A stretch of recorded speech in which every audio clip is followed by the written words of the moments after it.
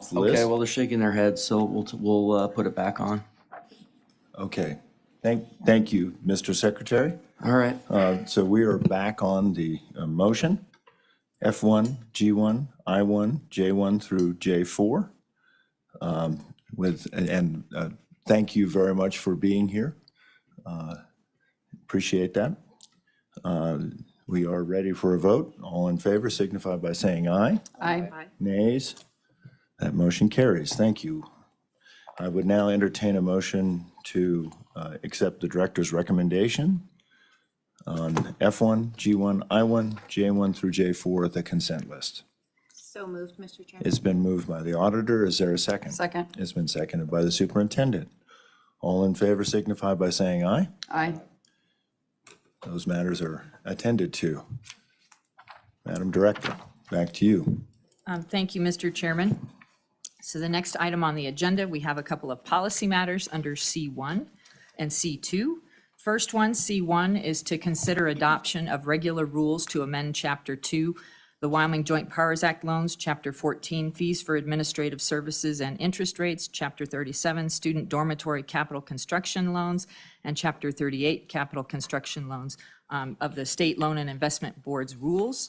You may recall that back in the 2023 legislative session, the legislature enacted Senate Enrolled Act number 37, which became effective immediately, and that impacted the capital construction loan program, the farm loan program, the Joint Powers Act loan program, and the student dormitory capital construction loan program. On April 6th, the board authorized the Office of State Lands and Investments to proceed with the regular rulemaking for these chapters. The required public comment period for this rulemaking closed on June 15th of 2023. We did receive some comments from the Department of Environmental Quality, which is a technical partner for the administration of our SRF programs, and their proposed changes were incorporated into the rules. We're here recommending that the board adopt the regular rules after the rulemaking process. At this point, Mr. Chairman, I would yield to Ms. Blackwell to provide any additional color on the proposed rule changes. Ms. Blackwell. Mr. Chairman, board members, the only other item that I would point out that is of importance that doesn't really impact the programs that the director mentioned was in Chapter 14, we are creating interest rates for the SRF or the state revolving loan programs related to the IIJA funding, so the Investment in Infrastructure and Jobs Act. Most of those funds are going to be loaned out at 0%. We also decreased the standard SRF interest rate from 1.5% or 2.5% to 1.5%. So other than the changes in the programs that the legislation changed, those are also changes within these rules. Thank you. Mr. Treasurer. The DEQ rule changes, were any of those other than statutory to comply with the statute? Mr. Chairman, Mr. Treasurer, they were fixing my mistakes. I failed to include a 0% interest rate for consolidating water loans or water systems under Chapter 16 rules like I had under Chapter 14 rules. And then they also recommended removing the limitation for entities volunteering to be an equivalency project to open it to everyone. We had limited it to those entities that were not eligible for principal forgiveness when we first proposed the rules. Okay. So both of the changes are good for everyone who wants to come and borrow from us. Okay. Thank you, Mr. Chairman. And Ms. Blackwell, occasionally we have people from DEQ here. Do we have somebody? Yes, sir, we do. We have Stan Miller, who is our, as the director said, our technical partner within both the clean water and drinking water Thank you. programs. Mr. Treasurer, Mr. Miller's here. Thank you, Mr. Miller, for being here. I didn't know if there was any questions, so.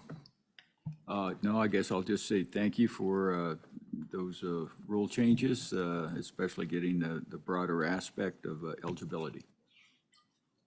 Thank you, sir.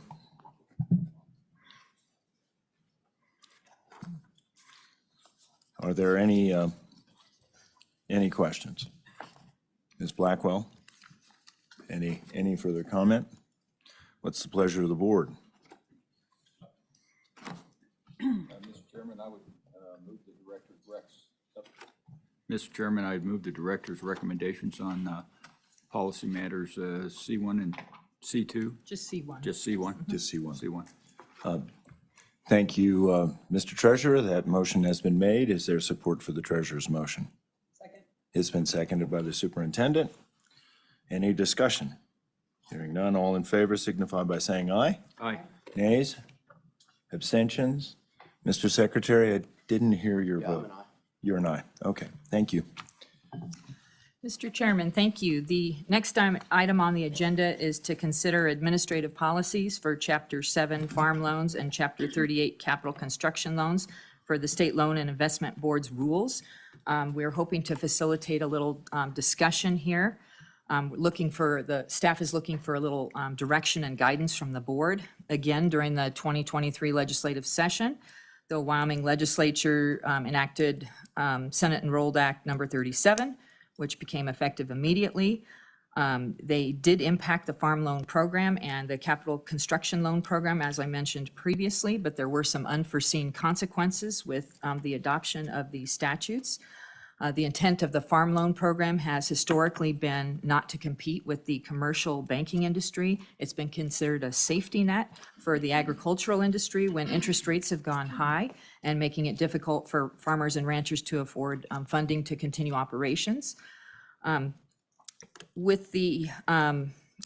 traditionally, the beginning ag loan programs have been primarily utilized out of the farm loan program over the past 14 years because with the set interest rates in the farm loan program for those non-beginning ag loans, they were higher than what you would see customarily with the banks. With the changes to the farm loan program by the legislature, it removed the 20% beginning ag allocation. So now the full amount of the ag program can be used for standard farm loans. And so this is kind of a dramatic departure from the historic use of the farm program. We're seeking direction on that. Additionally, we're seeking direction from the board related to the legislature allows us to add a 2% risk premium to the board that may be added on top of the interest rate. The interest rate has now been changed from those set amounts I talked about with the standard farm loan program. It was 8% and 10%. Now it's the yield on a U.S. Treasury security of the same duration of the approved loan. Another unforeseen consequence related to the farm loan program is the way the beginning ag loan program functions. It's made it difficult, or if not impossible, for the staff to fully and properly vet the underwriting potential of the beginning ag loans. And then finally, we're seeking some direction related to the CCL program. They've removed some of the allocations, if you will, of the fund. We're asking for imposition of potential risk limits to ensure that the CCL portfolio is diversified and not concentrated in any one area. We have fewer funds to play with. We've had a lot of inquiry lately related to large amounts of those loan funds.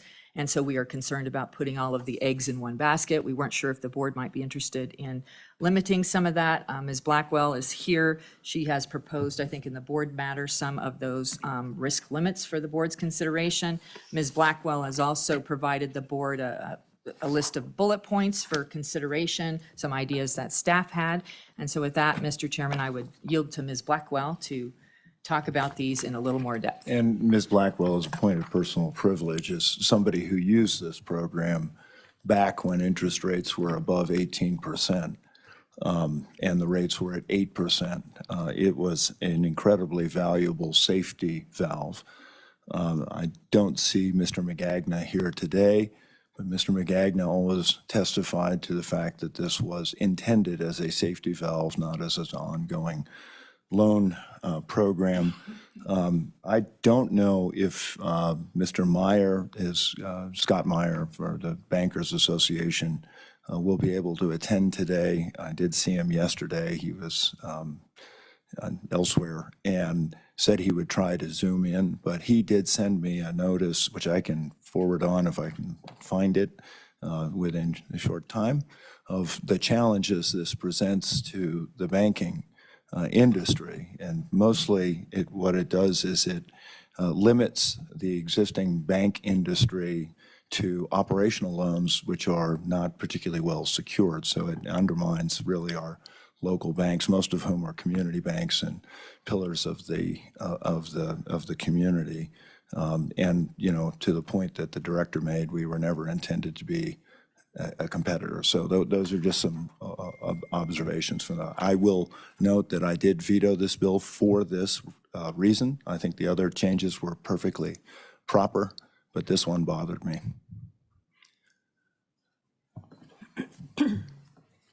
Mr. Chairman, I share your feelings, having been a bank examiner. Our commercial and community banks a lot of them are very dependent on their ag loans. And if there was a way that maybe the state can partner with them and maybe we can figure out a better way to utilize all of our funds, maybe that would benefit everyone as a whole.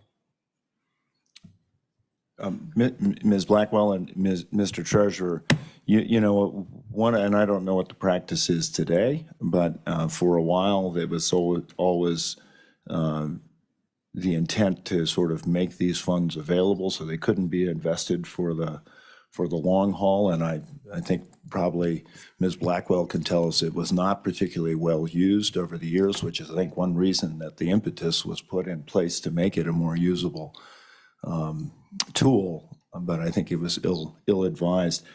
I don't know if there is a way, or maybe you've changed the policy to be able to invest these funds, if there is a way to, because I'm guessing we're at probably a 3-point gap, something like that, underselling commercial loans, 2 to 3. Mr. Chairman, if you didn't add the 2% risk premium and they closed a loan in June and with our office, they would have received an interest rate of 3.81%. Had they closed a loan with a commercial bank around the state, we reached out to 6 different ones around the state, ones with large agricultural portfolios. They would have had an interest rate of anywhere from 7% to over 9%. So the difference there is 300 to 544 basis points. If you add that 2% risk premium, you're still 100 to 344 basis points below the market rate in the state. So we are absolutely the best deal in town in the state for farmers and ranchers. Yeah. Yeah. Mr. Chairman, Mr. Treasurer. you know, and that's true, but I think if we look at the large project loan and the business council's programs, I think we could probably say the same thing in a lot of different areas where industry, medical industry, or what other type of, project that they have gets a benefit also. So I want to make sure that when we look at this, we look at it in the context of all of the programs and the ones that the different folks that compete with banks or could compete with banks. And I think a lot of those, the business council, and to a certain extent, at some point in times, the ag producers, their operation doesn't go forward unless they have access to some of this lower interest rate capital. And so therein is the problem of, I guess, the state trying to get in the loan business or pick winners and losers. So I think we got to be real careful as we proceed that we don't disenfranchise the ag industry because of the ag industry and not take into account the other industries in the state. So try to keep everybody as much as we can on a level playing field to the extent that it makes sense. Yeah, and I think my concern, and you've certainly been in the industry long enough to remember when the only loans available were ag loans. And for banks, that was now a big problem for diversification of their portfolio. And operational loans are notoriously less secure. And I think that's really my concern. Do we take out banks that could provide operational loans in the process. I think we've got to tread very carefully here. Yeah, it's, Mr. Chairman, it's a balance. I remember back in the Volcker years where if you were good enough to pay your ag loan bank back, your operating loans, they squeezed you to get it back. But if you couldn't pay it back, then, then you were too big to fail or too bad to fail or whatever. There's a lot of dynamics when it comes into these rising and lowering interest rate environments. We may be at the end of the cycle, but if this is like it was in the 70s, inflation will come back after they ease off, and the interest rates will get much higher. So, having as much flexibility as we can have in changing interest rates environments, and the last 15 years were anomaly with low 0%, 1% interest rates. So, kind of the legislature, when they structured a loan program based on the last 15 years of usage, it's kind of like, yeah, that's probably the worst time period to actually look at and try to go forward with a new program, because we may never see that again. And I'm reminded, I think the history of this goes well back before the 70s. Oh, yeah. And so, trying to fix something when it isn't broken is my concern. Yeah, because it worked when the zero interest rates, because the banks were able to be very, very competitive. And with the caps, I think putting a cap back in, on some of these things is probably a floor cap type range is probably appropriate. So that makes more sense to me in a lot of ways. And I don't know what we actually peg it to. They pegged it to the duration of the of the loan. So those long-term durations are going up, so they're going to get more and more expensive. I recall, Mr. Chairman, if I may ask staff a question. Sure. That there was a scenario I think you brought forward where some of these loans could be, double-digit plus. Could you share with us what that was, that scenario? Mr. Chairman, Mr. Treasurer, are you talking about the past interest rates, what they were?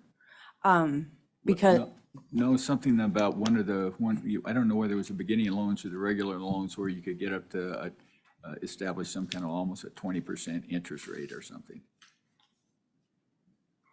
It's not ringing Mr. Treasurer, are you a bell. referring to what happened in the late 80s when interest rates, particularly on bad debt, went above 20? Well, no, the bankers went over 20. Right, and Yeah. that was the point about having the safety valve Right. here. Yeah, I don't believe we've ever had a loan program with an interest rate that high. Most of our interest rates are fairly low. A comment to some of the things you said and comment to what the governor said. Commercial banks generally take a real estate loan on an ag property, and then they put a first mortgage on that. They then make their operating loans and take a second mortgage. So those operating loans are fairly secure. If we're taking those real estate loans, we're going to be having that first position on that mortgage. And so, as to the governor's point, they're going to be far less secure when it comes to that. The other thing related to your comment, I think each program has to be treated differently. You can't lump all the programs, our programs, business council programs, your programs into one bunch, because I think they all have a different intended purpose. And so trying to establish an interest rate that goes across the board that would fit all of these is near impossible. And some of our programs, I can't speak to the large project program, but most of our loan programs fund projects that are difficult for communities to find funding elsewhere. Water, sewer projects, most commercial banks don't want to fund that kind of stuff. Even trying to get hospitals built right now, we're trying to help, the capital construction loan program can help with those types of things. But really, the programs we operate through my office, keeping those interest rates low helps the communities be able to do projects that are ever increasing in cost. Water and sewer projects now cost 3 to 4 times more than what they did a year or two ago. And so keeping those interest rates low will hopefully help make those communities be able to do those projects in the future, because if we keep raising these interest rates on the communities, they're not going to be able to afford to do these projects, because the cost of the projects have increased so much that just that makes them difficult to fund. And then if you add high interest rates on the financing of these projects, it's going to be that much more difficult, and they're just not going to do them. And to my point, Mr. Chairman, that's exactly what's going to happen to first-time agricultural buyers.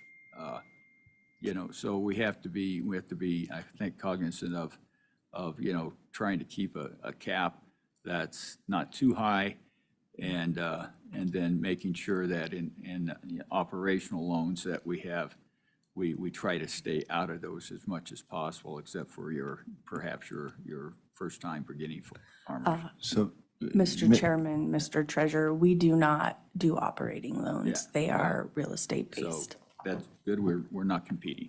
and Ms. Blackwell, a couple of things, just notes of history. And Treasurer's point about lending to large projects is very well taken, but it was Amendment 4 passed back in the 80s by the voters of Wyoming that said we'll take a certain amount of money to put at risk. That's from general fund, not necessarily from the permanent mineral trust fund. In fact, I fought very hard to extinguish what were called industrial development bonds, which were, you remembered how sort of odd those programs were, and the fact that we had wings when we were supposed to have planes. It took us a tremendous amount to be able to collect on that. We got all our principal, but lost our interest. And so, that program died out of the Permanent Mineral Trust Fund. This program does come out of the PMTF. And I think the other issue is underwriting, which is always a challenge. And I don't know if we're staffed to be able to do underwriting. I guess the point I'm making here is I'm glad you brought this up for policy discussion, because I think this is something that we should consider very carefully with the benefit of testimony from producers, from beginning ag people. I remember Treasurer Meyer, when the production credit associations all went bust, that was how I was able to get into a place of my own, buying at a fire sale price. And so the danger here and the potential here is, I think, very real. But I think the opportunity to really talk about this program can be helpful, not only perhaps in establishing a legislative fix for that very real problem there's no way to solve on the beginning ag loan, and secondly, to just make sure that we know what this program is for. Mr. Chairman, it's been brought to my attention that Mr. Meyer is on the Zoom and had his hand raised, so just for your information. Okay. Without objection, does anyone want to hear from Mr. Meyer? Please. Scott. Hello, Chairman, Governor Gordon, and members of the Slib. Can you hear me all right? We can. You'll have to identify yourself. Okay, very good. Scott Meyer with the Wyoming Bankers Association. I did want to make a quick comment, and I think Governor Gordon said it very eloquently, that the issue that the banks face with this kind of project is that any kind of operating loan usually is tied with every other loan that they have, and so they're cross-collateralized with everything that they do. The question always then is, what collateral do you have, and what priority are you sitting at? So if you take that kind of as look as a group of loans or whatever that they may have for an acquisition and then an operating loan, then I think that this could pose some problems. I think Governor Gordon's comments about Mr. McGagna, and I have talked to Mr. McGagna about this, but I think he's exactly right. This is exactly supposed to be one of those for emergency purposes and not something that we just do to make sure that there's just another source of financing. Thank you, Mr. Meyer. Questions for Mr. Meyer? Hearing none. Okay, thank you. Madam Auditor. Mr. Chairman, and just as we move forward on this, and I don't know if your intention is to take any action today, but the sheet that Beth has put together just to give us things to think about is real helpful. I mean, it strikes me that at the very least we should and can do is add on the 2%. But I have a question, Beth. One of the options that you have here, recognizing the underwriting issue, is to establish a high interest rate to use as for years 11 through 30. I'm assuming we can't actually set that interest rate. Your suggestion is we could maybe set a policy that we just use that as our plug for, we're assuming that this is going to be the interest rate. It's very high, so it's protective of both the borrower and us. So is that sort of what that suggestion is? Mr. Chairman, Madam Auditor, that is exactly what that suggestion is. In the past, we knew the second interest rate would be 8%, so we always could plug that in. However, now it's, if you don't have a crystal ball, you don't know. And so that was just trying to brainstorm how can we continue to make beginning ag loans while we have these interest rates and protect, as you said, the state as well as the borrower. Mr. Chairman? Madam Auditor. A follow-up, how, and I mean, I know this is critical, how on fire is this? How many applications are we sitting on? How long have those been waiting? What, where is this in the triage? Yes, ma'am. Mr. Chairman, Madam Auditor, we recently received one regular farm loan application. We have 0 beginning ag applications currently. And one thing I do want to point out, it would actually be more beneficial to a beginning ag producer to apply for a regular farm loan, because they would get an interest rate set on a 30-year term and there's no reset of the interest rate after 10 years. And that was the benefit of the beginning ag loan.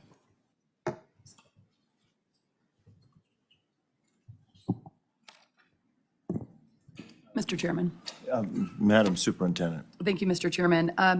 I would agree to an extent with the auditor on the 2%. The only thing I think to consider is, what's going to happen in the future with yield on U.S. Treasury. I actually thought they were higher than, I think 3.8% is what we have in here. And so perhaps something that contemplates an increase in that to a certain extent, or I don't know if that's the direction we can go with that additional 2%. But also a question of how clear of guidance do you need today to move forward on policy, or is this something that we can continue to mold?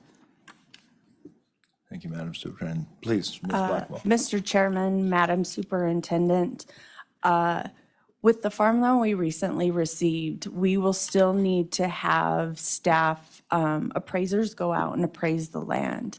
The earliest the board would see that application would be December. So some guidance prior to that would be very appreciated.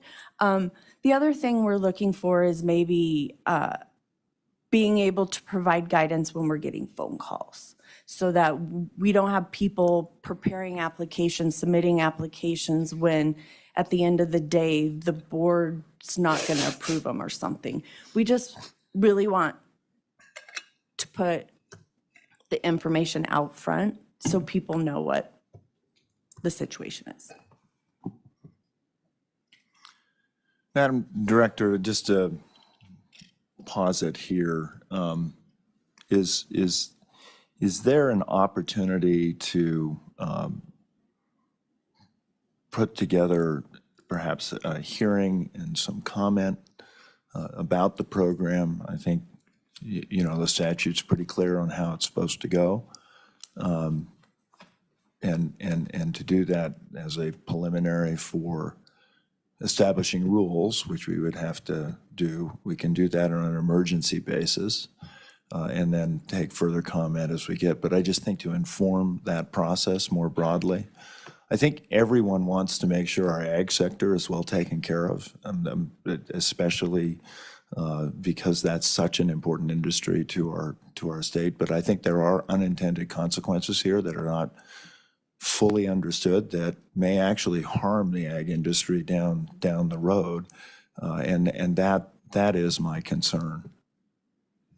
Mr. Chairman, we could certainly hold a special meeting for the board to receive comment on the farm loan rules. We've obviously had to make some in this packet that you guys have approved, but it's more about the what do we do with this, the policies of implementing them. And so certainly we could do that. We could set up a meeting for the board to take comment and then move forward from there. If we want to do some emergency rules to further refine the rules, we can certainly do that. Members of the board, does that make sense to you? Mr. Chairman, I think we do need to have a little bit more comments. Some of these here, I wouldn't mind that the part of making it a separate statute and seed money in a separate program. To me, that's problematic because if we went down that road with everybody, right now, if everything's in one pot in the PMTF that's coming out of it, I think the management of it is a little bit easier as far as the, because you've got a bigger pot to draw from, that you're not going to get hit with all of them. So, but if you have, 10 separate pots for all the different programs that might go in there, then those are locked in it, and that's, then that 100% of that's going to be on short term. So I think that, it's, even though it's a little bit of an accounting deal, it's not tough to get over that. I like the 10-year average on a U.S. Treasury security as the same duration for that second potential, but I think I'd like to cap it at 10% or something like in those range. I recall that it was 8% on a 50-50 loan, but I think if you went over 50-50, I think it went up to 10% if you were on a 60%, but you couldn't go over 60% of the loan value. So you could go up to 70% of the loan 70%. value for 10%. Or 10%. 9% was at,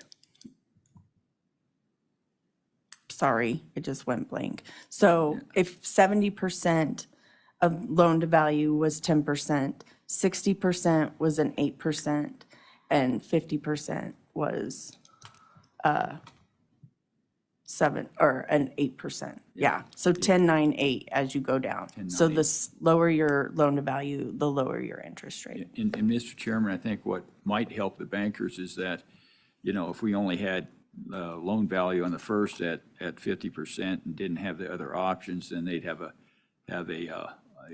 better mix of security and collateralization. Mr. Chairman, Mr. Treasurer, so the farm loan program can only loan out a max of $1 million per loan. So generally, we have borrowers who are also working with farm service credit or some other lender to make up that difference, because the max that we can loan out is 70% of the appraised value. Madam Auditor. Mr. Chairman, and just to say this out loud so someone can correct me if my understanding is wrong, I mean, the crux of the issue here, which is what you've said, I believe, we have no flexibility on setting the interest rate other than adding that 2%. We cannot toy with that or increase it or set a cap or a minimum or anything. The only flexibility we have is the 2%. And in addition to that, we maybe give ourselves flexibility by setting policies of when we make loans or not, which may or may not run afoul of the statute, I guess I don't know. I guess we could try it. But- Okay, thank you, Mr. Chairman. Mr. Chairman. Mr. Treasurer. Some clarification then, why are we talking about a higher interest rate or setting a cap on the second potential loan after 10 years? So do we have flexibility there? Mr. Chairman, Mr. Treasurer, those bullet points are for the underwriting process. So when we're underwriting it, we were just presenting, here's some options of maybe how staff can continue to make beginning ag loans. So if the board told us, use a 15% interest rate for the second term, so the last year 11 through 30, that's what we would use in the underwriting process. And then it may be less, it may be more, time would tell. And then, to me, that's uncomfortable. That's playing with fire, really, because if we estimate wrong, we could put the fund at risk, we can put the borrower at risk because they could default on our loan, we could foreclose on their property. In the 80s, my prior staff, who has since retired, there was a large foreclosure problem, and the farm loan program lost a lot of money because of what was going on. So I would prefer not to put the program back in that position. Yeah, Mr. Chairman, Mr. the Treasurer. flip side of that, if you make it too high, nobody can afford to get a loan. That's very true. And those interest rates, like I said, are just for the underwriting process. We have no authority of setting those in the loan term. It's just trying to ensure there's not a stoppage of the process of the apps with the current interest structure that we have. And so, Mr. Treasurer, my sense is that if we can refine some of these options, look at them, explain them, hear from folks, maybe we can find some way to go forward. And to that, you probably know more about the Farm Credit Service than I do, but maybe we should get Farm Credit in and see what their 30-year loans are and how they underwrite. Get an idea about, how people in the industry look at like a 10-year balloon and a 30-year Sure. note. Yeah. Sure. I have been in contact with them through the years, so I would be happy to reach back out to them and have the conversation. Very good. Mr. Secretary. Mr. Chairman, I want to understand how you're going to proceed at this point. I mean, you've got this application, you might get some more. What are you going to tell them the interest rate is going to be? Are you going to tell them it's up in the air, or, it could change at any moment?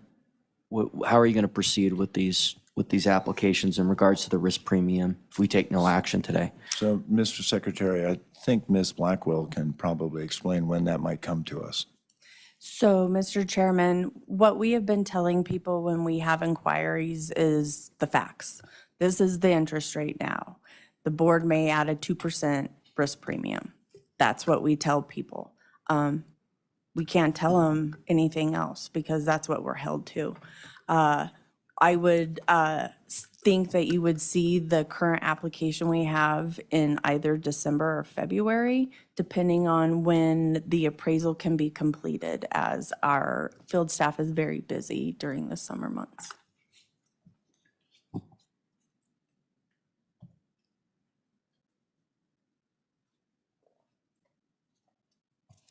I would say, Mr. Chairman, some of the benefits of applying to this program is you pay a $100 application fee and you get an appraisal of your property. That's also a benefit of applying to this program versus applying to a commercial bank.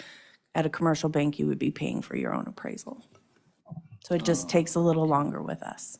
Mr. Chairman? Mr. Treasurer. Not to burn a lot of more time, but the part about concentration limits, is it a different program? Oh, okay, all right, we'll move on then. Yeah. Thank you. Further comment? My sense is if we can schedule something relatively soon, and fully notice it, and, perhaps some of the points that have been made here we can talk about. You know, I do remember a couple of foreclosures in my time on this board. It is never easy. It's not easy for banks. It's particularly hard for politicians, so.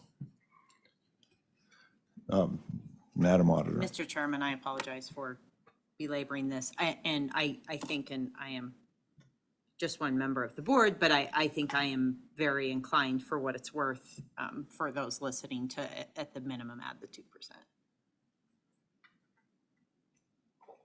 Very good. But if you think it's appropriate to wait till we have our listening session, that is fine. Either way. If you want to do something about that, that's fine. But I'm happy to wait till the listening session. We can fully. We can wait. Does that make sense to all of you? Very good. So, Mr. Chairman, if I'm understanding the direction, you would like us to schedule a special meeting for the board to listen listen from folks on this topic, and we will certainly advertise that far and wide. We will proactively approach those that we think would be interested in this, from stock growers to Farm Bureau to you name it, Banking Association. We'll get out there proactively with this. Thank you. And Mr. Secretary. Mr. Chairman, I would want to talk to, ask the staff and the chairman about, maybe getting some geographic diversity in the location on that meeting. And I mean, has that ever been done before, where we maybe move out of the auditorium here in this dungeon and get out there a little bit, somewhere a little bit more centrally located? We certainly can do that. I can't remember if we did, I thought, one meeting up in Casper, but that was maybe for the State Building Commission. Mr. Chairman, I think that's correct, but we have gone up to Teton County before and done That's true. things in Yeah. different counties. So we can certainly talk about the logistics as we move forward here. Yep. So, Mr. good. Chairman, I would just ask for one more thing, is if the board has any comments on the risk assessments for the CCL loan, any direction on that, or if you want to incorporate that into your listening session. No, let's, maybe we can just discuss that. Can you point out the issues there, and so we all, Absolutely. thank you. When the statute was changed this year, what happened is the amount of the program was decreased from 400,000 to 175,000. When it was 400,000, half of it was reserved for road projects and half was reserved for infrastructure projects. With that, they had some limitations put on the amount of loans that could be made each year, how many road and street project loans we can make. There were just some concentration limits to help ensure we didn't blow all the 400 million in one fell swoop. So we've had some inquiries and we've had some requests for some rather very large loans recently from this program.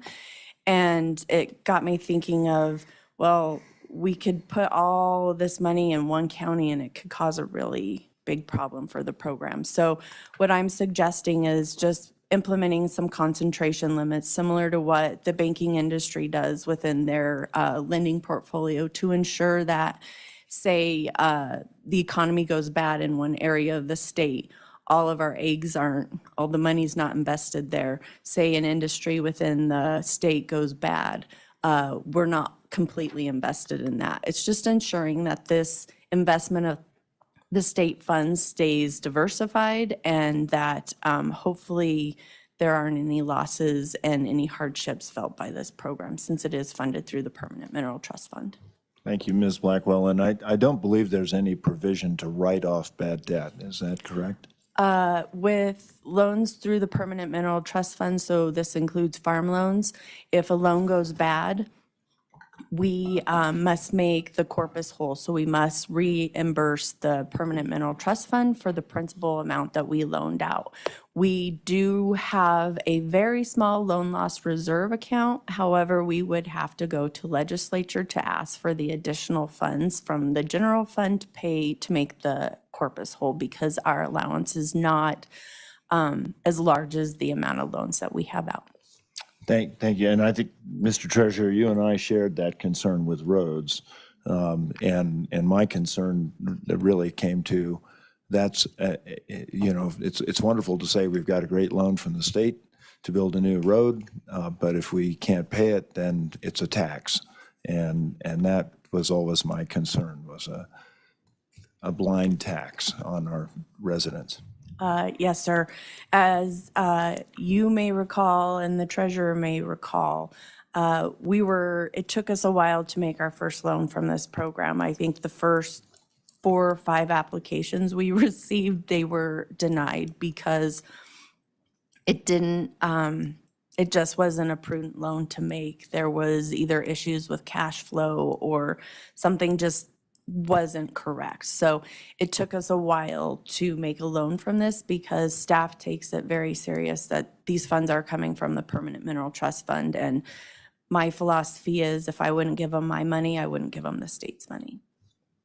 Thank you. Comments? Mr. Chairman. Madam Superintendent and then Mr. Secretary. Thank you, Mr. Chairman. Could you just walk us through the limitation percentages and kind of how you came to those, if there was, a method to that, or if that was kind of just, throwing numbers out and we go from there? Thank you. Mr. Chairman, Madam Superintendent, really the numbers just, I applied common sense, kind of thought back to when I was a bank examiner, some of the limitations that banks would put within their loan portfolios. I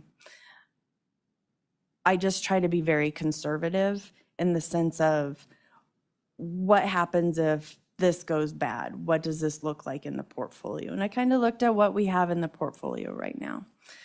So what I've suggested is concentration limits based on an entity. Any one entity, we would recommend a limit for the amount of loans that they could have to 20% of the 175%, or 175 million, which would equate to $35 million.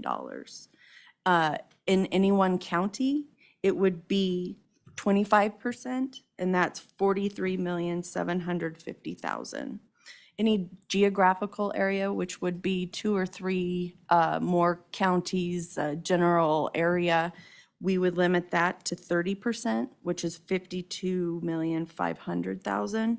And any project type industry, we would limit to 40%, which would be $70 million. Mr. Secretary. Thank you, Mr. Chairman. I think some of it, my question was answered a little bit earlier, but can you elaborate a little more on the history on this? I mean, I remember when I was in the legislature and this went through, and 98% sure I voted against it. And I remember then later on, a lot of the legislators that were pushing it saying, well, the Slib board's not granting any of these. And that is jogging my memory a little bit in 2019. But then how many is it just one? I mean, and what were the types of things we were getting that were rejected? Was it road projects, but pretty much solely? So just a little more meat on the bone on the history and how many are out there still. Absolutely. Mr. Chairman, Mr. Secretary, we generally, the reason why we recommended denial of any of the prior applications was due to inability to repay the loan, lack of cash flow. There were a couple that didn't meet the statutory requirements of they were requesting more funds than what they're allowed to request. They didn't have an election that as required by the Constitution, those types of things. What we have funded up to this point is mostly partner loans to SRF projects. So SRF projects, when you're doing an SRF project, a lot of entities have their water and sewer lines that run parallel together. And with SRF funds, you can only replace the asphalt or the road covering over the footprint of that project. So if you're tearing up your whole street to fix your water and sewer pipes, a lot of communities want to fix the whole road. So let's say SRF funds can be used for 60% of fixing the road. A lot of communities come in for a 40% match to that SRF loan so they can complete the whole road, their gutters and their sidewalks. those type of things can't be funded through the SRF program.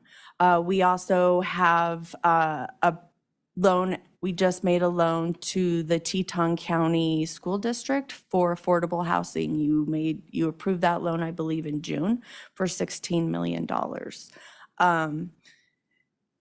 Most of our projects are related to water and sewer currently. It was a great match to SRF because of the interest rate. The prior interest rate for this program was you must have a term of at least 5 years for an interest rate of 1%. The interest rate increased 75 1/1000% for each year up to 25 years for a max interest rate of 2.5%.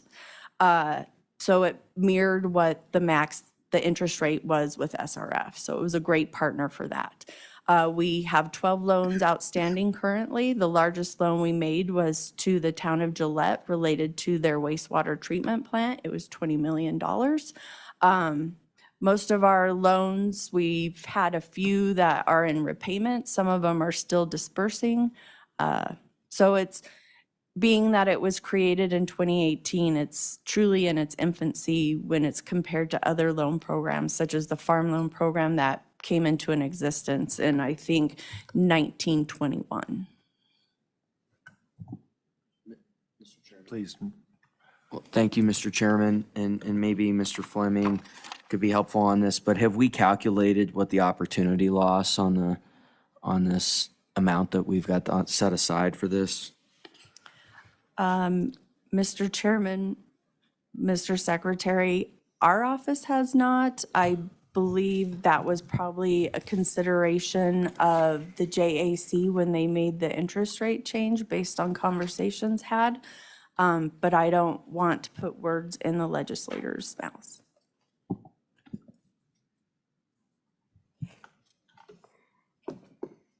Mr. Secretary. Okay. Further questions? Yeah, Mr. Chairman, Mr. Treasurer. I guess a kind of a comment here. You got 174 million, and if you want to just get enough out there to where the majority of the counties would have an opportunity, then your cap would be 14.5 million per county. I'd hate to have a program where you're going to have, as the numbers that I think were thrown out, you could have 5 counties have all the money. And then you got 18 counties that are, left high and dry. So I think that's probably the minimum. I know when we were in I think our CARES program, I think we had a cap at 10 million on that program, which would go a little bit farther.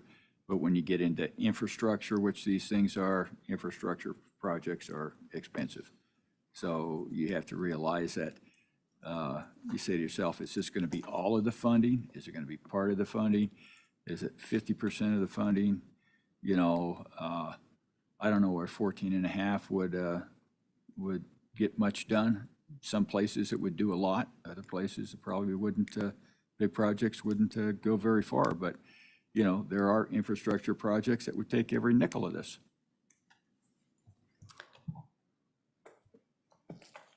Madam Auditor.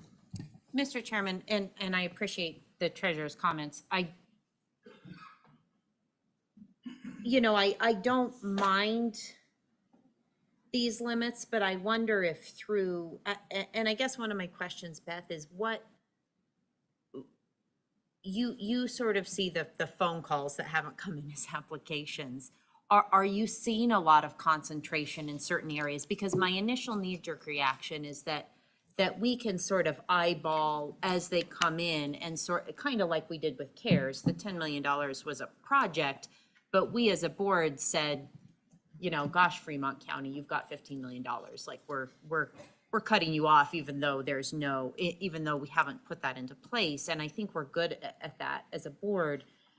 What concentrations are you most concerned about? Is it and without naming names, are there specific industries that are coming or that's? Mr. Chairman, Madam Auditor, we have received inquiries related to loans in upwards of amount of $80 million. We've had inquiries of several $80 million from one county who already has loans out to them in the millions of dollars. So that really was the trigger of me thinking, well, if we made an $80 million loan, that's almost half the pot. So I don't think we want to put all our eggs in one basket. And so to me, having some guidance and for my staff to have some guidance so we can have some clear and precise conversations with potential borrowers so that they're not blindsided when they come to Slib. Where if they're asking $80 million, it's like, well, we're recommending 20 million, but who knows what the board will do. So maybe it's for staff, but it's also for potential borrowers to know when they're vetting funding sources, how much can I really go here and ask for? Mr. Chairman, a Madam little bit Auditor. of a follow-up. That makes perfect sense to me. I'm somewhat hesitant to put in hard caps that we actually have to follow versus sort of, suggestions and guidance to staff, because I agree with all the treasurer's points, but again, I'm hesitant to put in limits, recognizing that we have, a county with a population of 100,000 and we have a county with a population of 2,400. They can't pay back a loan of 14 million. So recognizing that reality. So I think the rough limits are fine. And I also have faith that we're probably not going to be approving any $80 million loans. I mean, we could, but again, just based on I think that a lot of the final actually decisions will be taken care of by the board. But I think these guidelines for staff are appropriate. Mr. Treasurer. Have we ever put together a borrowing authority amount per county? Mr. Chairman, Mr. Treasurer, I know for communities, they are limited to borrowing 4% of their assessed valuation. I'm looking at our attorney because this may be better answered by a legal person. Yeah, Mr. Chairman, the Could be reason I above ask my it is pay to grade. the auditor's observation that some counties can't do 14 million, but I guess the lowest common denominator would probably be that county that she's referencing, and maybe you put the limit on that at I mean, take the borrowing authority into consideration somewhere where you're dealing with some facts and we're just not throwing numbers up against the wall. Sure.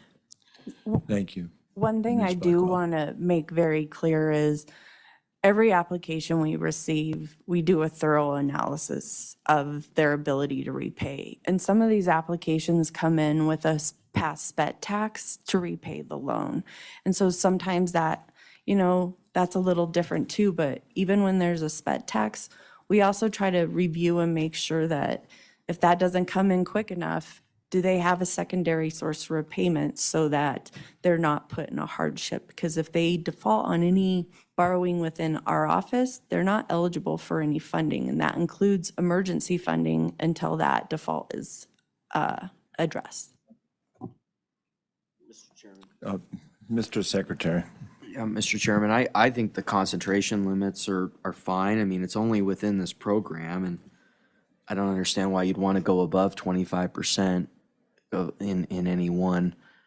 I think these are perfectly reasonable, and personally, I think we should look at adopting them. I mean, I think they're, if anything, a little too high for my taste, for my blood, but it's only within this program, so. Thank you, Mr. Secretary. Mr. Peters. Thank you, Mr. Governor. No, sorry, Mr. Miller. Sorry. Thank you, Mr. Governor. Mr. Treasurer, in answer to your question, the Constitution places a debt limit on counties that is capped at 2% of the assessed value of taxable property therein. And then they are not allowed to create debt in excess of taxes for the current year, except by an election. And so both of those requirements are observed here in the capital construction program. Mr. Treasurer. To the dollar limitation there, this is 174 million legislatively authorized. It was 400 million. They took it down. If this thing gets, spent in a relatively short time with a lot of big projects, you can believe the birds are going to be chirping at the nest for more. And then, the reason I think the legislature put it down is because they wanted something that was manageable. I think we're all right with 174 million. It doesn't impact us that much because we have other bonds that it just, when you look at the impact, it'll, displace those bonds. But when you start getting up into hundreds of millions of dollars and you start getting into, affecting, getting out of the, I guess I'd say the duration is going to get messed up in our bonds as far as, our whole structure of investing. When you get too many things concentrated in an asset of a certain duration, then that kind of flows, just puts you out of whack with your benchmarks. And frankly, any public purpose investment, is contrary to probably what you would say modern investment portfolio theory would be. But, you can handle a little bit of salt and pepper, but you can't put the whole box in the mix. And so I see at these limits here, to me, they're high because I think people are going to get right in there. That 174 million is going to go away. And then this program is going to become, I guess, problematic for returns. Thank you, Mr. Treasurer. And I think to your point, in my time, both as treasurer and governor, I made an effort to get this whittled down to 200 million. And within very short order, it went up to 400 million again. And now it's back down to 175. So I think your point is well taken. I wonder if there isn't a fairly simple solution. I was actually going to ask you, Mr. Miller, about those constitutional limits, because I don't think when people are thinking about loans, they're necessarily understanding the constitutional limits to their ability to repay, and it is debt. So I'm wondering if there isn't a simple solution that essentially reflects that constitutional reality and then says, let's limit it to 1 per county or 2 per county, something like that.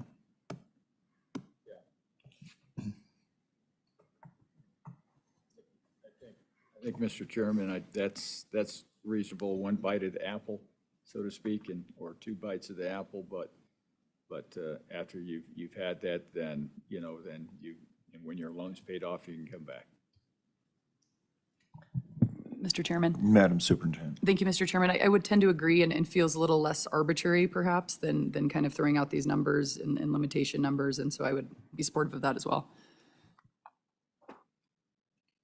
Further comment? Madam. Mr. Chairman, board members, prior to the legislative change, the statute did limit the road and street project loan part, that 200 million that was tied to that. It did limit entities to just 1 loan from that pot.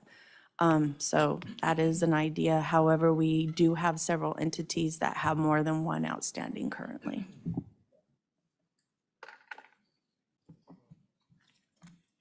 Okay. Further discussion? Madam Auditor. Mr. Chairman, I do have concerns, because again, 1 entity having 3 loans for $1 million is different than an entity having 1 loan for $20 million. So I go back to, I think the ultimate approval of this board is our best control in terms of concentrations. So I continue to like the proposed the proposed limits to guide staff in letting entities know. And if anything, if we did tweak that at all, I would be pretty inclined to lower that entity level limitation, leave the others the same and just cut that entity maybe down. And Madam Auditor, I don't disagree. I do think, though, that if you have a limitation on how many come from a county, best ideas show up, because there are some counties that are going to be ready to go. And I think this board, the benefit of having a full suite of those to choose from would be one thing, but if we have them onesie twosies at a time, that could be more problematic. So I guess I don't disagree with your thought, but I still think a limit of 1 or 2 or perhaps 3 per county makes sense, if that's helpful guidance to you. And I think you would just say, we're going to take the best ideas here. Mr. Chairman, board members, that would be helpful.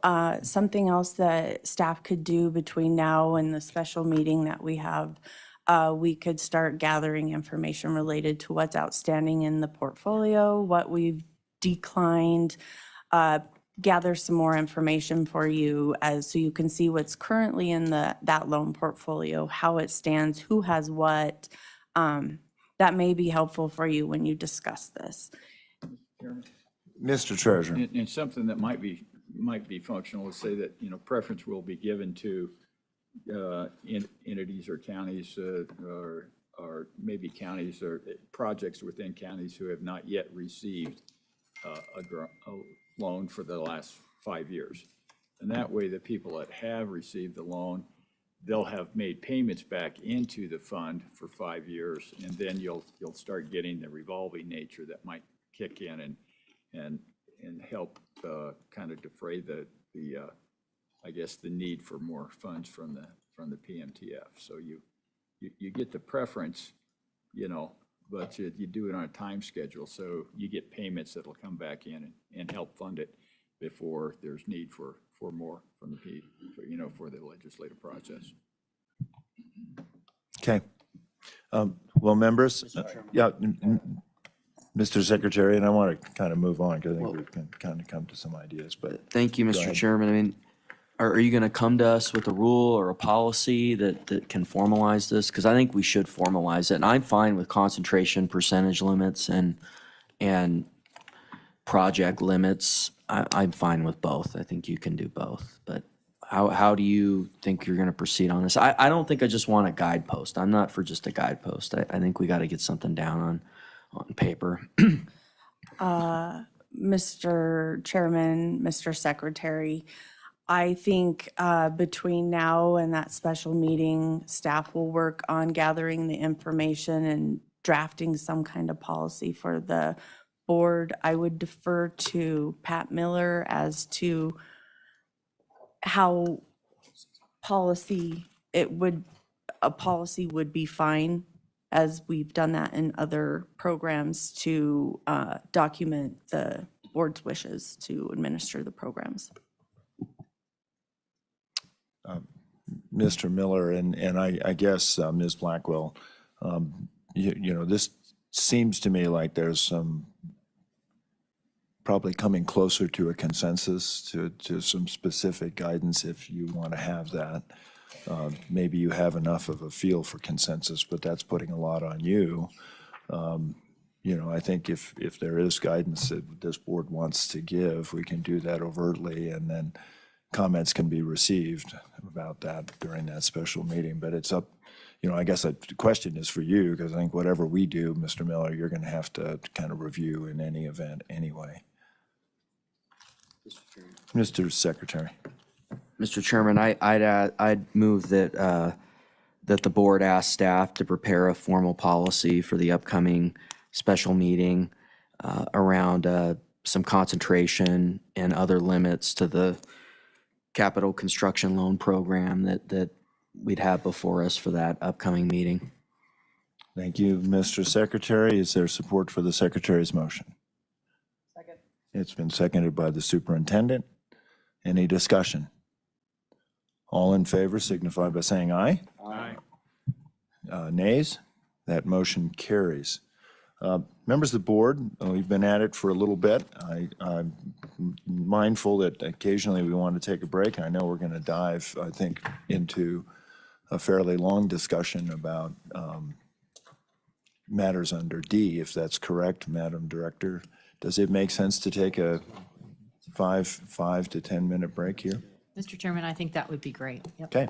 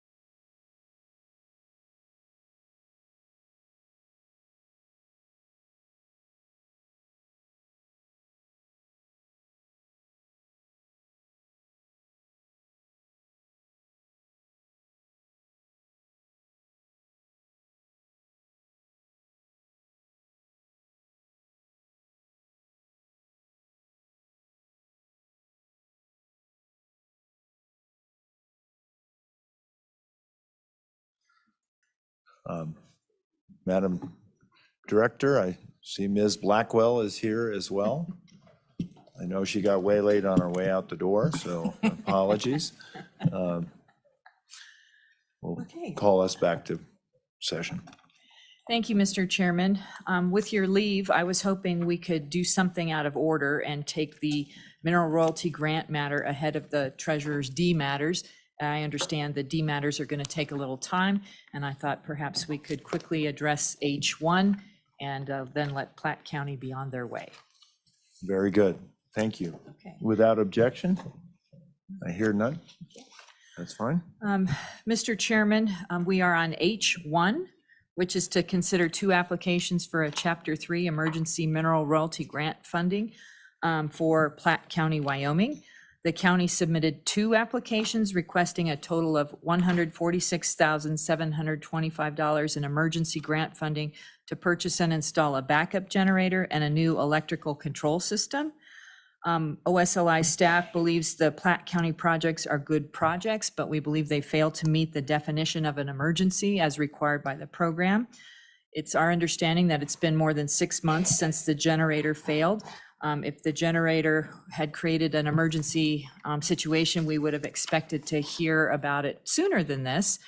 We also had some questions about whether the issues that have been experienced by Platte County were the result of deferred maintenance or failure to plan and save for the end of a useful life of an asset. Projects resulting from deferred maintenance and failure to save for the end of the useful life of the asset have historically not been considered eligible projects for which emergency MRG funds have been awarded. With that said, staff understands that this is a corrections facility, which may ultimately influence the board's funding decision.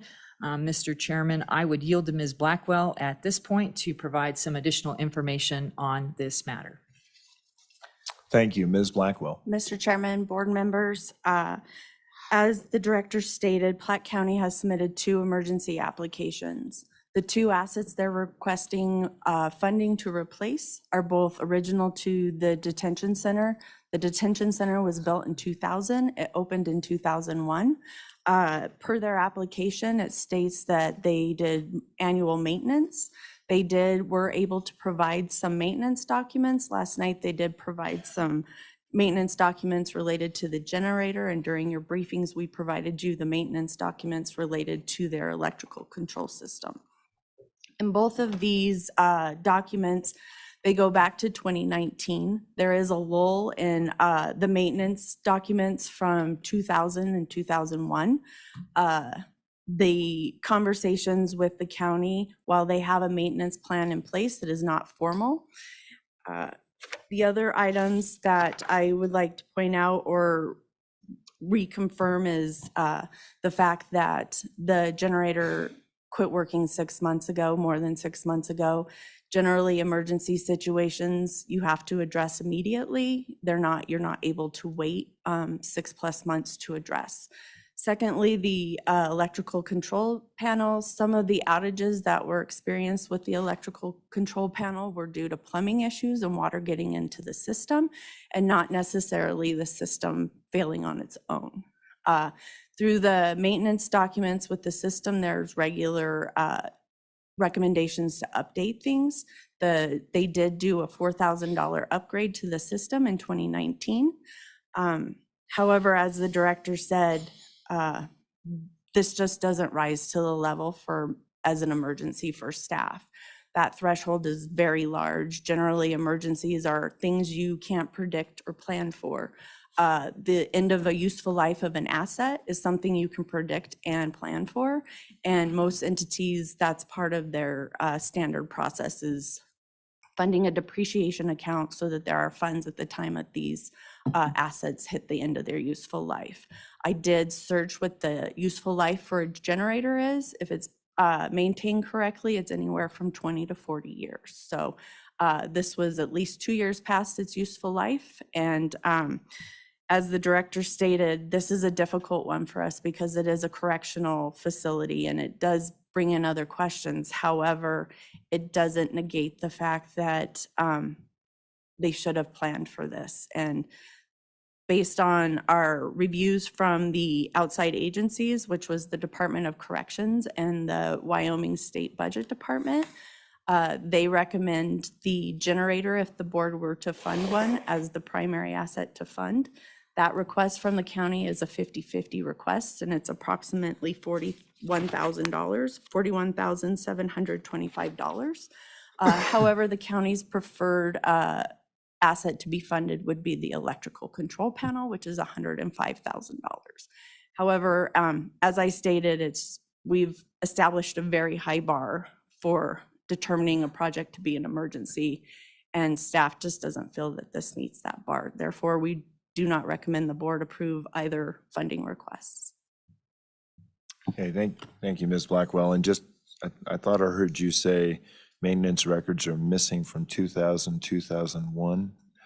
Did you mean 2020, 2021? Yes, sir. I've been a couple centuries off this Okay, week. thank you. No worries. Are there questions for the staff? Are there questions for the staff from the board? Yeah. Mr. Secretary, Mr. Treasurer? Yeah, thank you, Mr. Chairman. Can you get a little into the history of MRG? Because, I'm 6 years in the legislature, and, I remember, I think the legislature either defunded or dramatically reduced the appropriation, and then I think it just came back, or at least was partially refunded, because the thought was the federal funds would supplant this, and now they're bringing it back, but it wasn't what it was. And then how the programs evolved over time, because it seems like maybe the current iteration of staff has taken a different interpretation of the program. Because when I was a legislator, they were saying it was used pretty liberally, but that's my recollection. But was not on appropriations, and you just talk to people on the floor. So why don't you get a little more into that? Mr. Chairman, Mr. Secretary, I'm happy to explain that. That's a common misunderstanding of the MRG program. The MRG program has been around for many, many years, long before I was in this position. Prior to my starting in my position almost 11 years ago, the program had been funded with hundreds of millions of dollars. And so it funded many, many projects around the state. During that time, I can't speak to the utilization of the program, how it was used, whether it was liberal. I can't speak to that. I can speak to the fact that when I started 10 years ago, or almost 11 years ago, what I saw was the fact that entities had been taught if they defer maintenance on their system and it breaks, generally a water or sewer system, the state will fix it. And that's exactly what was happening. We were rewarding bad behavior. So when I came aboard and I started realizing this, we kind of took a different approach to it of, you need to be maintaining your systems. That's a requirement. And you should be having rates that are appropriate so you can do maintenance and repairs to your system as required. So our stance with emergencies became much stronger in the sense that we weren't going to reward bad behavior anymore. We still have entities around the state that charge $25 for all the water you can use in a month. How do you maintain a system with that, especially if you have 50 taps? You can't do that. So that was rewarding bad behavior. We have since, and Governor Gordon can speak to this, the bar has gradually been raised. It wasn't an immediate thing. However, the funding for the program has decreased substantially. The historical funding level when I began was $33.4 million a biennium. During that time, we would have 2 regular MRG meetings in January and June of each year to award regular MRG monies. These were to do projects related to essential public services, so water, sewer projects, hospitals. Fire trucks is a big one that we fund through this because it's one of the only sources of funding that fire districts or fire departments have to fund those types of projects. The other thing to realize, because I had heard many times through legislators that the only thing MRG funded was fire trucks for elected officials to ride on and wave from when they are running for election. And that is absolutely the furthest thing from the truth. A lot of people forget that our office includes the state forestry department. And when communities have good operating fire trucks, that's an assistance to everyone when a fire breaks out. I think Du Bois is the town that was almost taken out by a fire recently. And they probably, I believe we have given them or helped fund a fire truck for them. Those type of things are helpful. And a lot of the fire trucks we fund are wildfire fire trucks so that they can come and help fires when they break out. So that's I think one of the most misunderstood items about this program is that we just willy-nilly fund things. The process to fund a regular MRG application is very thorough. The applications come to my office, we vet them for eligibility. We then send them to partnering agencies similar to what we did with ARPA, depending on what type of project they are. Within the statute, it's written that state agencies will assist us in evaluating these applications. When we share these applications with our partnering agencies, similar to the emergency one, and we shared it with Department of Corrections and the State Construction Department, we try to leverage off of other state agencies' expertise and knowledge so that we're getting a thoroughly vetted application. With their application vetting, and the difference between an emergency and a regular, with an emergency application, it can come to any board meeting. It can be funded at 100%, and we can fund costs that were incurred prior to grant award. With a regular MRG, your max amount that you can apply for most communities is 50%. Some qualify for a 75% or 75% grant. However, we generally can't reimburse for costs incurred prior to a grant award, except for architectural and engineering work. So there are benefits to the emergency grant process with the 100% funding and being able to go back and recapture additional costs. But when we send our applications, our regular MRG applications to partnering agencies, part of their review is they rank those applications for us from highest priority to lowest priority. We then put a spreadsheet together, and all those agencies, plus my staff, and generally Betsy from the governor's office joins us, and whomever else would like to join us comes, and we have a big funding meeting. And literally we decide, how do we divide this money? Most of the time, we first start out by funding the #1 ranked project out of each category, because we break the projects into categories. So all water categories are compared against all water projects. All fire trucks compete against fire trucks, but then they're all competing against each other as well. So it's amazing how it works. A lot of times we're like, well, they can do partial funding, so we're going to give them some funding, and then this person gets a little over here. We try very hard to spread the funds as much as we can to help as many people as we can. But with the decrease in funding for the program, last biennium, the program was defunded during session. The thought was that the ARPA funds would take place or replace the MRG program, which it absolutely could not do. The ARPA funds construction projects had to be tied to a COVID harm and addressing a COVID harm. Whereas in MRG, it has to be an essential public service. And so it's apples and oranges, really. So with our current funding, it was defunded during the last budget session. The biennium before that, we had approximately $13 million to award. The problem being $8 million was diverted from the $33.4 million to CDBG. Additionally, a third of the funds that are funded, that $33.4 million, came from COLEAS bonus funding. That has since gone. So there's a funding shortfall for the program, essentially. When the legislature defunded the program during the budget session in 2022, They also put in a footnote that they would sweep the cash balance into the general fund at the end of the biennium. During this past session, the governor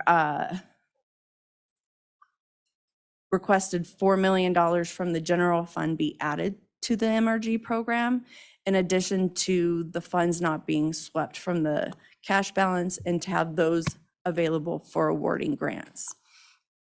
With the decreased funding, we have limited the regular MRG meetings so that we can for sure have funding available for any emergencies that may come up. So, for instance, the MRG pot received funding July 1. We will have a regular MRG meeting in June at the end of the biennium so that we can give those funds away and help do projects. But until then, we're not going to have a regular MRG meeting in February. It will be emergencies only until then, so that we can ensure that we can address those emergencies for the year, because next spring we could have flooding we have to address. Who knows? It's amazing some of the emergencies that we get. Does that help? Mr. Chairman, thank you. And I think that's a lot of great history. Just to zero in on where we're at now, I think you said it was a $4 million appropriation in the 2023 budget session. And what's the balance and what was the appropriation that went into the account July 1? Mr. Secretary, Mr. Chairman, if you look at your reports, you have a report for the MRG program. And within that report, it will show you where everything stands. And it's pretty nice because it'll also show you, so at the beginning of, as of July 1, a cash balance of $6,176,465 was transferred into the account, into the grant account to be able to award, in addition to the $4 million that the governor had appropriated from the general fund. So we had $10,176,000 and some change to award as of July 1. If you look on that application, it'll show you that we did do some awarding of emergency funds during the June 1 meeting. It was $404,890. So the balance remaining currently is $9,771,575. B5. In your reports. Or you can see the balance on the last page of the board matter. Mr. Chairman. Madam Superintendent. Thank you, Mr. Chairman. So is it fair to say that this request could come before you, if we deem it not an emergency, could come before you this spring when you meet for those regular MRG requests? Mr. Chairman, Madam Superintendent, these applications are perfect applications for regular MRG. Thank you, Madam Superintendent. Madam Auditor. And Mr. Chairman, just to follow up, isn't it the procedure that they don't even have to reapply? They can just, you are just able to forward these applications to that meeting? Mr. Chairman, Madam Auditor, that's generally the case when we're very close to that meeting. Okay. However, with it being almost 9+ months away, we would want them to submit a new application in February to be considered. It may be the same exact application, but given the fact that tomorrow is the due date for ARPA applications, we'll be busy with a lot of applications at this time. Thank you, Ms. Blackwell. Just two things to offer in that too. When you started and I started about the same time, the program was pretty loosey-goosey, and people were coming with a lot of emergency requests. We really put a damper on that. You know, I'm thinking of one community that hadn't cleaned out their sewage system for 20-some years, and that was suddenly an emergency, for example. And the reason why people wanted to do the emergency was because it came directly to the board, and you could waive a lot of the things and get paid for the work that's already done. So there were real advantages, and I really commend this board for being pretty rigorous about that. The other piece of it was that there were other funding streams that were available to many of those communities, and we've really worked to try to follow some examples like Montana, where if USDA loans are available and they can take advantage of those, we really try to direct them. There was, and I think of Weston County as an example, there was a real desire to use state funding because it didn't really require a private engineer to sign off on it, where the USDA loans do, and forms are really problematic and challenging and so on. But in the case of the Weston Community Center, because there wasn't a PE signing off on it because it hadn't been fully inspected, it was undermined, and that building collapsed because of an error in the construction of the water line underneath it. So we've really tried to push the MRG program to be very serious. And I will note also that some of the most fervent folks to want to get rid of the MRG program have also been some of the most vociferous when they've come here, because, communities like Claremont lost their water system, or Opal, its water tank shed all of its interior lining at some point, and these were communities that had no capacity, and ARPA certainly couldn't meet those needs. So my direction to the legislature for some time has been these are very important, and often, and I think but the treasurer and the auditor and I have all been in meetings where communities at the end of a very tense meeting where there's only so much money and pots are there, we have seen communities figure out how to help one another during the course of the meeting, which it is really that's a great moment, I think, because it really shows our community spirit. So those are just a couple of things. What is so it is our full tranche on this is only for emergency at this point? Mr. Chairman, that's what staff is reserving it for. Okay. As I said, there'll be an application due date in February for a regular MRG meeting in June. So we'll have the regular big giveaway at the end of the biennium. Okay. Mr. Chairman. And we want to make sure we have the communities come up and testify too. But Mr. Treasurer, please. Yeah, Beth, are you aware of any other pots of money these guys can access? Mr. Chairman, Mr. Treasurer, I had recommended that they reach out to USDA as well as the Homeland Security Office, as they may have some additional funds. I'm not sure if they have done that since I suggested it to them. I do know that USDA sometimes has like facility grant programs that they could have utilized. Ms. Blackwell, is USDA here by any chance? I do not believe I so. don't think they are. Okay, thanks. Any further questions for staff? If there are none, does the community want to come forward? Our clerk, Irvin?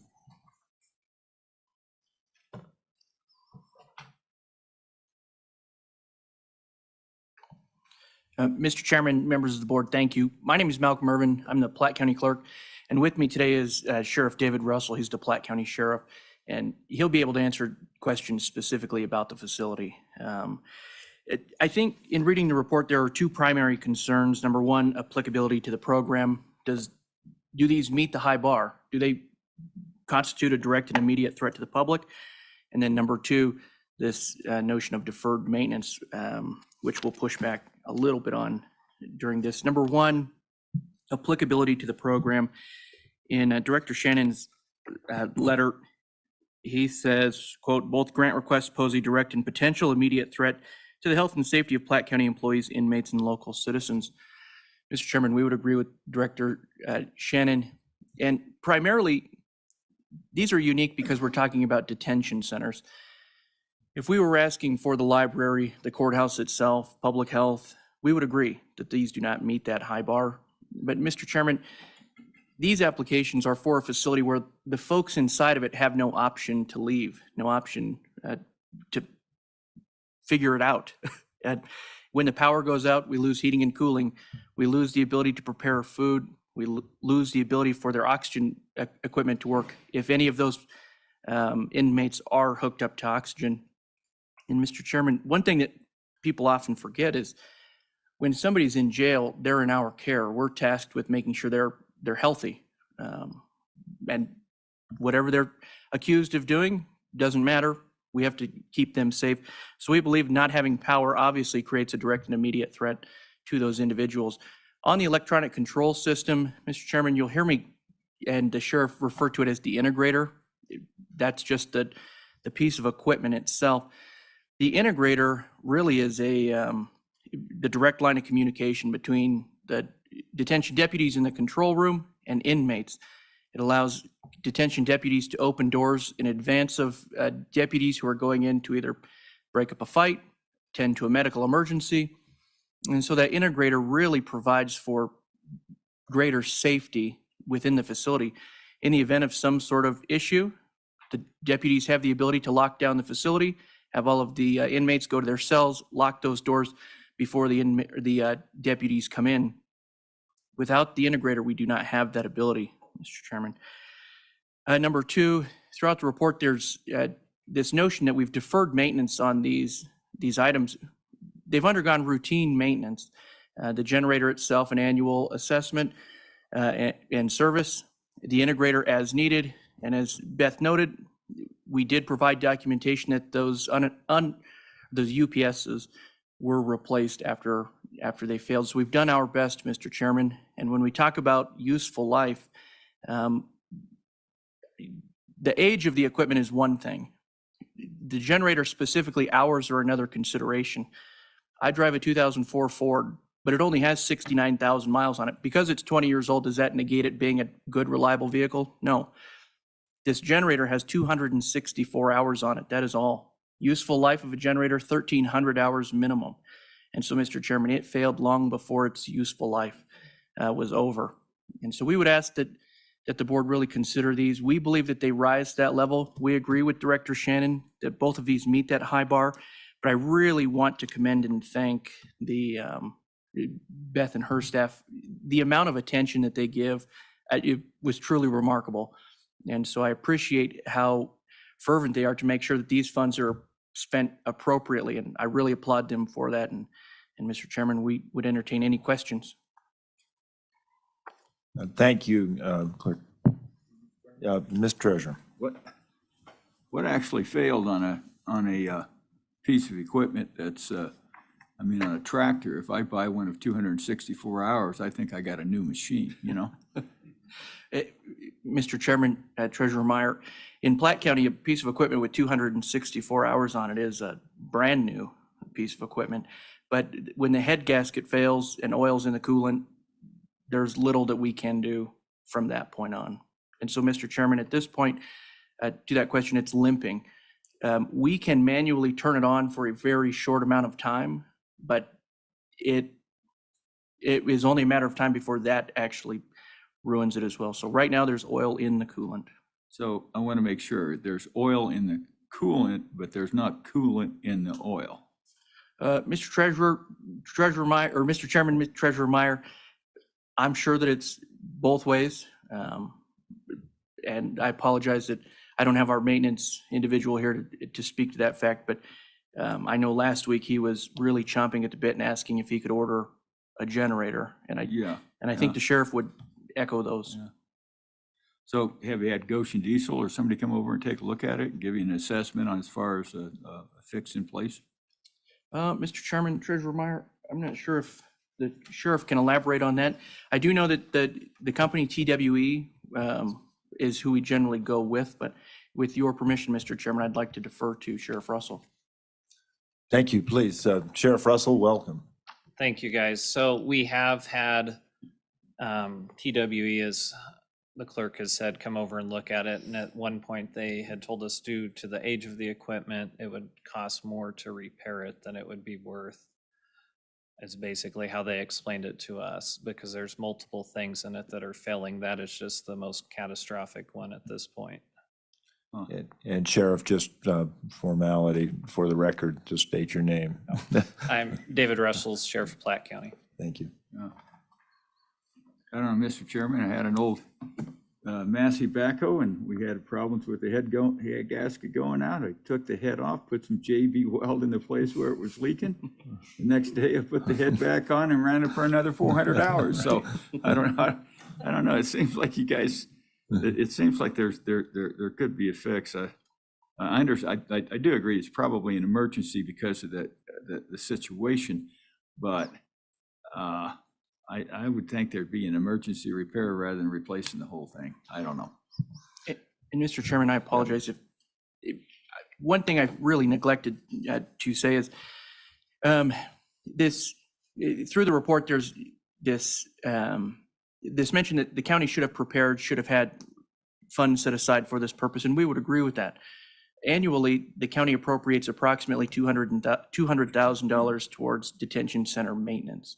The reason we are before you today, one, we are the birds chirping at the nest, as the treasurer would say. But number two, if these two projects total $187,000 in order to complete them, that would be 94% of our appropriation for fiscal year 24. Mr. Chairman, we're a very small county. When you look at what Platte County actually puts into the MRG, it is very small. We are what I like to call dirt poor. The only valuable mineral in Platte County seems to be gravel. And so, Mr. Chairman, that's why we're here today. We are needing the help. Mr. Thank Chairman. you. Clerk, please, Superintendent. Thank you, Mr. Chairman. Can you share with us what the county's reserves look like at the moment? Mr. Chairman, this is a great question, and one that I really failed to elaborate well when Beth asked me that exact same question. So the county has approximately $4 million in what we call an emergency reserve.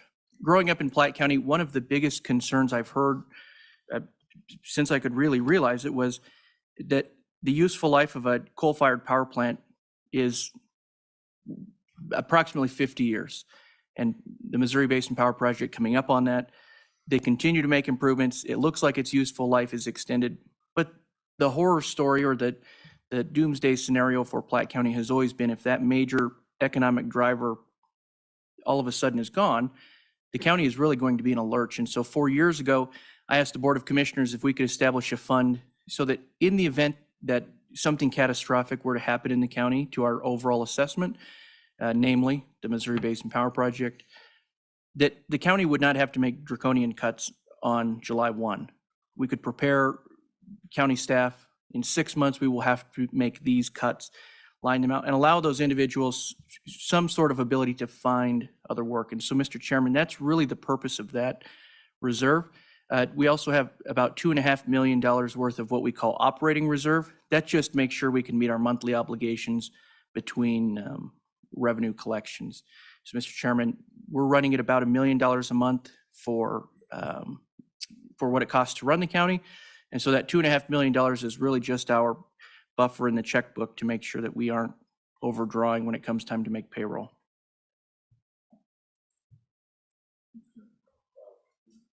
Yeah. Does Platte County have any outstanding loans? I'm just wondering what your ability to borrow from the program that we were discussing earlier would be. Mr. Chairman, Treasurer Meyer, Platte County's been debt-free for 2 months. And we paid off our last vehicle leases at the end of last fiscal year. Prior to that, we had a $5 million bond for the actual construction of the detention center. Mm-hmm. And so, Mr. Chairman, at the moment, we are at zero balance when it comes to debt. Yeah. Mr. Chairman, may I ask staff how long it would take to I guess, would we have to wait till the next Slib board meeting to be approved if they applied for that grant? Mr. Chairman, program? Mr. Treasurer, I believe that program requires applications to be submitted 90 days prior to a meeting, so they would have missed the due date for October. However, the board could waive the due date and instruct staff to accept an application and bring it to you at the October meeting. Or we could bring it to you in December. Thank you. Thanks. Madam Auditor. Mr. Chairman, have all of your ARPA funds been spent that were allotted to the county?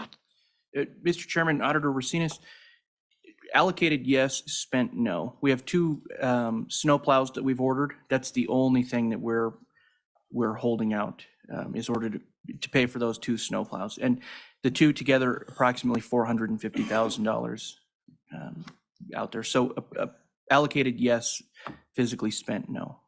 Thank you, Mr. Chairman. Thanks. Ms. Treasurer. A question on that program that might be available in October.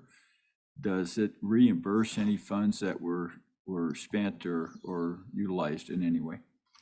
Mr. Chairman, Madam, or Mr. Treasurer, I believe that program is similar to all of our other programs. We can reimburse for engineering and design prior to grant award.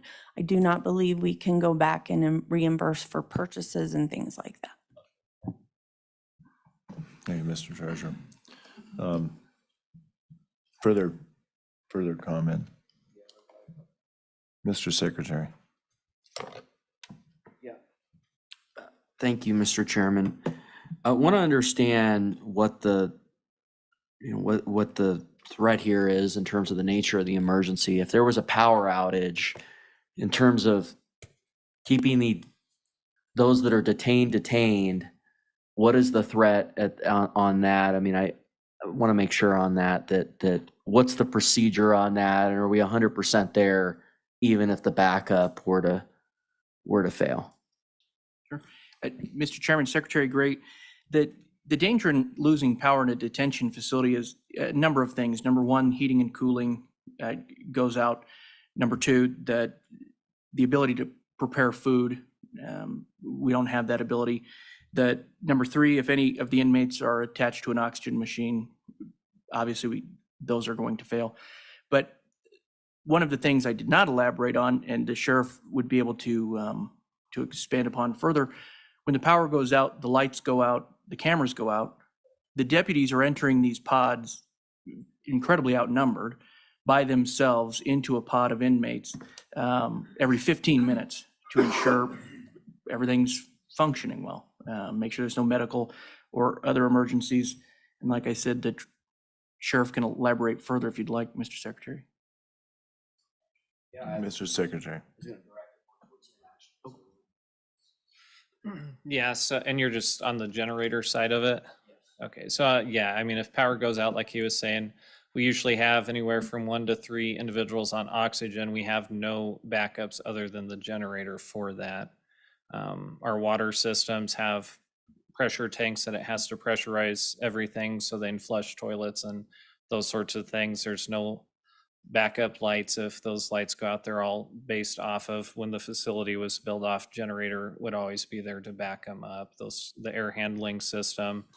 In our facility during the summer, when we've had issues with power or HVAC system going out, it gets upwards of 90 degrees in those housing units. We have to maintain a temperature of 68 to 72 degrees in there. On a good day, we have 2 deputies to 60 to 80 inmates. We're not a direct supervision facility like Wyandotte or Laramie County would be, so our staff go in and just do rounds periodically. They rely heavily on the camera systems to see if those inmates are at the doors ready to jump them when they go in or not. If the power's out, they don't have that ability, so. Follow up. Yeah, I have a follow-up for Mr. Dinkmore or Clerk Irvin. Thank you, Mr. Chairman. If we were to just fund the backup generator or a portion of the backup generator, how would you proceed? Mr. Chairman, Secretary Gray, at this point, the way we proceed, whether any, all, or some of these grants are funded, is we have to replace these items. So in this fiscal year, they will have to be replaced. If any of these grants, any combination or even a portion thereof are funded, we would certainly be grateful. And it would ensure that we would be able to extend our maintenance budget for that facility further. Thank you. Can I ask a question of Sheriff Russell? Sheriff, in you mentioned you had 40-some odd inmates in detention? Right now, we're running about 65. 65, okay, thank you. And are some of those sort of contracted to you from the federal government and Correct. others? Are there any programs available from the federal government that could be useful in sort of defraying this cost? Not that I have been able to find, and we had spoke with the U.S. Marshals Service about some other stuff years ago, and at that time, there was nothing then either, so. Okay, thanks. Yeah, Mr. Chairman. Yeah, Yeah. Mr. Treasurer. Just kind of a question on timing. If you had the money in your pocket today from whatever source and how long would it take to get the generator, the parts and everything there? And when would you have to actually pay for those?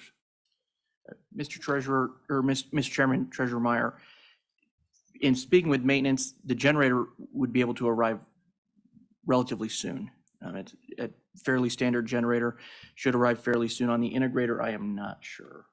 So on the integrator, we've already scheduled to have that done in September because basically it could fail any day on that. So they have been ordering parts, getting that ready. I don't know when they're coming in September, but they are coming in September to start that process.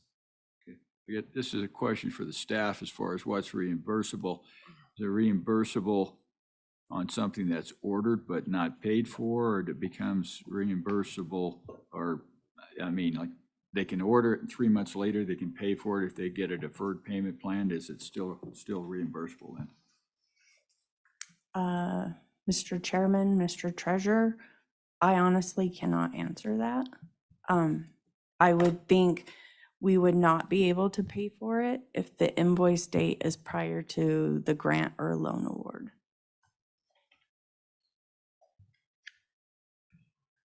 Okay, Under Thanks. emergencies, we could pay for it, but under a regular grant or a loan, we could not. So Mr. Chairman, I guess from what I can kind of gather from the testimony here is that the integrator might be deemed an emergency because they're going to do it one way or the other. The generator, not so much. I don't think that's how you would categorize an emergency, whether they're going to do it or not. Regardless, I think the emergency is the situation we're in. Is it an emergency that they get that piece of equipment? I don't think the timing of when it's being installed would impact that.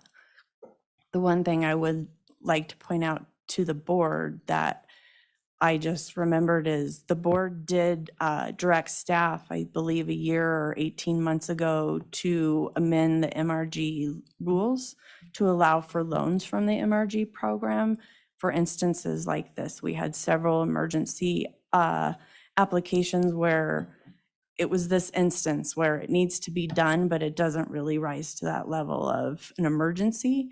So the board could award a grant or a loan to the county for these funds. It would be the first loan we did from the Mineral Royalty Grant Program. However, you could dictate to us what the interest rate would be if you wanted it to be at 0% or 1%. That is also an option for the board that they can maybe handle today versus waiting till October. Thank you, Ms. Blackwell. Members of the board, any further discussion? I think probably we've exercised this pretty well, but I would appreciate if we could move to something one way or another.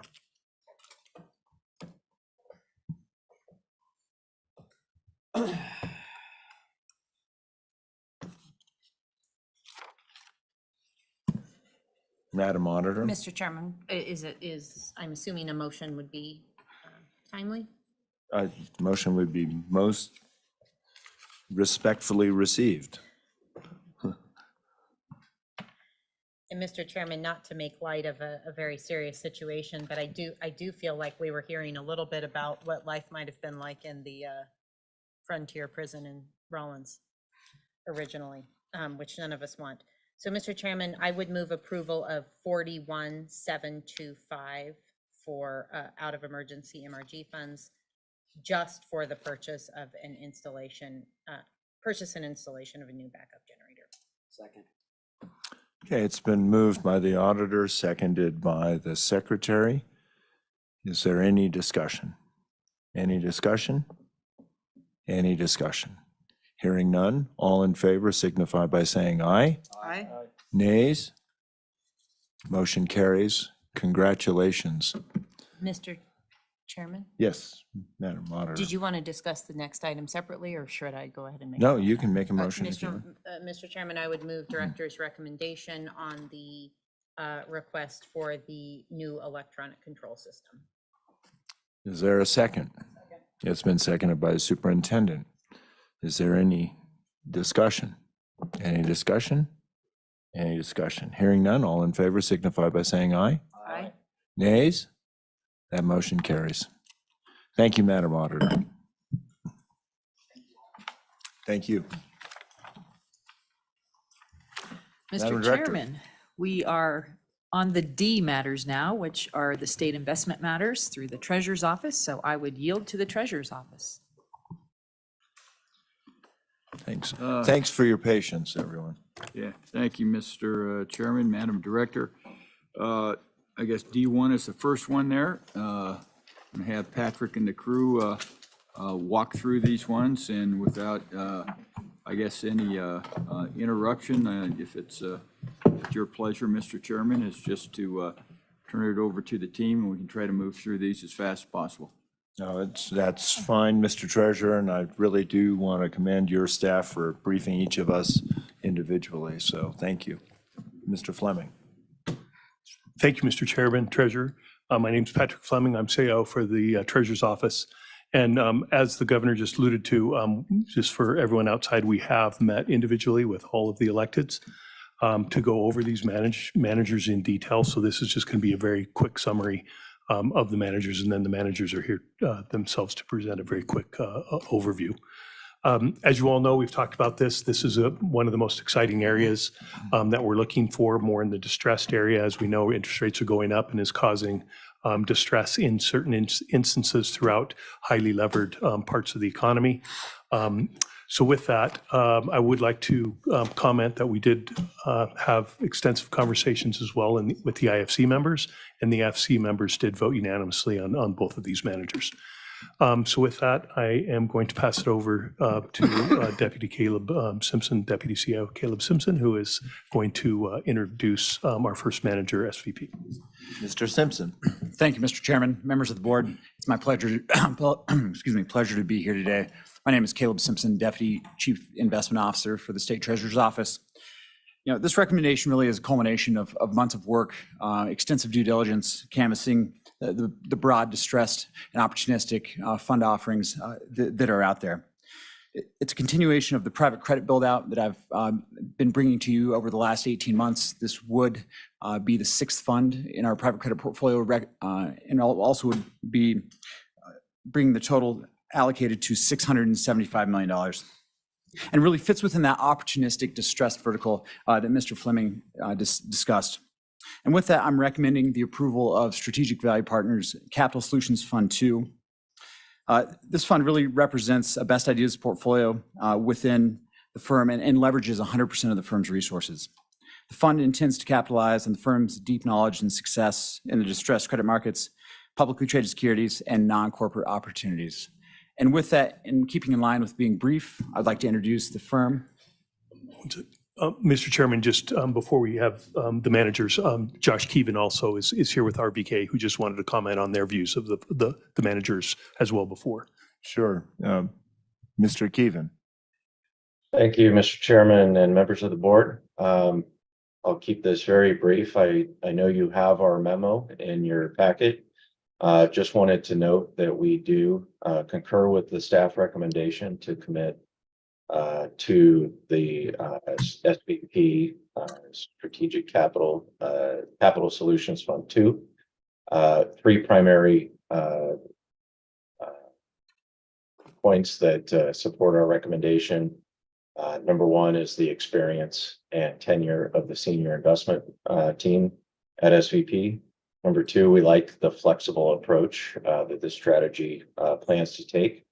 And number three, we think they're differentiated by their deep experience and network in European markets, which further enhances the diversification potential for your assets. That's all we have, but happy to answer any questions that you have. Thanks. Any questions? Hearing none. Mr. Simpson, back to you. Thank you, Mr. Chairman. I'd like to introduce two individuals that are joining us today, Carter Wheel and David Gienberg. Mr. Wheel, Mr. Ginsberg, nice to have you here. Thank you very much for making the trip. Actually, if you can just press that button till it turns red. And if it doesn't turn red, there. That one. Great. Thank you. Mr. Chairman, members of the board, thank you for having us. We appreciate the opportunity. My name is Carter Weil. I'm with Strategic Value Partners. In consideration of the brief time we have, I want to make the highest impact possible. So I'm going to introduce my colleague, David Gienberg, who is co-head of our U.S. investment team. Mr. Gienberg's been with the firm since 2009, and I believe he's prepared to talk about some of the things that we do, areas in which we invest, and some of the areas where you might consider us to be differentiated in what we do. So thank you, David. Thank you, Carter, and thank you, Mr. Chairman, for the potential opportunity here to partner with and to serve the state's investment capacity. I'm David Gienberg. I lead the North American investment team at SVP Global. I've been with the firm for about 15 years. To summarize, and I'll work from the first page here, and I'll try to keep the prepared remarks to be very specific and concise. And then we'll look to take as many questions, obviously, as Mr. Chairman, yourself, and the board would find helpful. The firm's been around for 22 years. When I look at what's really differentiates our firm, our investment approach in our space, it's that depth of experience and that degree of scale within the specific specialization where we operate inside of distressed, private credit, and special opportunities. The firm's been around for 22 years. We manage a total of $18 billion of assets under management through 9 funds and SMAs raised to date before Capital Solutions Fund 2. We do that across a range of different strategies within this specialization, from private credit to distressed debt and restructuring investments, to include event-driven and trading investments, and control or private equity investments. Given the 22 years and the degree of scale we have here, we've been able to build up within that period of time significant expertise from a professional perspective, from a process perspective, and from a deal track history in all of those areas. And we've been able to do that across a range of geographies. We're a global firm, but we operate primarily in the United States and Western Europe. And that's allowed for a diversified portfolio geographically and an ability to capitalize on what we see today as being an elevated market opportunity in both the US, but also in the European side of those markets for the next couple of years. Moving on to the next slide, we do this across a diversified portfolio from a sector perspective, but with a degree of specialization in about a dozen different industries that we operate in and out of over cycles. Those industries are about 60% corporate businesses over time, about 40% what we call specialty sectors that are hard and real asset oriented industries like infrastructure, real estate, or aviation. From a corporate perspective, we like to operate in a lot of industrial businesses, companies that make and distribute products. And across these sectors, what you'll find, and we show a representation on the slide here, are industries that often have a higher degree of defensiveness and stability, have significant asset value, which provides collateral protection to making credit investments. And in doing so, serve attractive in these kind of opportunistic cycles where these industries move through an economic cycle or have a degree of complexity in the economy or in the leverage profile. And we can take that sector expertise and use that to capitalize upon an elevated investment opportunity coming out of those complexities. So to proceed the way that the firm itself is organized, we're able to deliver this for this strategy across our whole investment team. Yes, sir. Thank you, Mr. Chairman. Why don't you take a couple of these vignettes and pick out one or two of these things on this chart and talk about what it looked like, T to Green, your interaction with those entities? Of course. Look, I'll pick one from the aviation sector that was a large investment over the last few years. And so, we've operated in aviation for almost 20 years. We do it by investing in credit secured by aircraft, as well as through the infrastructure value chain. And so, for example, we've also invested in operators of physical infrastructure like toll roads and airports. Through the COVID-19 crisis and economic fallout that fell out from that, there was a significant disruption in air travel, to state the obvious. And that was, it was very precipitous in 2020 and 2021.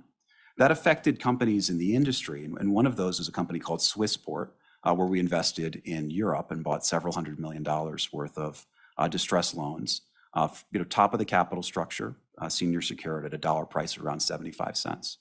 Swissport's an excellent company. It's actually the largest aviation service company in the world.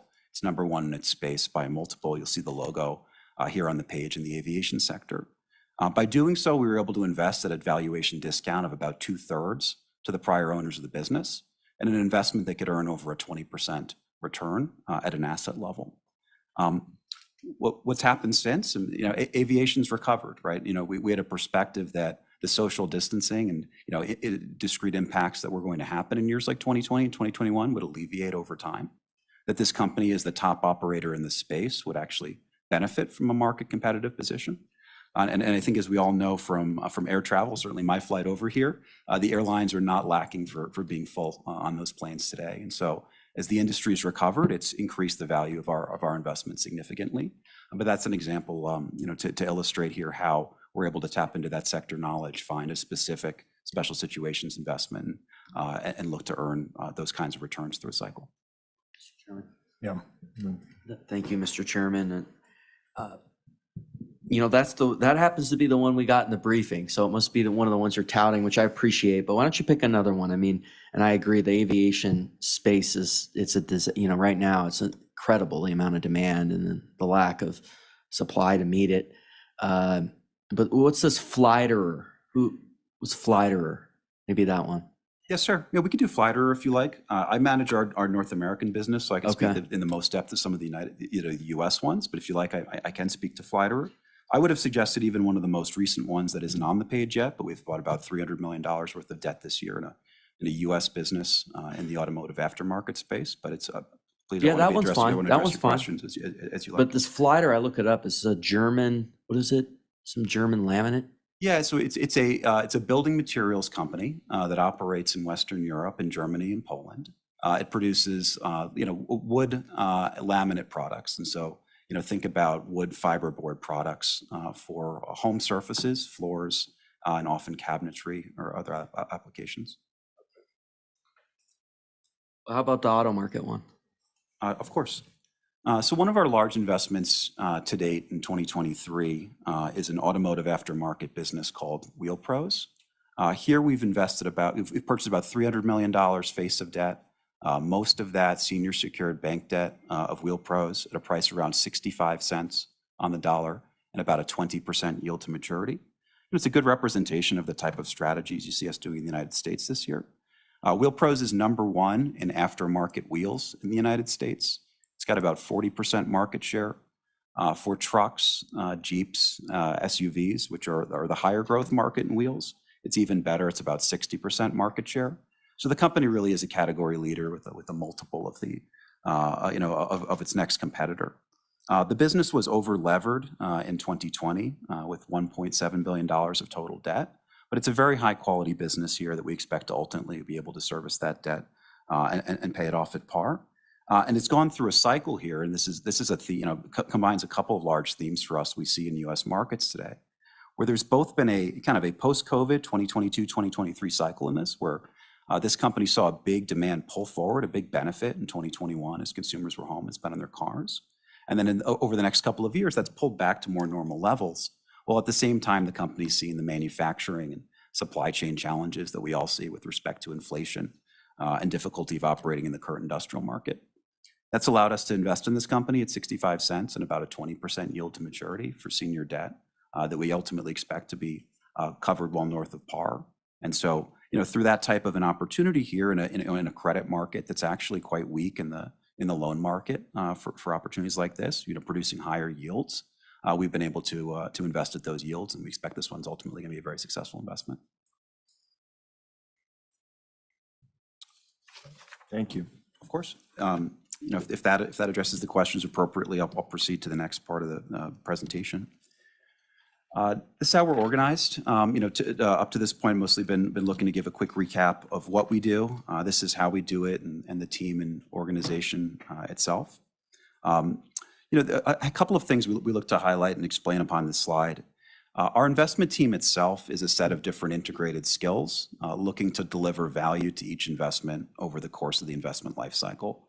That's actually pretty differentiated. What you tend to see in our space are firms with deep specialization in credit selection and credit structuring or papering, but much less in other areas. And we believe that broader set of skills has served us very well over the years in sourcing in different deals and in being able to bring more value to those deals as we make those investments.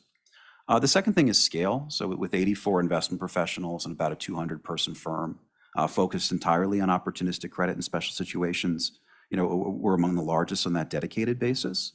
And then again, I appreciated the mention of this in the introduction, but the senior team has worked together here for a long time. I've been here for about 15 years. The average tenure just at Strategic Value Partners of our investment council members is more than 12 years at the firm, in addition to significant experience before that. And then the model, just to hit the highlights, the sourcing approach here is one of the most differentiated things we find in our space. Our sourcing team, we bring in more than 60% of our invested deals direct without going through Wall Street. We go straight to the counterparties. There've been over 100 counterparties that we've sourced transactions from directly over time. And our team operating in that area is larger actually than the dedicated teams in distressed debt at the Wall Street banks, at JP Morgan or Goldman Sachs, for example, serving our funds on a direct basis.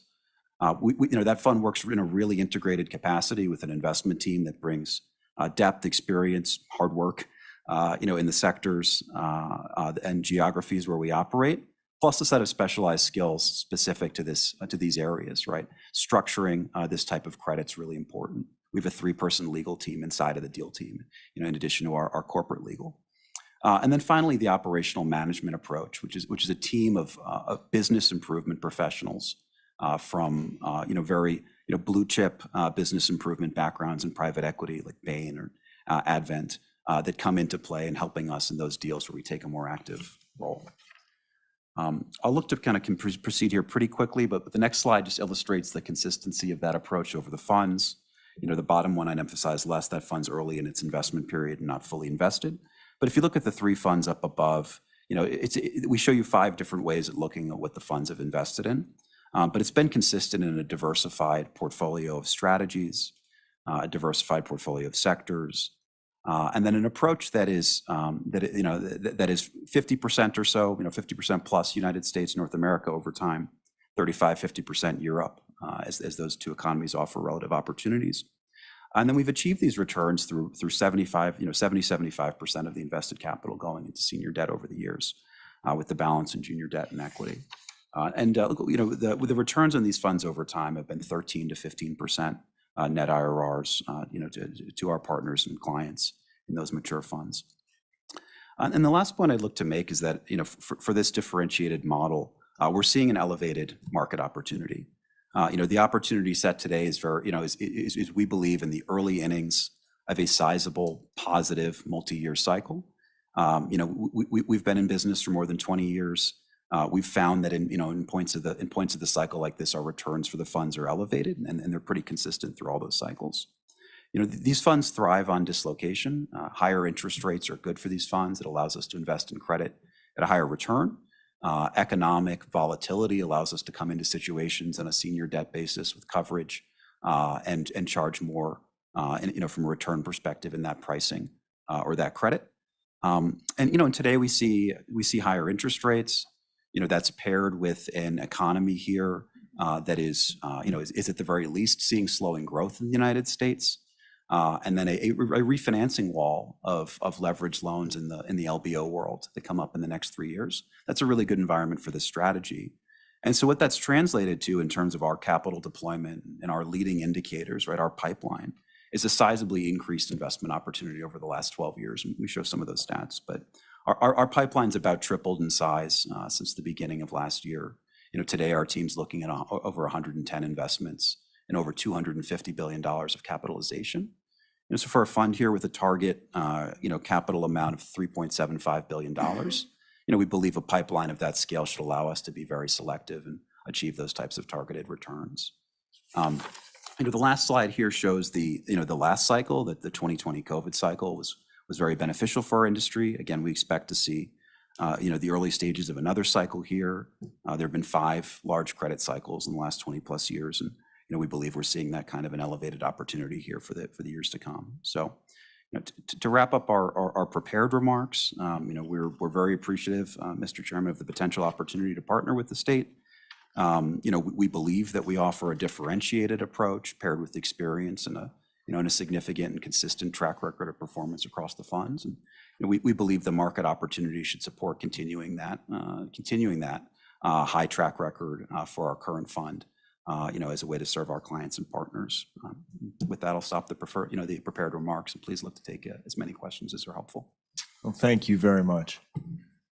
Questions? Mr. Chairman. Madam Auditor?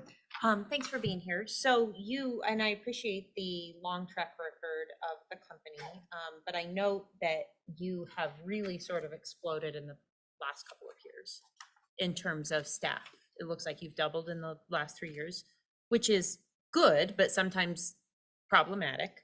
Fast growth can be difficult to manage and handle. How has that been handled, and has the company changed anything, or how have you mitigated the risk that your success doesn't go astray with that very fast growth and bringing on so many new investment people in a short period of time in maybe the most dynamic work environment we've ever experienced? Of course, I very much appreciate the question, and a lot of hard work has gone into that. The first point I'd make to put context around the question is that the senior leadership team here has worked together for a really long time, and that helps a lot. And so, our investment council is 8 professionals. The business leaders here, all serve on that investment council, and that investment council served an average tenure of SVP for more than 12 years. The 2 areas where we have newer investment council members have been growth strategies for the firm, but represent a very small amount of the firm's invested capital. And so, if you weighted that according to where most of our dollars are, it's inside of the areas where the professionals have been here 15 years or longer. The total growth of the firm, so you're absolutely right, the headcount of the investment team, we've grown from the beginning of 2020 significantly. Our assets under management have grown, but actually a lot of those asset under management growth has been the performance of the funds. So our assets under management have grown about proportionate to the number of employees that we've added, but about $5 billion of that asset growth is the retained profits that we've been able to deliver to the partners and clients in those funds. About the other half is the net fundraise. And so, we've grown the team, proportionate to the assets, actually more than proportionate to the amount of fundraising, with very much with the intention that we can continue to deliver the degree of quality as before. To your very good questions of how you manage a business that's growing like that through this environment, through COVID, it's a lot of hard work, and it's focus on the culture and on the processes. And so, we've really invested, into our processes, into deepening those, into using technology to share information and coordinate, and that's allowed us to continue to stay efficient and, above all, continue to do what we do well in a world where we've grown the team. We at the same time have a pretty clear sense of culture and what matters to us, and we've used that to make sure that new people come into the organization, understand what the bar is, and we really invest in developing and growing those individuals. And so, that's why I feel confident in kind of in the questions that you described. But it's a very good question and something we've certainly been focused on. Thanks, Mr. Secretary. Thank you, Mr. Chairman. Have you done anything in the oil and gas or coal space? We have. So can you elaborate a little on that? Yeah, of course. I sit personally actually on the board of directors of a great energy company, oil and gas, based in Houston, Texas. So we've invested in, energy sectors, over time as we've seen opportunity. There was a significant wave of those kind of opportunities in 2014, 2015 and beyond, where we invested meaningful capital. And, this company in particular had been able to grow, EBITDA and post our investment and helping the company recover out of the energy crisis really significantly. It's called Sblc Resources. When we invested in that business, it had about $60 million of EBITDA. It's a public company. They expect to do $500 million plus of EBITDA and more than that by the end of the run rate, by the end of the year. And so, we have invested in those spaces over time. To us, it's really an overall measure of risk and reward and where that matches up against our investment expertise. The energy industry is doing pretty well now, and so it's actually not been one of the more distressed sectors or an area of particular focus in recent years, but it's one where we do have capability. We've made successful investments in the past. Mr. Chairman. Thank you. Thank you. Thank you, Mr. Chairman. Do you reject this ESG stuff that we're seeing growing? Yeah, so it's a very good question, right? We think that some competitors in our space have pursued very aggressive ESG policies. That's not something that we believe in as a team. As a large asset manager, we do have a set of ESG guidelines and procedures. It's very hard to have no guidelines in the space as an asset manager of our size, but we do not have the type of top-down strict ESG policy that we've seen others pursue in the space. And our ESG policy obviously does not prohibit us from investing in certain critical sectors of the economy. A lot of our investment approach is actually predicated on finding those critical sectors of the economy and investing through disruptions. Okay, thanks. Oh, one more. Thank you, Mr. Chairman. How did you develop this aviation interest? Of course. We've invested in aviation actually since the earliest stages of the firm. We find it to be an opportunity that comes in kind of interesting big cycles. There was a sizable cycle in aviation post September 11th, 2001, right? A lot of disruption in travel and in the aviation industry that came out of that. We used that period of time to invest into that industry. At a point in time, we'd invested into over 100 aircraft. It was a very successful investment opportunity. And then as you move through cycles and the industry recovers, we exit out of those investments. And, the return on those investments moves from the 15% plus that we seek into, often sometimes the mid-single digits or lower, and we move out of the space. And so, we had done it for 20 plus years. We had moved out of the space entirely prior to COVID because the years of 17, 18, 19 were very healthy for that industry.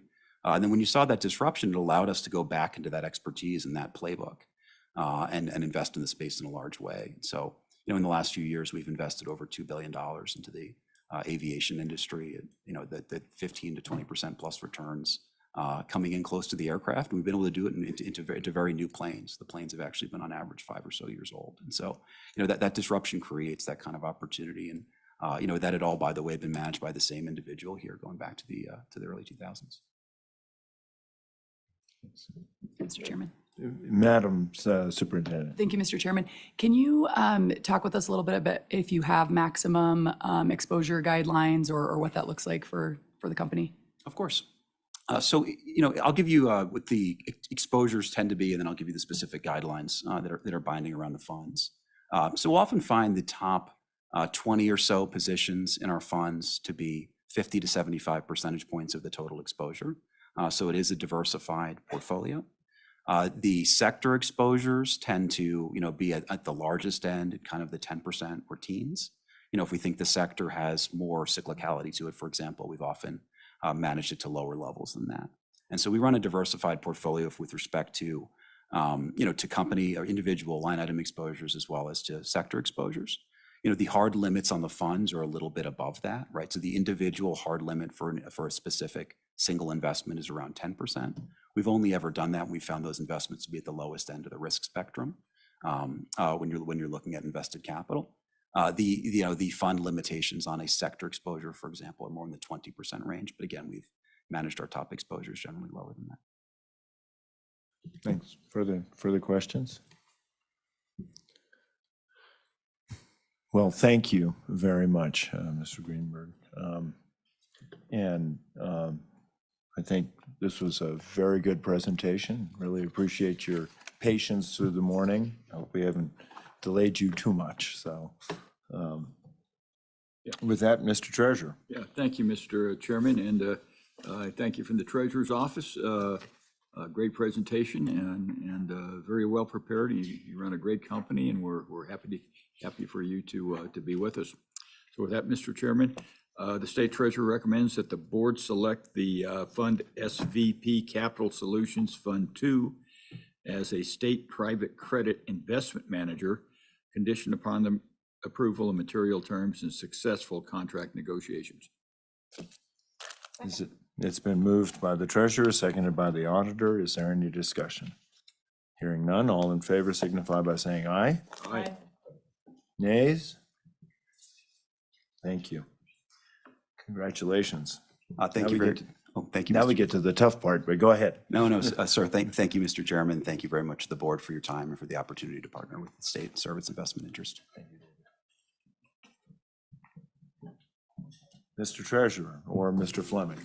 Mr. Chairman, yes, Caleb will go through a brief discussion on material terms. Thank you, Mr. Chairman, members of the board. Just being cognizant of the compressed timeline today, I'll just do a high-level summary of the material terms. SVP has agreed to all state statutes and policies, whether that's indemnification, arbitration, et cetera. So nothing of concern or note there. Just discussing, everything is well within market and exactly what we would expect in this type of vehicle. The term and commitment periods are a 4-year investment period with a 4-year harvest period. The GP has discretion to extend the harvest period by 2 1-year periods. The general partner has sole discretion as to timing of distributions. The fund is capped at a maximum of 25% leverage. And then going down, Public Records Act, standard of care, fiduciary duties, et cetera, were all agreed to and will be negotiated and codified in the side letter. Are there any questions pertaining to material terms? Any questions? Hearing none? Mr. Treasurer. Yeah, Mr. Chairman, I want to draw your and the staff attention to the Treasurer's recommendation that we should insert on the bottom of that recommendation in the book, SVP. The SVP was omitted between Fund and Capital Solutions Fund 2. Okay. So I want to make sure that we're making the right motion. So with that, Mr. Chairman, the State Treasurer recommends that the board approve the material terms of the state investment in the Fund SVP Capital Solutions Fund 2. Second. It's been moved by the treasurer, seconded by the auditor. Any discussion? Hearing none, all in favor signify by saying aye. Aye. Nays? Motion carries. Thank you. Congratulations, Mr. Simpson. Thank you. Mr. Fleming. Mr. Chairman, Banner Ridge is our next manager, Byron Bean, who is our senior investment officer with the private equity area, who has just recently joined us. We'll lead that discussion. Welcome. Thank you. Ms. Bean. Appreciate it. Mr. Chairman, members of the board, my name is Byron Bean. I am Senior Investment Officer with the Treasurer's Office. It is a privilege to sit before you today for the first time. I am presenting Banner Ridge 5, a private equity secondary fund manager that invests in distress, special situations, and the credit space. I am recommending a minimum commitment of $65 million up to $100 million if further commitments become available. 2 representatives of the firm are here today, Mr. Anthony Casano, the founding partner, and Mr. Matt Brewer, the head of IRR. But before we call them up today, I'm happy to answer any questions, or we can defer to RBK to speak on their report. Yeah, let me offer that opportunity to Josh, and then we'll ask if there are any questions. So Josh. Thank you, Mr. Chairman. Just briefly, you have our memo in your packet. Just to note, we do concur with the recommendation to commit up to $100 million in Banner Ridge 5. I think you'll hear this is a fairly unique strategy within the private equity universe. Not a lot of competition for what Banner Ridge is doing. And we believe this will be a very solid addition to your private equity program. With that, I'll stand for any questions the board has. Thank you, Mr. Keevan. Questions for Mr. Keevan or for the staff of the Treasurer's Office? Hearing none. Mr. Bean, please. Great. I'd like to call Mr. Anthony Casano and Mr. Matt Brewer. Sit down.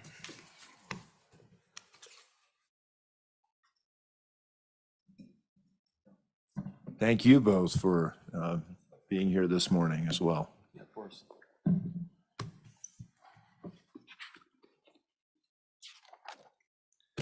Mr. Chairman and members of the board, really appreciate the opportunity to present today. My name is Anthony Casano. I'm one of the founding partners and managing partner of Banner Ridge. Let's dive right into the presentation. We're $6.4 billion private equity manager with the entire business is focused on distressed special situations and credit. With 21 employees, the vast majority of these employees are investment professionals at the firm. We've had no senior level departures, and we've been investing in this exact strategy for 13 years with a 13-year track record. On page 5 of the presentation, the majority of what we're doing here in this business is buying LP positions in funds where the strategy of the fund is distressed special situations and credit. So SVP, who you just heard present, they would be one of the funds where we would be potentially buying. So a limited partner makes an investment into something like SVP, who you just heard, and decides that they want to sell that position early. That is the type of thing that we're analyzing, going through all the underlying assets and trying to buy. So 80% of what we're doing in this fund is LP positions in those types of situations. This is kind of middle bubble in the chart, light blue bubble. About 15% of what we do in these funds is buying hedge fund side pockets, where a hedge fund originally offered its LPs quarterly or monthly liquidity. A macro event happens and gates come down. LPs are no longer able to access liquidity. We step in and offer liquidity to those LPs to sell early. And then the last part of what we do in these funds, which makes up about 5 or 10% of the funds, is buying managers that actually become distressed themselves. So managers where the original strategy was not to be buying distressed assets or special situations, but the manager itself becomes distressed, typically because of a macro event. Next slide, page 6. This gives you a sense of what the market landscape looks like for secondaries. You'll notice that the vast majority of all secondary funds in the world, over to the left, do buyout investing. And again, one of the major benefits we have here, which was alluded to by Byron, is that we are the only scaled player doing distressed special situations and credit secondaries today. And it's many orders of magnitudes before you find another group that is even participating in this market. So that gives us a big edge, and it allows us to generate significant and outsized performance, and have enabled us to do that for an extended period of time. On page 7, portfolio construction. This is kind of what I alluded to, 80% LP positions. This is our previous fund, Fund 4. What we're talking about today is Fund 5, but this will give you a representative, I think, kind of allocation across the different types of underlying investments we'll make in the fund. 80% LP interest, mostly distressed special situations and credit, to a much lesser extent, GP-led secondaries and co-investments and directs. Next slide, and this is an important point that was mentioned on the last presentation. Diversification. There's diversification limits that are contractual here, but there's what we actually do. What we're actually looking to do is make sure that no underlying asset, so when you buy a fund owns many assets on a look-through basis, making sure that there's no asset that's greater than 2%. And frankly, there's only a handful of assets in these funds that end up being between 1.5% and 2%. And there's literally thousands of assets below that. So these are massively diversified pools of assets by the time we're done constructing them, which is different than a direct fund, similar to the one we just heard, where they're buying maybe 50 assets. We're ending up with thousands. If you look in Fund 4 here, you'll notice there's 71 general partners, 125 funds. And remember, every fund has between, call it 10 or maybe 20 and several hundred assets. And that's how you get to that thousands of assets construction by the end. The average purchase price here, I think this is something that differentiates us pretty significantly, 65 cents in the dollar. So this is buying an LP position where the manager is saying it's worth $1 and we're paying 65 cents for that. Moving to page 9, Some of your key terms, I think those are gonna get covered later, so I'm just gonna glaze over those for now unless there are questions specifically on these terms. But high level, that's a $2 billion fund that is oversubscribed today. We, as the manager, are putting in 35 million of our own dollars. Everyone in our firm, down to the most junior people, make investments in these funds, which is, I think, differentiated relative to a lot of managers. And then lastly, on slide 10, where the rubber meets the road, you hear a great story, but you look at the slide and sometimes it doesn't line up. I hope this does for you. It's a 13-year track record of generating and compounding high 30% net returns for our clients over 5 different vehicles. So I'll pause there with the prepared remarks and open it up for questions. Great, thanks. Questions? Mr. Secretary. Yeah, Mr. Chairman, thank you. You know, that they did highlight the key man risk a little bit. So do you don't jaywalk and, It's hard to not jaywalk in New York City, but I look both ways before I cross the road. All right. All right. Thanks. One question, you mentioned picking up out of hedge funds. I'm just curious, out of those, are you looking for particular, long, short situations or macro funds that aren't working? What are how does that get sort of put into play? Yeah, great question. It's the majority of the hedge funds that we end up buying LP positions in, the strategy of the hedge fund is typically credit. Okay. So it wouldn't be equity long short, it'd be a credit fund, and more specifically, many times a distressed credit fund that's in a liquid vehicle that becomes illiquid. Okay, thank you. Sure. Mr. Treasurer. One of the things we're looking at is maybe a generational fund that's going to be around for generation after generation. I'm wondering, as far as your particular business model, would it be something that could last 50, 75 years? You mean the specific business of buying secondaries in LP interests? Well, as you're operating, could you envision your business being here 75 years from now? Not you, but your business. It's a tough one. I would hope so, but what I will say is that a lot can change in capital markets in 75 years. If this opportunity still exists, we will have a business that'll be doing it. I might not be around to see that, but I would hope that Banner Ridge would live far beyond me if that opportunity still exists. And we're setting up that way. So we're making partners. We're promoting junior people to mid-level people, and we're making sure we're growing the right talent, which is a really important component of having the opportunity to do that if it exists. And Mr. Chairman, follow up the scalability of your business. How fast?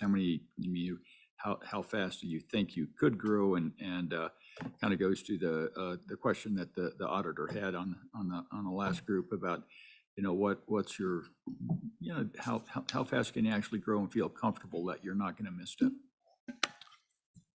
Yeah, growth is something you have to manage very carefully. Both growth in capital and growth in people. And they kind of coincide. So what we've done, if you look at our fund sizes, is every time we've grown them based on the deal flow that we had in the previous year. So we're never growing ahead of what the market is offering us. I think that's point number one. And point number two is we are growing our team commensurate with the amount of capital we have. So in our last fund, we were a team of 16. Today we're a team of 21, and we'll continue hiring if necessary, but I feel like we're very well staffed today. Okay, all right. Thank you, Mr. Chairman. Thank you, sir. And then one last question. And Patrick, maybe this is something that I should have brought up in private, but after the term of investment's over, will there be lingering commitments that would accrue to the state? I guess from follow-on investments with funds that you might have invested in, that sort of thing.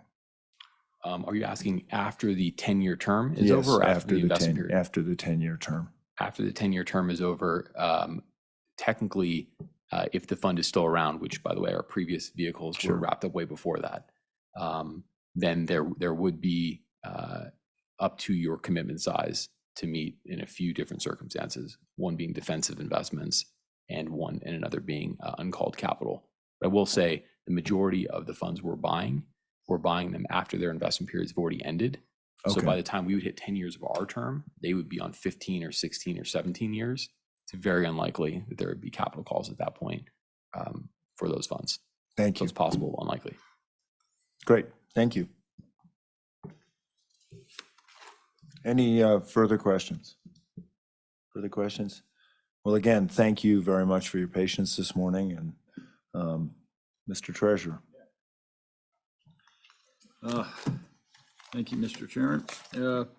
We have a recommendation that the board select the fund Banner Ridge Secondary Fund 5 as a state private equity investment manager, conditioned upon the approval of material terms and successful contract negotiations.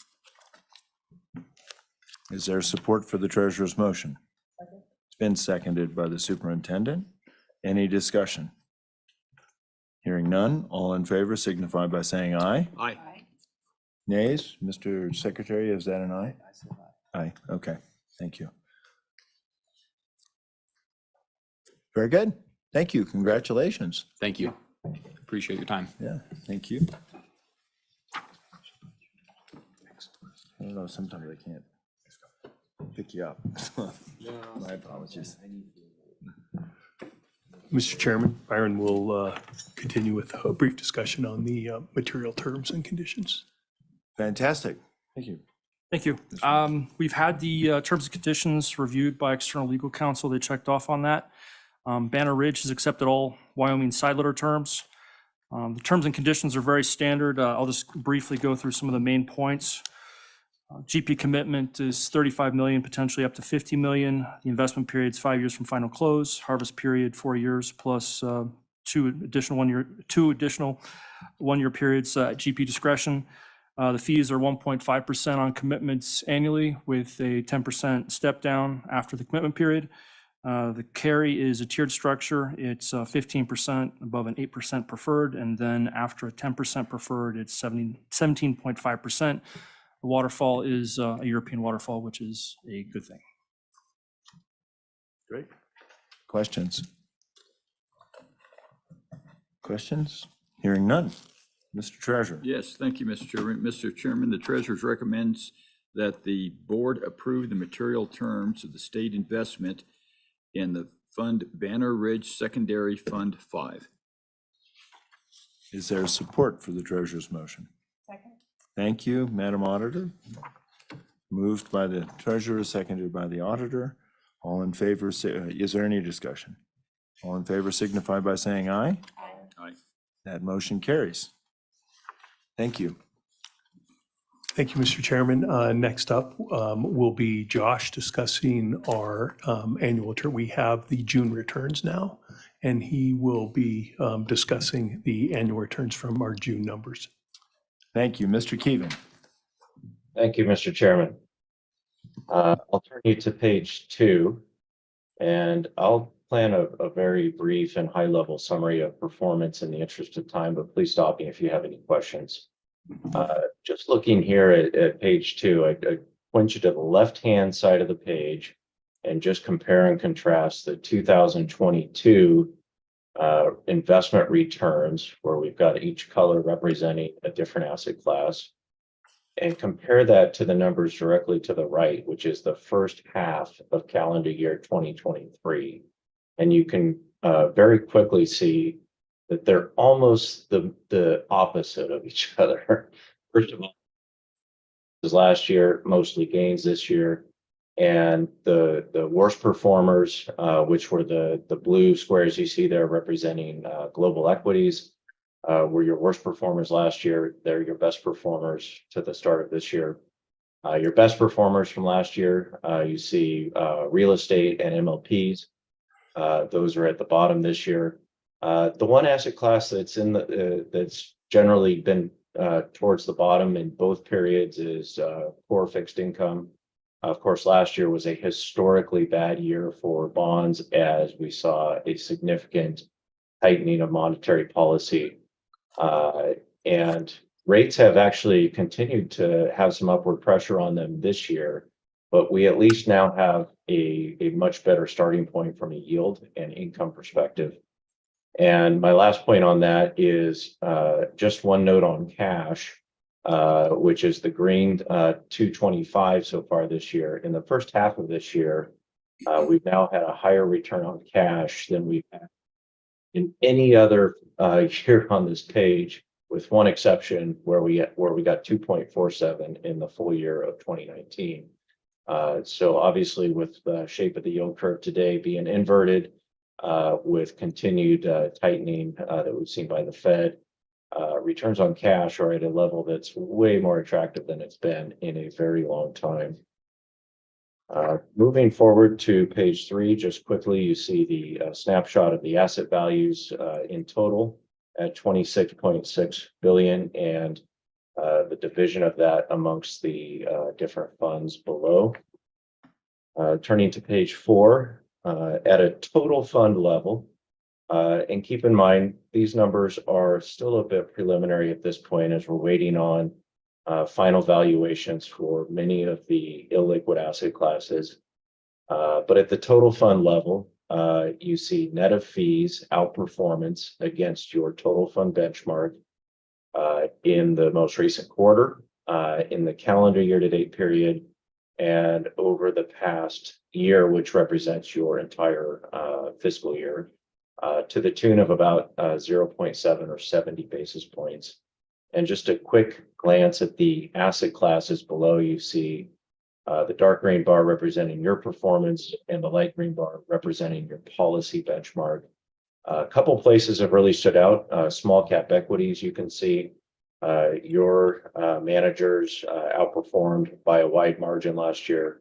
Of note, Van Berkom was up about 25%, and the internally managed quantum metal strategy was also up about 25%. Non-US equities, you've seen continued good relative performance. Aerostreet was up about 17% last year. Harding Loevner was up about 18%. Private equity, now this is largely still some stale valuations for both the benchmark and your portfolio. But we do calculate a time-weighted rate of return for the entire private equity program. And that has also had a nice time-weighted rate of return, even in this period of 11.4%, which appears to be outpacing by some degree the rest of the Cambridge Private Equity Index. Across the board, the rest of the portfolios, the only one I would note in relative terms is your hedge fund portfolio is having a nice improvement in relative results. And just again, from a asset class perspective, over the full year, core bonds have lost about 1%, longer duration bonds have lost about 3%. And if you think back to asset allocation work that you began a couple of years ago in anticipation of a tougher environment for bonds, you can see some of the things that you've emphasized, such as bank loans and also the use of this transition low duration account. You've seen actually positive performance and very attractive relative to what's been available in the core bond market. Moving ahead to page 6, just at a high level, just touching on some of the returns for the underlying funds. The Permanent Mineral Trust Fund over the past year up about 8.5%. That outperformed the total fund by about a full percent. You do see the 70-30 benchmark there, 70% global equities, 30% US investment grade bonds. That was 11.2 thanks to the significant rally in public equity markets in the past 6 months. Common School up about 6.4. That one was pretty much more in line with its benchmark. You did, though, at your recent asset allocation meetings and process that took place this year, as you might recall, we will be beginning the process as your policy now calls for to move towards a consolidated single asset allocation for all of the permanent funds, whether it's what we've historically considered income focused or total return. Workers' compensation was up about 2.7%. Keep in mind that a large portion here is invested in liability hedging fixed income. So you've got sort of an offset to what's happening with liability values. Those would have gone down over the past year as yields have risen. But because you have the surplus invested in return-seeking assets, that's actually brought the total fund performance into positive territory for that period. LISRA on page 7. Again, kind of an interesting dynamic over the past year where it's really the losses have been on the fixed income side. The intermediate term reserve down about 60 basis points. A short-term reserve basically flat, but the long-term portion, which is diversified exposure to growth and diversifying assets, up about 15%. Similar returns for Pool A, roughly 5% over the past year, and state agency pool, the latter Treasury portfolio, at 1.5%. I did just want to make one additional comment, and apologies for a moment if I can flip all the way ahead to page 35. I did note there was a recent article in a local member of your press that discussed significant losses in the WyoStar 2 program. I just want to reassure you here that I am not sure what numbers they are looking at for that article, but it does not line up at all with what we see, which is that over the past year, you've had a positive 2.2% return on that program. It continues to be a high quality, well-managed portfolio of diversified pool of short-term, high quality investment instruments. You've got no exposure to uninsured bank deposits here. And the program has, there's 2 components to WyoStar. And the constituents have a choice based on their needs to either utilize the cash portfolio version of that or the short-term fixed income, which is WyoStar 2. So just wanted to note that since I was aware of that article and it seemed to be wildly off the mark in terms of what we see here. And with that, Mr. Chairman, I am happy to answer any questions that the board has. Okay, thank you, Mr. Treasurer or Mr. Secretary. Well, thank you, Mr. Chairman. I've got a couple questions on this. I mean, for one, I've been fielding a lot of calls. I mean, why has half the money been pulled out, or even more than that, if they're getting such a great return? I mean, it doesn't make any sense to me. Mr. Chairman, Secretary Gray, you would have to. I have not talked to any of your constituents, but I did read the article, and it confuses a change in market value with investment losses. There have not been investment losses. In fact, these are quite competitive investment returns for what this program is designed to do. So, Mr. Chairman, why would a sane entity pull their money out then and take that kind of a hit? Mr. Chairman, Secretary Gray, I don't believe I know the answer to that question. Well, Mr. Chairman, I have another follow-up here. I mean, Sure. Are you managing this? This is under your portfolio, obviously. It's in your report, correct? Mr. Chairman, Secretary Gray, we are your advisor. We provide advice and oversight Right. to the board. We do not manage assets. The managers. Well, I use the word more holistically, Mr. Chairman. You are providing advice. This is in your portfolio because it's in the report. Correct. We are providing oversight and performance reporting to this portfolio. Yeah, and Mr. Secretary, by statute, the State Loan and Investment Board is supposed to select a independent consultant to report quarterly, at least, on performance of the funds, which is the capacity that they're operating in. Right. Here. No, Mr. Chairman, I understand that. I mean, I use that management was used incorrectly there, but it was used more broadly. But I mean, I don't understand Are you saying that the fund is totally healthy, and do you have any suggestions on how we can improve actual management of the fund? Because I mean, I haven't heard anybody that's gotten back to me that said that they think this is being, been managed right. Mr. Chair, Secretary Gray, to me, it sounds like an education challenge. This is a well-run program. It has some clear goals and some clear guidelines, and the performance results have exceeded the benchmarks, and this has delivered on what it's designed to do. And it is a well-diversified, high-quality program.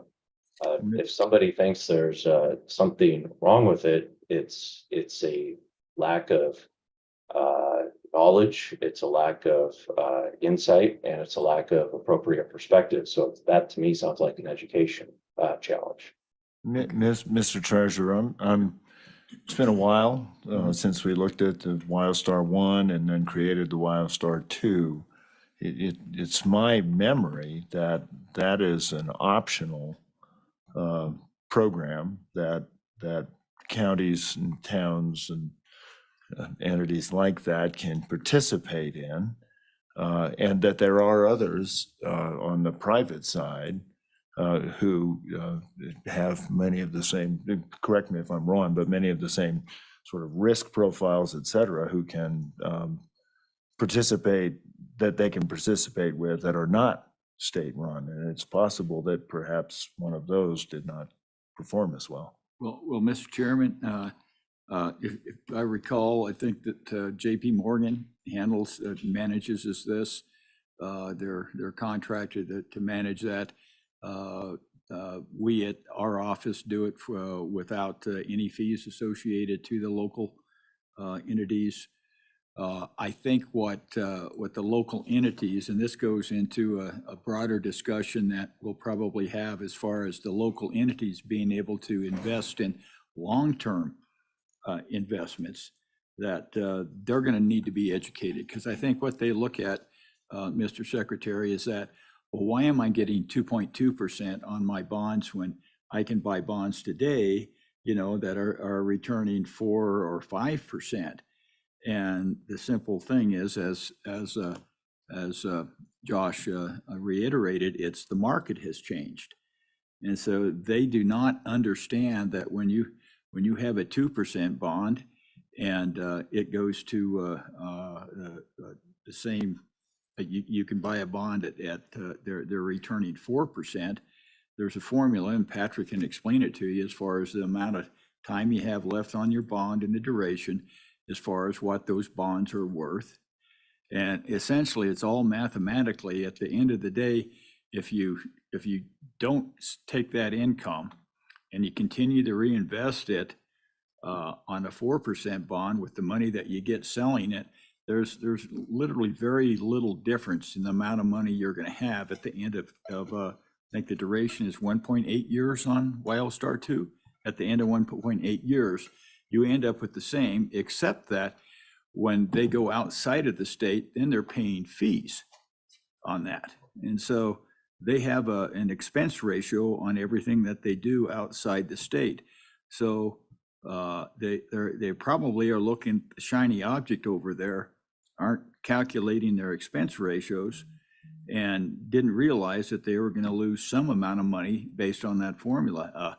I can't tell you exactly what it is, but the longer your duration goes out, the more you lose. And therein lies the problem with letting local governments invest the money on their own, because if they can't understand a simple duration formula on a very midterm bond portfolio, then they're going to be in over their water. The water's going to be over their head, because it's over their head right now. They just don't understand where they're at and how they got there. They made some poor decisions. We tried to counsel them. I know in one circumstance we had the JP Morgan, the bond manager, actually walked through how it works. And I think the people still decided that they were going to take their money out and invest it themselves. So, and now they're waking up with a hangover. And Mr. Treasurer, I know exactly what you're saying, but it is true that we don't advise local entities on how they invest. They make their own choices. We just let them know what was gonna happen, you know, if they Right. took the money out.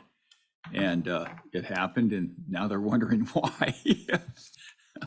Well, Mr. Chairman, Mr. Secretary. Mr. Chairman, I think we need to have some sort of, oversight hearing, something, talk to these folks, see what's going on.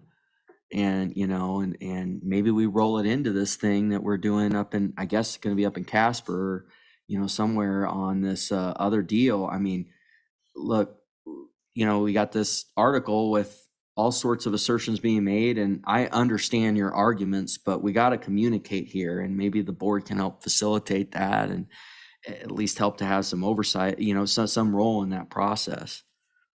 Well, Mr. Chairman, they were communicated to, they just didn't understand the communication because they don't, very few people understand the aspects of changes in marketplace and changes in interest rates and duration associated with it.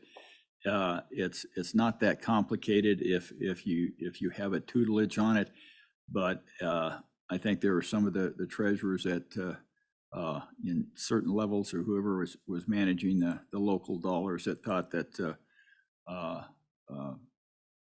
don't know if they were coerced by other folks thinking they were going to get more money. I can't tell you. All I can tell you is that there were a lot of things within that article that were totally misquoted. And if you would allow us the contact information with the people that you had contact your office, we can contact them directly to tell them, where they might have made a left turn instead of going straight. Yeah, and I would know Wildstar 1 and Wildstar 2 are statutory and pretty restricted, so. Mr. Chairman. Mr. Secretary. Well, thank you, Mr. Chairman. I mean, I just think that we got to have a conversation, and part of the problem with the society that we live in today, and it gets even to the briefings on some of these meetings. I mean, everybody just assumes that everybody has background in everything.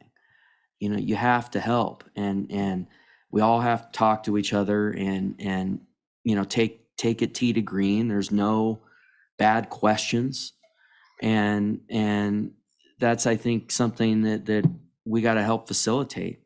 That's my opinion. And I guess my question is, I mean, did they lose value? I mean, are they just? They certainly didn't go crazy, I would think. I mean, if they tried, well, I should probably let Patrick or somebody, but if they tried to sell a bond earning 2 at this point for one and buy one that earned 5, I can tell you which one. Obviously, yeah, but so. Mr. Fleming. Yes, Mr. Chairman, Secretary, I do want to comment that when this program started, interest rates were at 0. And before anyone invested, I made the requirement that everyone had to speak to me personally. Because so many of these people that saying, oh, great, we can get something higher than 0, we'll get 50 basis points or what have you. And they didn't understand that this is not a money market. And I made sure every single person I spoke to, I said, this is not a money market. You don't invest $1 and get back $1. That if interest rates go up, that these bonds will underperform. So when you look at it right now, for instance, the yield on this portfolio is 5.7%. But the current yield on it is much lower because of those low coupons. The same thing that's happening in our ladder portfolio. We were buying 3/8 coupons. Now, when they mature, they will go out and you would then get your par back and you'd buy a 5% coupon. That is what we're doing actively. But with this portfolio, if you sell a bond, as the governor just mentioned, that had a 3/8 coupon, you are going to take a loss on it. Now, if you hold it to maturity, you'll get it back. And so that's a difference. But every single manager who invested in this fund, I spoke to him and said, just so you know, this is not Wildstar 1. There is risk to this portfolio. you can lose. And we had charts to show historically when rates went up, how much you would lose, and historically what it would be. So there was definitely something, because I was concerned, because I know I've seen this. I've seen people going out to these funds who have no experience and trying to sell them garbage bonds. And so I wanted to make sure that they understood there was risk. And our problem was when we created this, WyoStar was real negative. I mean, it was underperforming because interest rates were at or near zero. And we Correct. were trying to get a little more risk in the portfolio to get something back, because otherwise they were just losing money. But that's markets. Yeah, and Mr. Chairman, I guess the best advice I think that I could give them now is that extra yield that they're getting currently is not to spend it and to reinvest it, because then at the end of that 1.8 years, you know, they wouldn't have a loss at that time if they reinvest it. If they spend it, then you know that loss is basically embedded, because they get more income, but you got to keep it reinvested to the end of that period to even get anywhere near what you have now with the 3/8 coupon.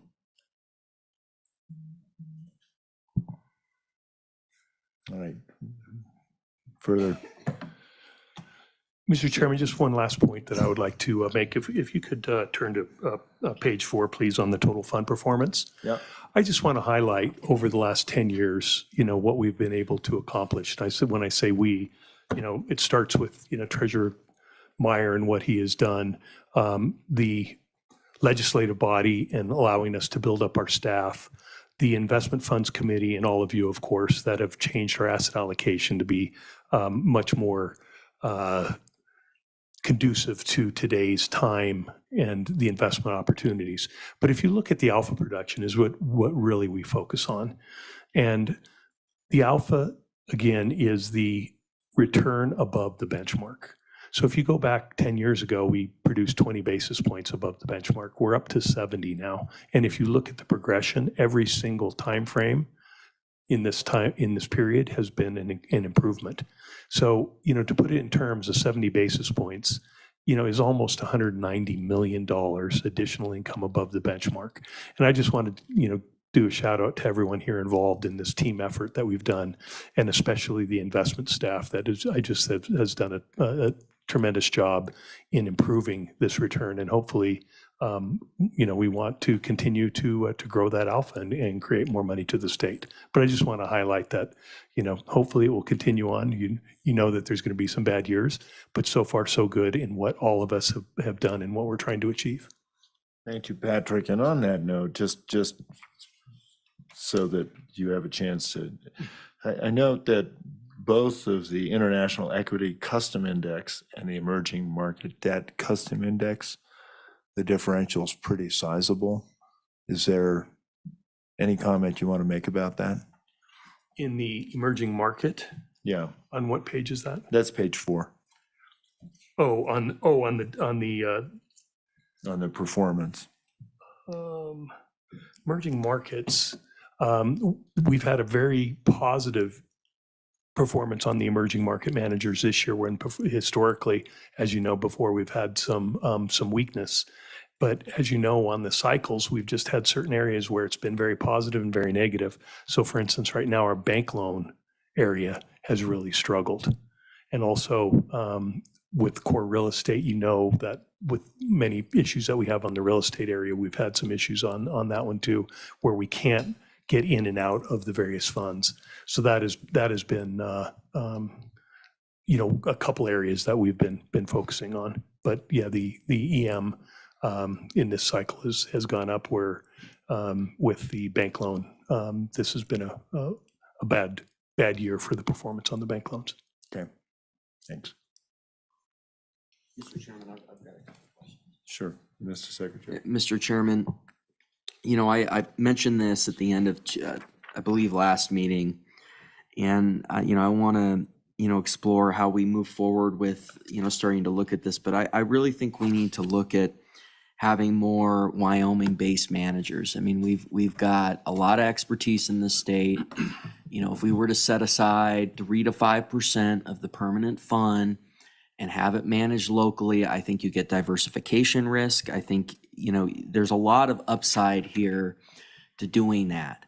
And, you know, I think we can, with our negotiating, you know, leverage, I think we can keep the fees very competitive, if not very the same. So, I mean, I think we need to be looking at this, and you know, I've thought about getting a working group going, you know, in terms of how we guide some future motions to give some direction, or if, you know, the treasurer's office is looking at it on their own. But we got to, it's pivotal. It's economic development, it's diversification risk, and I think it's going to improve the returns. And I think it's in line with what the people of Wyoming want, you know, with this asset that this bounty that God has given us, that we've been able to build off our mineral revenues. So a few different thoughts there embedded in sort of a question, but you know, whatever, hear from you a little Mr. bit. Chairman, Secretary, yes, a great point. And if there is a manager out there that has, first of all, they have to have at least a 3-year track record. And so you're able to show what kind of performance they do, because you can't just go give someone, say, hey, you know, hopefully you'll do well. So you have to show what they've done. And then when you look at the size, they have to be of an adequate size, because as we know, we're really looking for at least, you know, and even the more illiquid strategies of a 50 million ticket. And if you're saying, okay, you don't want to be more than 5% of the fund or what have you, it has to be a quite large fund. And there is just not that many funds out there that from Wyoming who have that performance. So if you're looking at more of a venture type thing, we do have other avenues. I know that there's other funds that are funded by small business and so forth to fund startups. But as you know, our number one mandate is the highest risk adjusted return. And that's just not our business to go out until somebody has a strategy that is proven to do well, just as these managers have shown that have historically done well and shown that they have been able to produce those returns. And Mr. Fleming, actually, Mr. Treasurer, I don't know if you've done this, but I know routinely with Mr. Fleming, when I was treasurer, we would reach out to various managers and allow them to present and look at the track record, the fees, the associated size. And I think, you know, we were, and I think actively engaged in trying to find ways to help promote Wyoming investment shops. Well, Mr. Chairman, the largest program we have really is that TDOA program, and we looked at the situation knowing that a lot of the banks probably would enjoy some more deposits, so we doubled the size of that this year. And as the changes come around in the economy, and that's not quite as necessary, I think we'll probably shrink that back. That's you know, that takes a partial FTE in that, or one person on that.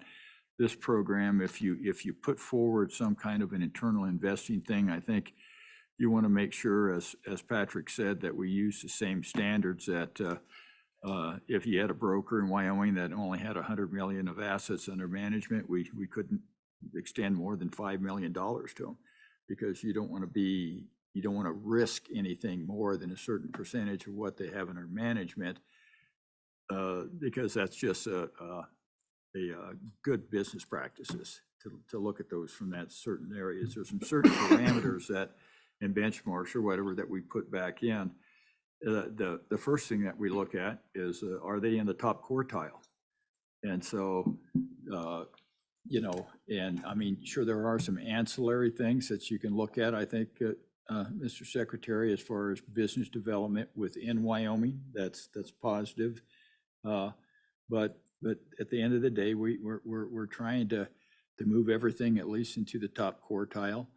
Of course, I think if you look at the banks, we probably can't, I don't think we could say that every one of the banks that gets the TDOA deposit is in the top quartile of banks in the United States by a long shot. So, you know, as far as a pool, I think that is a pool of capital that would be considered. But I would think that to actually run this and to keep the risk down as far as you don't want to get over the insurance limits that's available. So, you know, what we can and can't do, I think that we can look at the limitations, but it may require more personnel, and that's one of the things that we would have to look at, you know, if we're going to go forward with any type of a specific program. And, you know, we do a lot of, I guess, due diligence when we hire our employees. Everybody goes in Patrick's shop has a lot of different things that they have to go in as far as going through some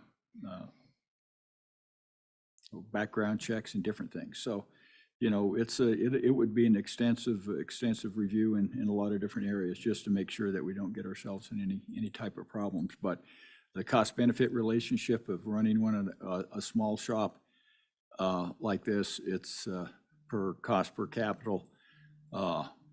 Just internally, it would probably add quite a few basis points to it. So, you know, those are some things I think. There may be other areas better suited, maybe the business council or something like that. I don't know, that they have maybe more of a bandwidth. Well, Mr. Chairman, you know, let's at least get the obstacles on paper here and get them concrete, you know, and see what the answers are out there to the obstacles that the treasurer's office has put out there on this. And then maybe we can get a motion here for the next, you know, at least craft something to explore this, or at least engage on this, because I mean, these Laberna, you know, I used to call them the Laberna Den boys when I was in college. You know, every meeting we keep having these guys come in, and, you know, I went to school with them. They have strengths, they have a lot of weaknesses, but, you know, I think we got to move off the Laberna Den boys and get more of this management here home. And I really believe that. So. All right, thank you. All right. I guess, thank you, Mr. Keevan. Any other comments to make? Not for me. Thank you for your time. Thank you. And with that, I guess we move to D6 to revisit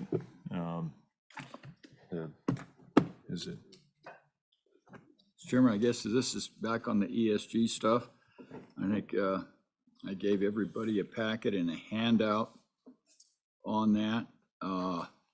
What I did is I took what we had. I took the input from the last meeting.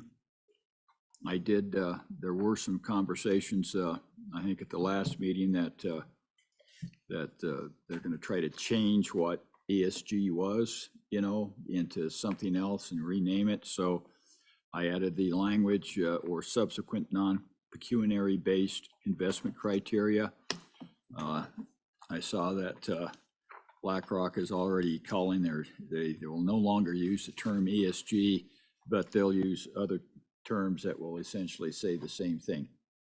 So I added that language in there. Went back in to down a few lines where it says the furtherance of, and there were two things that the auditor suggested that we add in there at the, I think the request of the secretary was to add environmental and governments in that list that included social, political, or ideological interests. The next one that's highlighted, I had wanted to do an appendix on there so I could actually have an objective pricing of the damages that have occurred to Wyoming. And they've been substantial. They've crippled our energy industry. I think they basically corrupted and subverted the rule of law from the standpoint of a lot of the people that we deal with in investment and banking and financial concerns have basically adhered to the both United Nations resolutions and the Paris Accords, which have not been ratified. They severely damaged a lot of different things, and I actually go and say that there's been some I think effect to practically every citizen in Wyoming, including the school children. And when you get back to just a thumbnail sketch of the costs, the first one that comes to mind is no coal lease bonus money, and that's basically funded all of our school and capital construction for a good number of years. That totally evaporated. The rest of the reduction from coal has gone from 440 million to just over 200 million tons of coal. Even at $2 a ton, that's $400 million a year. So you add the coal lease bonuses on that, you're almost $500 million a year just from coal alone of reduced revenue. I'm not sure if this is actually the right place for this. It maybe would be better well suited on my website, but I think that we have to start communicating with the people we do business with and the general public, the problems with that we've had, and then to the outlines, to the handouts that I gave you. And this is the one thing that just really, I guess, makes me think that America is just definitely on the wrong track. And this is an article from the editorial and opinion page of, and this came from, I believe, the folks at the Wall Street Journal. And there's 3 quotes in here of and this has having to do with the Paris Climate Accords and how we are essentially at the back of the bus being drugged by a chain. G basically says that that carbon goals shouldn't come at the expense of normal life. I happen to agree with that. And he also said that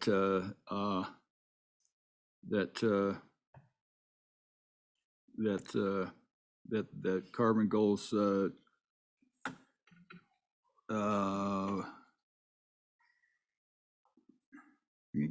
read exactly that the Chinese people shouldn't or energy or food security. So, and I happen to agree with that. And then carbon neutrality goals can't be detached from reality. I think we are detached from reality in our government. I think that's right there. And we can't toss away what's feeding us now while what we feed us next is still not in our pocket. And so China, I think, is probably they got a pass on the carbon on the Paris Climate Accords, as well as India, I think, until 2030. Now, what has that done to the climate? I'm going to put it in perspective, Mr. Chairman, about so we can understand what China has done since the signing of the Paris Climate Accords. They have built from 2022 148 Laramie River power stations. 148, the equivalent of 148 1,700 megawatt stations. In 2023 alone, they permitted another 148 Laramie River power stations, and they built an additional 66 Laramie River power stations. China, at the end of 2022, had 1,118 coal power plants. United States had 225. The world from 2017 to 2022 reduced 187 gigawatts of coal power plants between that two times.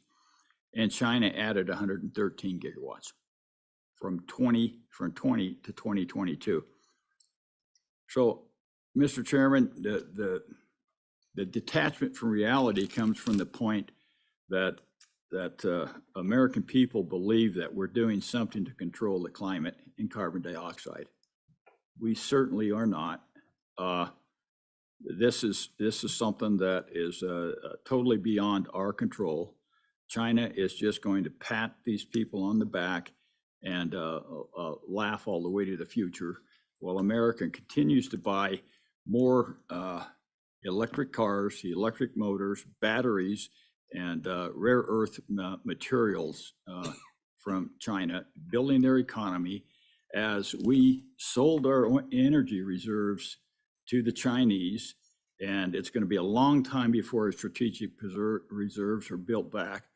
And this is all at the expense, Mr. Chairman, of the citizens of Wyoming and the citizens of this great country.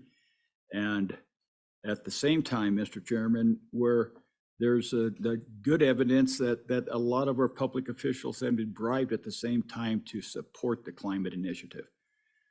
I think it's time that we actually try to communicate the story.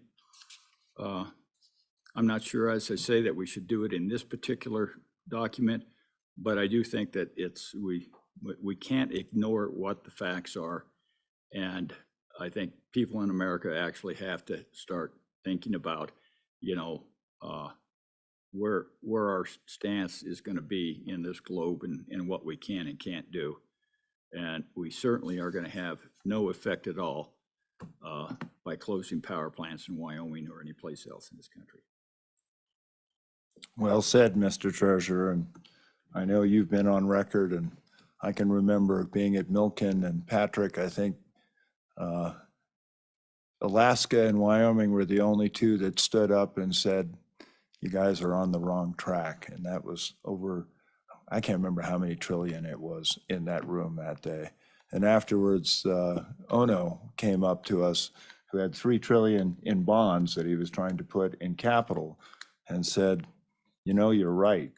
We need to consider putting this in. And then I see that Warren Buffett is investing heavily in fossil fuels at this point. So it's I think timely, and I think it's appropriate, and I very much appreciate your research. Well, Mr. Chairman, one of the parts on this thing is that the financial institutions in this country, under the cloud and cover of ESG and these different things from the UN, the Paris Accords that they've signed on to, they've been able to basically operate in an antitrust faction, colluding to destroy the energy industry and drive down the value of those assets over the past decade.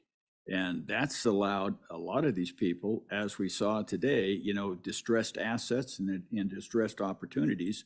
And I fully believe that a lot of this was done not for climate control, but for market manipulation. Yeah, the benefit of market the benefit of market manipulation. So, we're going to move forward on it. As I say, I don't know whether this is the right spot to do it. The one thing I'll draw attention to this, and I believe it was the superintendent, or might have been the auditor that drew attention that I think the superintendent, that the secretary wanted to change may to shall in the second paragraph. I left it at may. That was an oversight. I'd like to keep that as may, just from the standpoint that there are literally hundreds and thousands of companies that we're going to have to look at, and I'd really like the ability to triage those. So a shall would get me into a situation where necessarily we would have to put an effort in to do all of them within a very short time. I don't believe that we're staffed up to do that or have the capacity to do that at this point in time. I want to be able to try to triage the ones that we know that we might be able to have some effect on. And Mr. Treasurer, I know you and I've had this conversation, and I appreciate your comments. You know, my concern is that I think the investment policy statement is that. It's an investment policy statement. It's not a political document. And I do worry that what I'd like to do is to inoculate against people coming with any number of things that they would want to constrain. So- And you know, so I really appreciate your work on this, because I think, as you've mentioned, and I think every one of these members of the board has been outspoken on, you know, when we select managers, do we select them with ESG? No, we don't. And I think, you know, that's been consistent between all of them. And I think the point that I feel very strongly about is that the ability for us to speak aggressively on anti-ESG should not be compromised. And I really appreciate your work on that. So my suggestion was a little bit more stated positively, that we won't invest, that we only invest for the benefit, and that we won't consider fashionable, political, or ideological sorts of things. Yeah, well, Mr. Chairman, I think with omission of the highlighted area, I think we said the same thing, but in a little bit different words. I wanted to try to stay with the non-pecuniary factors from the standpoint that's available from federal legislation, rules in the ERISA, and also several states are using that terminology.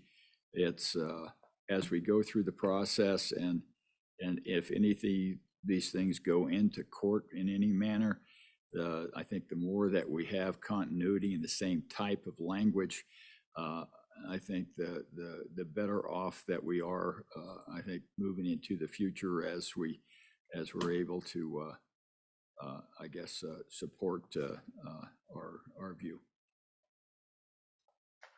Okay. Comments, Mr. Secretary? Well, Mr. Chairman, I think this is just, ESG is just a woke clown show. I've said that and many times, and we got to look at, talking about the treasurer's narrative, how we got here. We've lost. It's because of the media, which lies constantly. We've got big business, which, and that gets to this statement, which is all in on this, and they realized they could make a profit off this woke incorporated malarkey. And so that's why I think it's very important that we push back on this ESG. It's very unfortunate that we've lost big business in this country. It wasn't true up to even the first decade of the 2000s. We had a lot of the staple businesses that were run by patriots and understood that the prosperity of our country was tied to the prosperity of their businesses, these large corporations. But it's changed, and I think a lot of it, there's a variety of reasons for it, but that's why it's important that we push back on ESG. So I'm for getting something done. We've got this rulemaking we're doing in our office as well, on protecting private investors. But I mean, on the public side, I think we got to take some action here. Very good. Any other points? So, Mr. Treasurer, the language you put forward, with the exception of the highlighted piece, is that what you're talking about? Yeah, that's what I'm talking about, Mr. Chairman. And, as far as pushing back, I'd like to work with the secretary and anybody else that would want to work on maybe a joint statement from from us, you know, yourself included. So we could get something that told the facts to the American people about how we're sitting here trying to, you know, lift the world on our shoulders and everybody else is pushing down on us. Yeah, and I think we've done that before with BNP Paribas and, you know, a couple of the other. Yeah, okay. The others. So is that your motion then, sir? Well, my motion would be to move 3.5 as amended with the omission of the highlighted area. Is there a second for the secretary's motion? Oh, excuse me, the superintendent's motion. Oh, I will get there. Treasurer, I'm working down the alphabet. All right. Is there a second for the treasurer's motion? Second. It's been seconded. Further discussion, Well, Mr. Secretary? Mr. Chairman, yeah, I'd like to bring a couple of amendments. I mean, one, I'd like to amend in, it's very important that we have that highlighted language. And I'm very curious as to what happened in the intervening period, because when I talked with the treasurer on it, we were on board with that and talked with him a couple times about it. But it's very important. I've talked with a lot of some industry folks on this, that you have a statement here that it's something that is damaging. And it gets to what the governor was talking about earlier in our last meeting, that, well, governance can be good. Yeah, in some instances it can be. This is negative governance, meaning driven by some woke standard. We're going to have X number of board members that meet some woke affirmative action thing, you know, or it's not governance in general, meaning we're not going to, you know, we're going to be opposed to bribery. You know, that's a good governance standard, right? That comes through corporate policies all the time, anti-bribery standards. That's a good governance. You have to have that negative statement. And I've talked to, you know, some of these asset managers that are trying to push back on ESG, and they thought that sentence was very important. So when I saw that there, I thought it was great. Now we're taking it out. So I'm a little confused here. So I guess my first amendment is to put it back. Well, we can talk before it, or you just want me to move this? No, we got into that last go round. So, Mr. Well, Mr. Chairman, I guess what I would say is that I don't want this to die, that the red part to die because of the blue part. But what I would say is that if we pass the red part and we want to deal with the blue part by itself, you know, I would I guess, you know, say to the secretary that we could attempt moving forward on that. But I think I'd like to get it in better shape than what I have it right here, because I'd like to get the appendix on it. So I removed the subjectivity from it.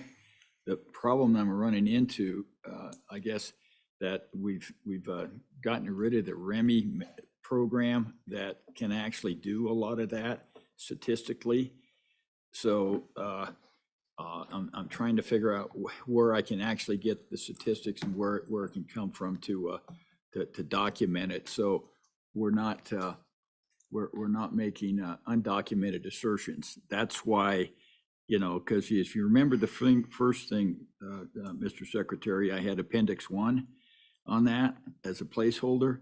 I don't have the appendix. And so that's why I'm kind of backtracking on it, because I want to be able to actually prove it and then have an appendix or set this thing up with an appendix where we can all get on board. So that's why I'm backing off on it. And from my sense, Mr. Treasurer and Mr. Secretary, you know, this board could craft a statement. I think that far, you know, rather than having it buried in the IPS, talk about the damage that environmentally inclined social and governance types of investing that are woke, what they've done to the people of Wyoming, what they've done to the people of the world.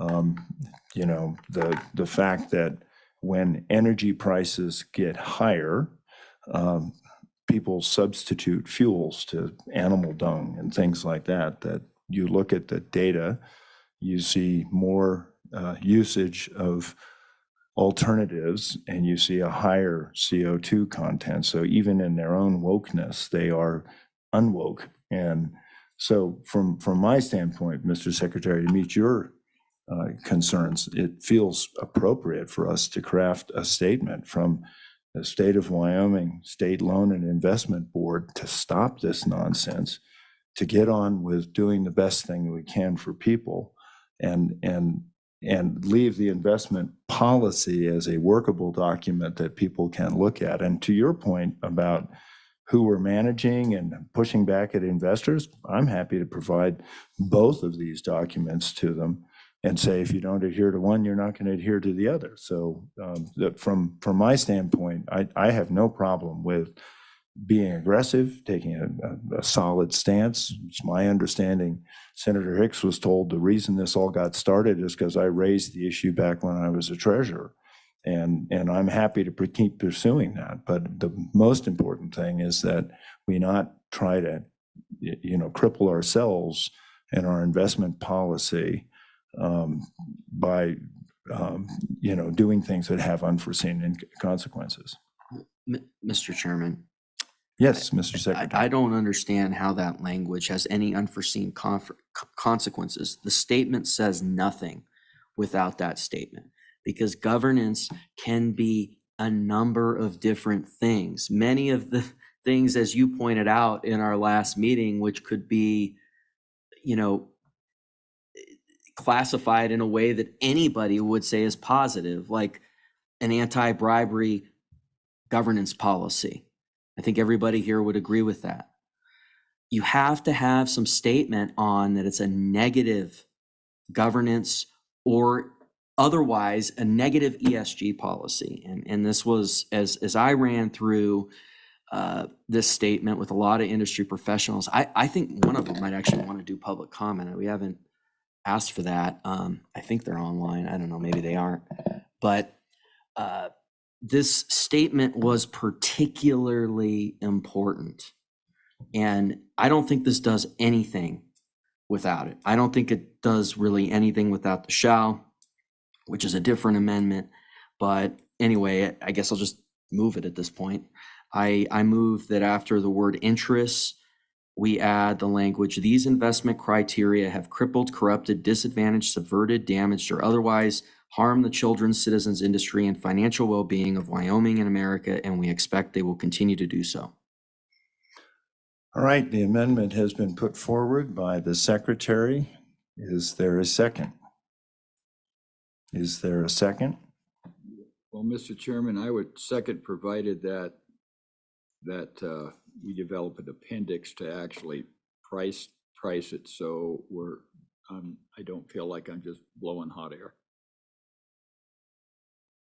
Okay, so it's a second for discussion. Mr. Chairman.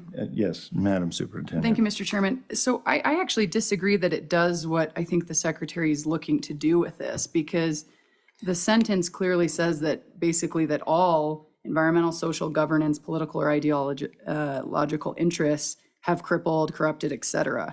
And so it doesn't specify even that some governance is good or bad. And then I would also just want to know, I guess maybe from legal, or what risk that could be if we can't quantify that in this statement. And that would be my opposition to it in the statement versus in this language versus a statement that we made. I agree 100% with this statement. I just don't know if I disagree that it has to be in here to get to where we're achieving. And so I wonder if we can't quantify that in the statement, does that set us up for any legal issue with opponents? Well, I think perhaps even more concerning is if this precludes us from investing in Exxon, or it precludes us from investing in any company that has dealt with trying to move forward in this. Peabody, for heaven's sake, if it if it hurts us in investing in our own, the very companies we want to help, I'm confused. Mr. Chairman, how would it stop you from investing in Peabody? Because they have ESG comments. They have an ESG policy stating that their company's objectives are to promote good environmental criteria, that they want to have good governance. And I guess, to me, far more important is the ability to pull back from the wokeness, to get people on the right track again, and to acknowledge that there are companies that are doing very good things. And I don't think that companies that have ESG policies are universally woke. I don't think there are woke companies that have decided that they're not going to invest in some of the very things that we might want to be invested in. So anyway, I'm just to the good superintendent's point. I think the statement is correct in saying these investment criteria, assuming that they are woke, whatever that definition is, have crippled, corrupted, disadvantaged, subverted, damaged, and otherwise harmed children, citizens, and industry. Absolutely. But where companies have worked to improve their governance, maybe that's just good governance. But to your point, we'd have to define what makes woke governments different from bad governance or good governance.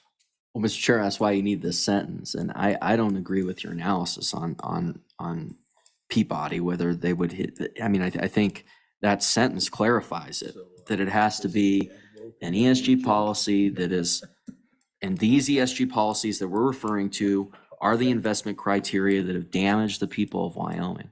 Can we say they're woke? I'd have no problem with that. Okay. Mr. Chairman. Superintendent. Thank you, Mr. Chairman. But I think then it would need to be further amended because that's not what this language says. It says these investment criteria. So all environmental, social, governance, political, ideological. And that's the point I'm making, is that that's not determining which ones are crippling, corrupting, disadvantaged. It's saying that all of them are included. And I think that's maybe perhaps what the governor's point is that if all of those are included, then that's expanded to every company that has any ESG interests. And so I think that language would need to be updated in some way, shape, or form. Mr. Chairman? Mr. Chair. I think it would be determined to be, as it's written, as non-pecuniary based investment criteria. So I think that's that. Mr. Treasurer, I think one of the challenges, though, if you look at Lloyd's of London, they say one of their problems is they have higher insurance rates because of more extreme weather events. And that's why they've come back to drop the fiduciary standard, because they thought pecuniary got more to the monetary piece. But I guess my concern is, when your insurance rates go up for your real estate investment, because Lloyd's has done that in the reinsurance market. I think that was a target of opportunity, to raise rates. I don't know whether it's actually, I'm having a hard time that everything that happens as far as climate is directly correlated to CO2 levels. It's totally agree with you. Yeah. Totally agree with you. So I think Lloyd's made a target of opportunity. But how does a person analyze that? And the other one that I think of, Apache Oil Company that I worked for a number of years, our founder decided that he would put schools in Egypt specifically to educate women. Yeah. 250,000 a pop. He put several schools in there. I don't think he was thinking about that because he was woke. He certainly was not a woke fellow. Right, Yeah, but he did it because he thought it was just good for the country. So, Well, we're kind of circling around that word woke. but it's the operative word in all Yeah, of this. then we probably, to make this better language, whether or not it would pass or not, would say these woke investment criterias.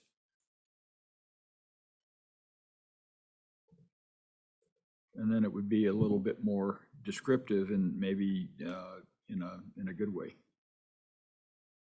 Mr. Chairman. Madam Superintendent. Thank you, Mr. Chairman.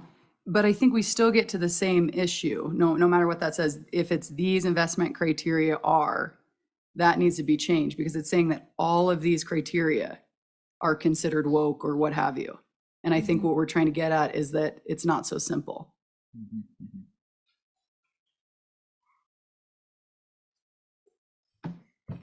I view that as a friendly amendment to put the woke before investment criteria.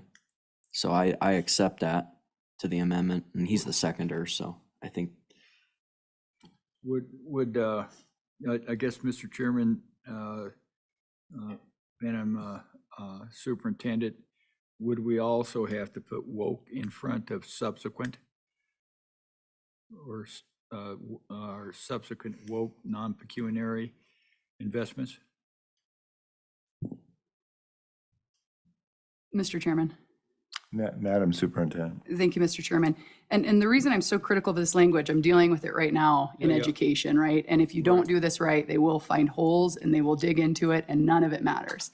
And then that's why you have to define it. It's the same I'm dealing with it, critical race theory, you name it. If you don't define it, then none of it matters. And that's what I'm worried if we just say these woke investment criteria, well, which part of these is woke, right? And that's what I'm just worried about, that it then is effectually not helpful at all if we don't define it because they'll find a way around it. Yeah. Well, Mr. Chairman, that's where I thought it was really good to have an appendix in there to really get into it and get rid of the loopholes and different things. And Mr. Treasurer, you know, the reason I keep coming back to having a Statement. simpler statement with the same intention is that, you know, every manager that gets approved comes before this board and gets a full vetting. Your office does a phenomenal job of monitoring those investors. So, you know, for me, a platform that allows for any member of this board to be able to go out and talk about how we are pushing back on this ridiculous investment. It is, you know, that to me is an enabling statement rather than a definitive and confusing one. But one that really powers the conversation and frankly allows for more headline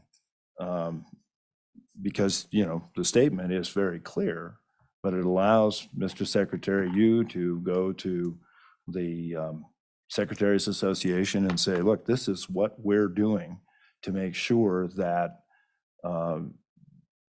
consumers in Wyoming, in the nation, are not being duped by any particular policies because, you know, once ESG gets a bad rap, the same people are going to come back with a new ticker on it. You've already seen that. And this allows us to be able to move as that dialogue changes. Mr. Chairman, could we take 5? Sure. Okay, thank you. All right, thanks. We'll be back in 5.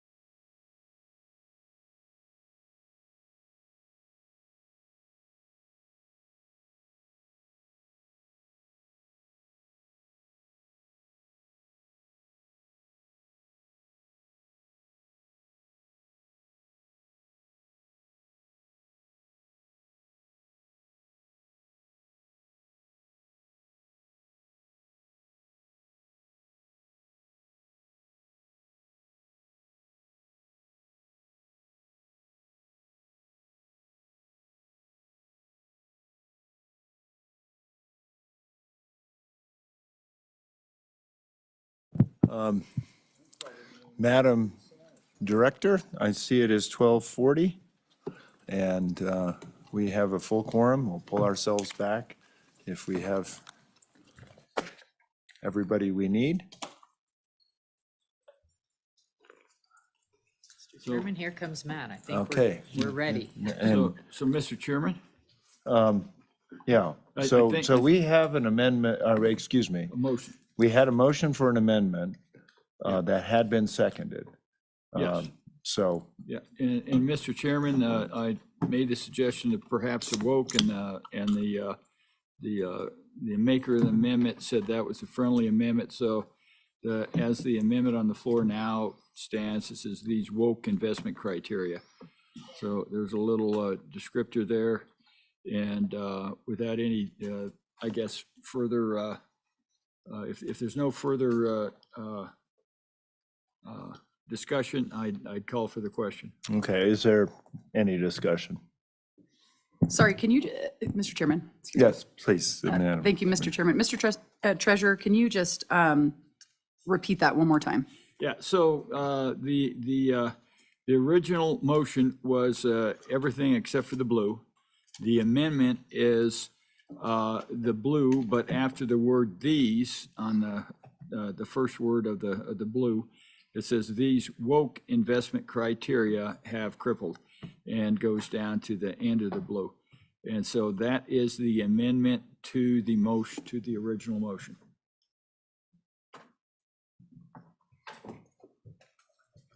Okay, is there further discussion? Mr. Chairman? Yes, Madam Superintendent. Thank you, Mr. Chairman. So I still have concerns that it doesn't well enough define which aspects of environmental, social, governance, political, ideological have crippled, corrupted, et cetera. And I think that's what I'm worried about, that we're talking about, that, you know, Peabody has ESG interests or statements. And so if we say that all of this has crippled, corrupted, disadvantaged, then my worry is that it inadvertently harms those companies that are benefiting our state. And so that's my concern with how it's written in that way, that it isn't descriptive enough. If that makes sense? Mr. Chairman. Mr. Secretary.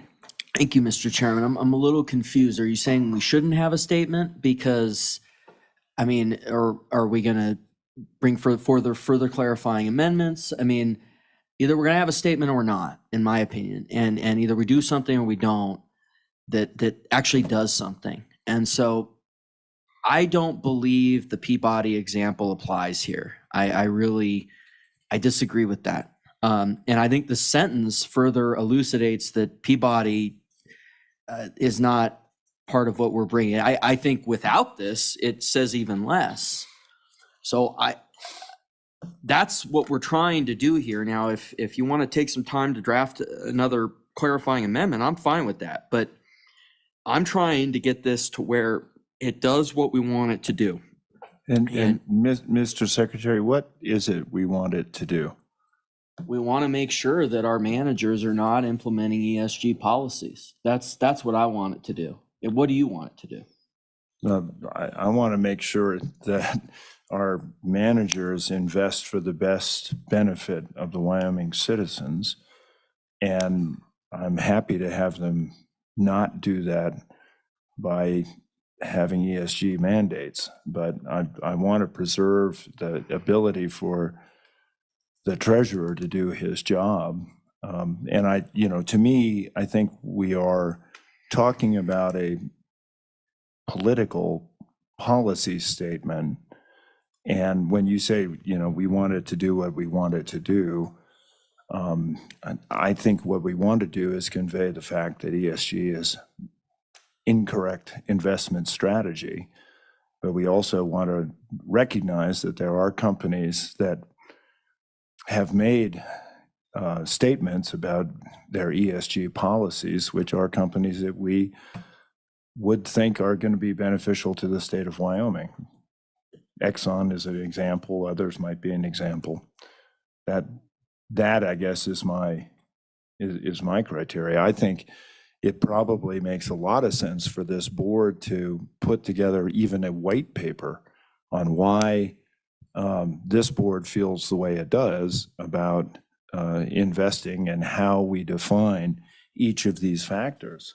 I think that would allow us to present at national conventions, be able to put forward to investment managers, be able to put forward to Milken and others, places where ESG has taken root, and say, this is the position of the Wyoming Board of State Loan and Investment Board, far better than what an investment policy plank would be. Mr. Chairman. Madam Superintendent. Thank you, Mr. Chairman, and I'll try to clarify a little bit more for confusion. What I'm worried about is that if we don't just have, full stop, we are against, the furtherance of these interests that are, pecuniary, that are non-pecuniary factors, that then you have an organization or an individual that sees this statement, says these investment criteria have, and they say, try to argue that they have not, or that we have to legally prove the way in which, or the manner in which we've crippled, corrupted, disadvantaged, and then we've hurt ourselves more because we don't have that articulated. That's my biggest worry, is that it then ends up hurting us rather more than helping us in that way. And so that's the piece that I think just needs a little bit more work, and happy to do that. I just think, I'm just worried about its vagueness and broadness right now, because I'm dealing with these same issues in battles in education, and the left tears these kind of sentences apart. Thank you. Thanks. Yeah, Mr. Chairman. Mr. Treasurer. Yeah, I think what it kind of means to me is that gives the, I know how we're going to, look at the office, and it's going to be, purely pecuniary from the standpoint in this area here. But when you get into the areas where the actions of a company that we may do business with, we may make decent returns on them, but what happens to Wyoming and its investments and its people, and the harm that causes, to Wyoming, that if it's I don't think we should be supporting companies where there's more cost than what there is gain. So maybe you make $10 million on the stock trade, but what you're doing in supporting that company, they have a policy that loses Wyoming $150 million a year. I think you have to go into some of these things with your eyes open in that regard. I think that's what this kind of directs the game into looking at investment policy, but investing from the portfolio perspective and also from the state perspective. So whether or not, that's appropriate or not, I don't know, but that's something where I think that, and it also draws attention to the problems there. But, I would like to get an appendix on it, and if this passes, I'll work my hardest to make sure that we can actually document the actual cost in each one of these descriptors as far as harm. And so, Mr. Treasurer, I don't disagree. My point is that appendix could well be the white paper that I was talking about. And, noting that this policy gets amended every year at least. It gets reviewed every year at least, and has been amended a couple of times. I guess from an operational standpoint, that was kind of what I was thinking about, because I think the superintendent's comments about lack of specificity and vagueness and being caught on the backside are concerns. Mr. Secretary. Thank you, Mr. Chairman. I mean, in my opinion, absent a motion to move us to the next meeting, I don't understand how this amendment makes it more vague. Right now, the statement says nothing. It just says these broad sort of labels that, and I've actually evolved on this, talking to some industry folks that have taken on ESG, that you have to have this negative statement because this is how the left gets around it. And you have to have that second statement. So when it is actually interesting, I was talking to some folks, and then Kurt, when I met with him just to do a little work session, was thinking along the same lines, and it just. But I would ask anybody that, looking at this language on its face, now you can say it's not perfect, in which case that person maybe should bring a motion to delay or whatever to work out a new thing. I don't see how this language on its face is more vague than what we currently have. That to me is a statement that does not make sense. So, Mr. Chairman. Madam Superintendent. Thank you, Mr. Chairman. Well, we can all agree to disagree on a lot of this. I think the one thing that would help is to add these are investment criteria which have, because again, as I've said multiple times, that it doesn't not, and we've discussed that not all governance is bad. And so I think that needs to be articulated, as I've mentioned, which criteria we're talking about. And so perhaps it's something in that regard. Mr. Chairman, Mr. Treasurer. I think that's what we try to do. It's criteria that has harmed the state, that has caused this harm. So if you had a governance policy that did not cause harm, then, there's no reason to have any concern. But if it was a policy that caused harm, environmental, social, governance, political, or ideological interests, that caused harm, then that's where we kind of come down to it raises a red flag. So, Mr. Chairman. Madam Superintendent. Thank you, Mr. Chairman. So, Mr. Treasurer, would you consider that as a friendly amendment, that to have these are investment criteria which have? Yeah, it's actually Chuck's motion to put I'm woke sorry. in. I love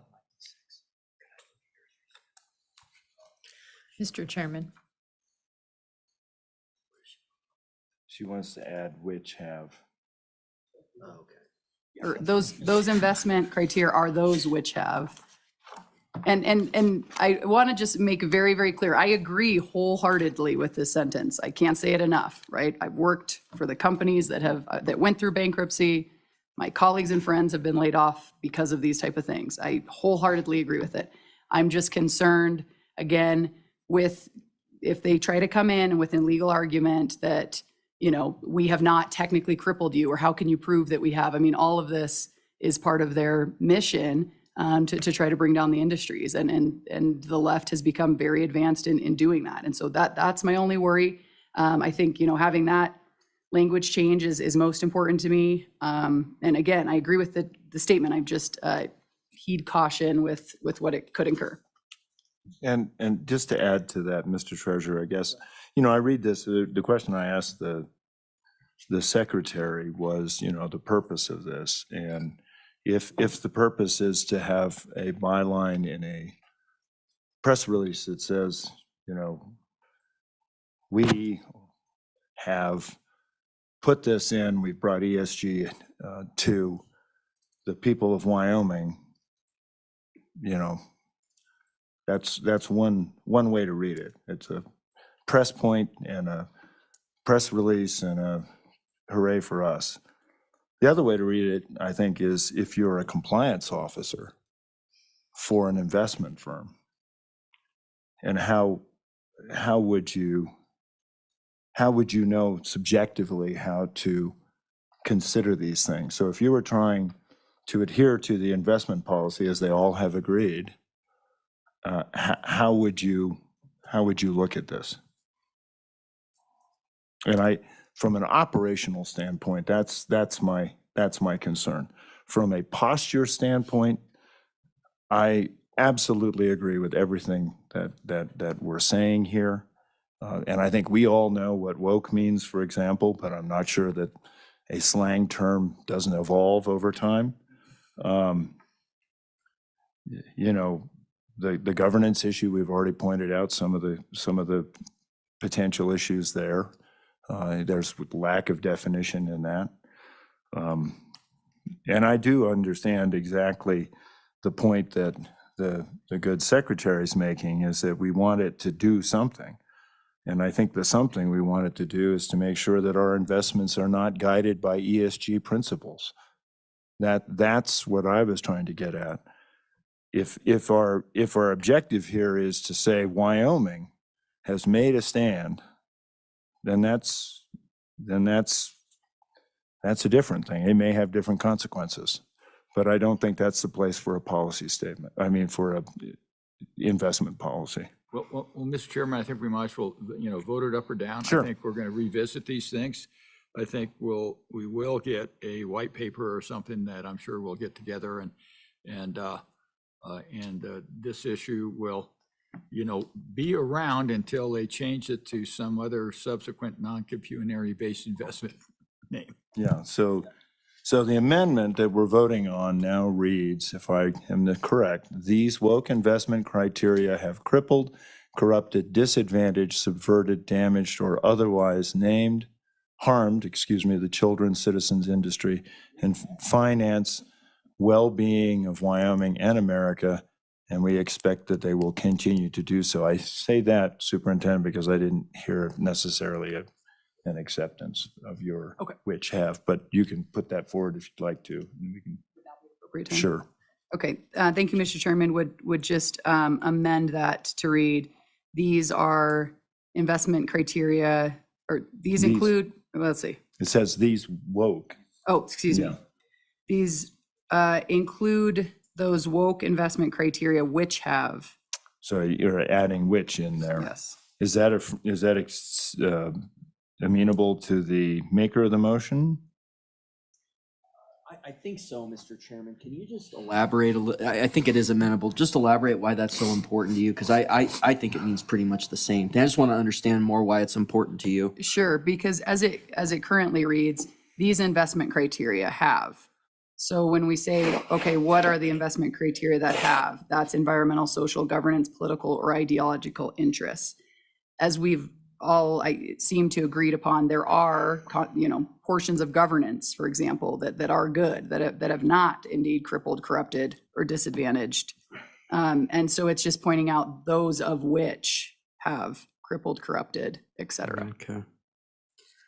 Thank you, Mr. Chairman. Yeah, I view that as friendly, so. Okay, so both the maker and the seconder have accepted that. So we are now voting on these woke investment criteria which have crippled, corrupted, disadvantaged, subverted, damaged, or otherwise harmed the children, citizens, industry, and financial well-being of Wyoming and America, and we expect they will continue to do so. So that is what is on the floor as an amended motion. Any further discussion? Mr. Chairman. Madam Auditor. And I'm not really asking for legal advice, but I am making the generous assumption that woke is not defined anywhere and could change tomorrow or next week and is highly subjective. Mr. Chairman, I'm sorry to interrupt. There is an individual online who's raised his hand, a Chris Nicholson, and he's also sent a chat too, which perhaps Matt could read. Yeah, Mr. Chairman, members of the board, Chris Nicholson submitted a comment that said ideological investment criteria might be easier to understand than woke investment criteria. Just for Okay, Chris, and with apologies for form here, but please, sorry, thank you, Madam Director, for raising the hand. We can acknowledge you. Mr. Nicholson? Or Thank you, Mr. Chairman. Yes. So I work on the ESG issue a lot in the asset management industry. And I do agree that woke is a pretty subjective term. We try to avoid using the term ourselves. And so I think ideological might get closer to the heart of the matter. And on the issue you guys were debating about the problem of the word governance in particular, the fact that there could be good governance measures that are financially related, and there could be politically motivated governance measures. I think that maybe one way you could try to address that question is by saying that the problematic investment criteria is doing something like considering ESG ratings. ESG ratings are really something where people try to combine the environmental and social factors into one lump group along with governance factors. And so the ESG rating is a mechanism where people kind of use governance factors to smuggle in political stuff into investment decisions. And so if you were more specific and you said that the thing to avoid is considering ESG ratings, then that could get closer to the problem you guys are trying to regulate. That's a very good suggestion, and thanks. And I think, Chris, this to ask you a question just to sort of dispense with it. One concern I have with becoming too detailed is the fact that things change and you have to revisit it, and you're not really sure where at the end of all of this that can lead. So the question I'm going to ask you is, as a policy statement from the board, as a separate, where you can delve into much more detail and highlight as an overall statement about our posture vis-a-vis, and I'm just going to say ideological investing. There are a lot of questions about whether that's even appropriate ideologically for a board like ours, but do you see that as being a valuable tool? Yes, I think that basically if the word ideological was used instead of woke, that could help give people the guidance that they need. Because the truth is that there's a lot of subjectivity into what the word woke means. That's the problem that you guys are running into here. But I think it may be a little clearer when something is ideological or not. I think that personally that would provide me some sort of guidance. And I think that's very helpful. And unfortunately, we're in a very judgmental sort of area with ESG, because one person's good governance is another person's something else. And so, but I appreciate your comments. Any questions for Mr. Nicholson? Sure. Thank you, Mr. Chairman, and thank you, Mr. Nicholson, for coming on. I guess, responding to that a little bit, I do want to say that, we have that here in the statement, but also it's going to be on the treasurer and the board. It gets to the second paragraph to enforce this. So that's a very important thing to consider. Now, Mr. Nicholson, your comment on ESG ratings, that was something I was trying to get onto, especially at the last meeting, was how to put in this statement, because I think that's a very important element. That's ESG really coming to its head when they really implement this stuff. Like when we see the outrageous Bud Light marketing campaign. Well, that was driven by a fact that they got a higher ESG score for that outrageous thing. Or when Exxon puts on 3 board members that are totally outside the interests of what Exxon is doing, their own core corporate deal, that was driven by getting a higher ESG rating or whatever proxy statement that they want to push through.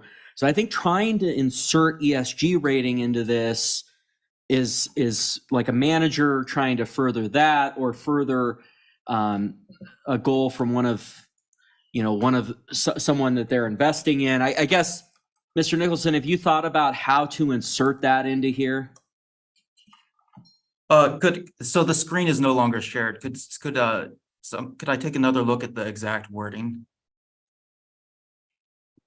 So pecuniary factors do not include the furtherance of environmental, social governance, political, or ideological interests. I would say maybe just say pecuniary factors do not include the furtherance of ESG ratings, for instance. I would just include ESG ratings in that list because basically ESG has become a term of art. Governance itself is fine. You know, there are many valid governance considerations in corporate governance, but it's the term of art when that stuff is translated into ESG. So anytime it becomes an ESG rating, that's when you know things are in political, ideological territory. And so I think including the language, the phrase ESG rating, pecuniary factors do not include ESG ratings. I think that would make progress toward addressing the real ideological problem. Okay, thank you, Mr. Nicholson. Further questions, Madam Auditor? Mr. Chairman, not so much a question, but to, potentially muddy the waters further. And again, the Treasurer's Office has done such a phenomenal job at saving us millions, billions of dollars in taxes, right? So I am protective of their ability to do their job. And there's a lot of companies, or at least some, that are gonna make us a bunch of money, and we own, and they also have good ESG scores, regardless of how wacky we think that is or not. When we start saying, okay, Kurt, no Apple, no Microsoft, no, we have to be very conscious that the words we put on the paper will have real impacts to that. So I very much hesitate to tie it to a score, which we have. It's out of our hands. Yeah.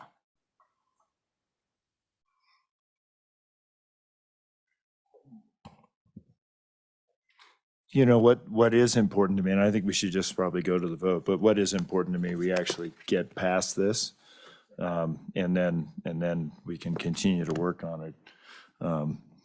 So I'm going to go to the vote, recognizing the good treasurer's call for a question. This is on the amendment, which currently reads, "These woke investment criteria which have crippled, corrupted, disadvantaged, subverted, damaged, or otherwise harmed the children, citizens, industry, and financial well-being of Wyoming and America, and we expect they will continue to do so." So Mr. that Chairman? is- Yes, madam. Thank you, Mr. Chairman. So can I propose an amendment to the amendment? Well, I suppose, yeah. Would replace woke with ideological, as was mentioned by our speaker. Okay, would the maker of the motion accept that? What do you think, Kurt? Excuse me, Mr. Chairman. I think it's one of the four in the list before us, whether or not it's inclusive of all those. I don't know whether it's inclusive of environmental, whether that's an ideological, or I think there's parts of each one of those that are ideological, but I'm not sure if that limits it or restricts it or is the same. Because To move this along, unless otherwise told, I'm going to say that probably is not going to be Not really. accepted. Is that fair? Yeah. Okay. So back and on the amendment. Question. All in favor signify by saying aye. Aye.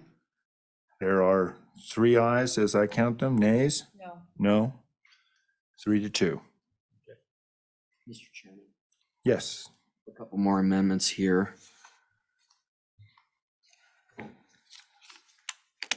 Yes. In the second paragraph, let's just take one by one. I'd like to change delete may and then insert shall.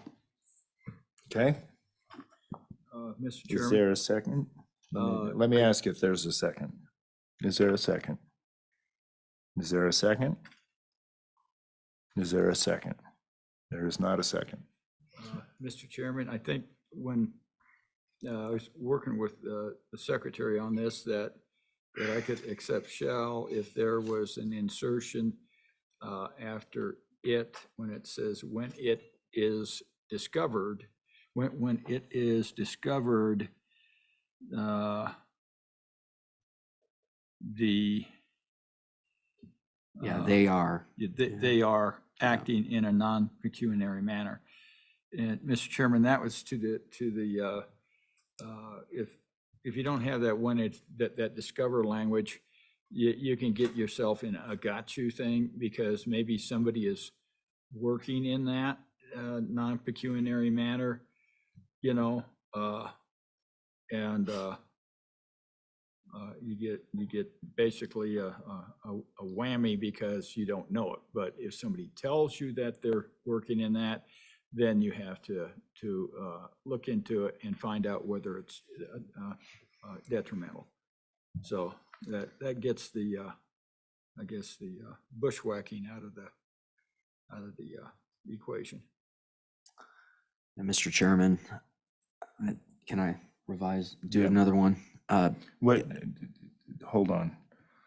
So is that a Well, Chuck wants to make, excuse me. Chuck wants to make the motion? Secretary wants to Okay. make that motion Okay. with that language in it. He's got it written down, so. Yeah, thank you, Mr. Yeah. Chairman. Just all these chicken scratches are adding up. So, yes, in the first line of the second paragraph, delete may, change that to shall, and then after the word is, in the clause when it is acting, after the word is, insert discovered they are. So then it would read, I believe, I'm reading off the same thing, that then it would read, in total, the state treasurer's office shall respond to an investment partner when it is discovered they are acting in a non-pecuniary manner, ... Okay. That motion's I'll been, second that, Mr. Chairman. okay, the motion's been made and seconded. Is there any discussion? Mr. Chairman, Madam Superintendent? have we defined how they shall respond? Or is that up to the treasurer's office? It's in the rest of that paragraph, Mr. Chairman. Okay, that's what, Yeah, you just read it through there. oh, this meeting.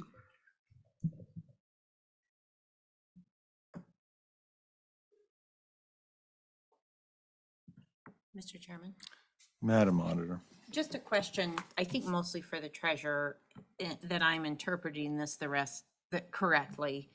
The state's treasurer, the STO shall respond when an investment when they discover that they're acting in a non-pecuniary manner, and B, a potential detrimental outcome is identified.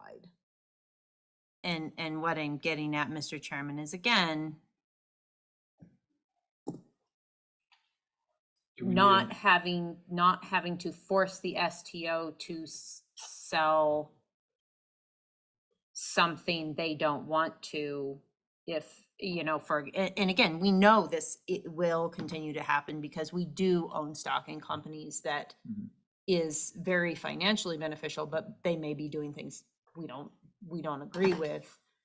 And I just want to make sure we're not, I want to leave that discretion to the treasurer's office. And is that the way that you interpret it? Yes, Mr. Treasurer? yes, Mr. Chairman, and it's descriptive, so, and not only for me, but subsequent treasurers, that the first thing they do is that they communicate with them and I guess express our concern about whatever it is that we consider non-pecuniary.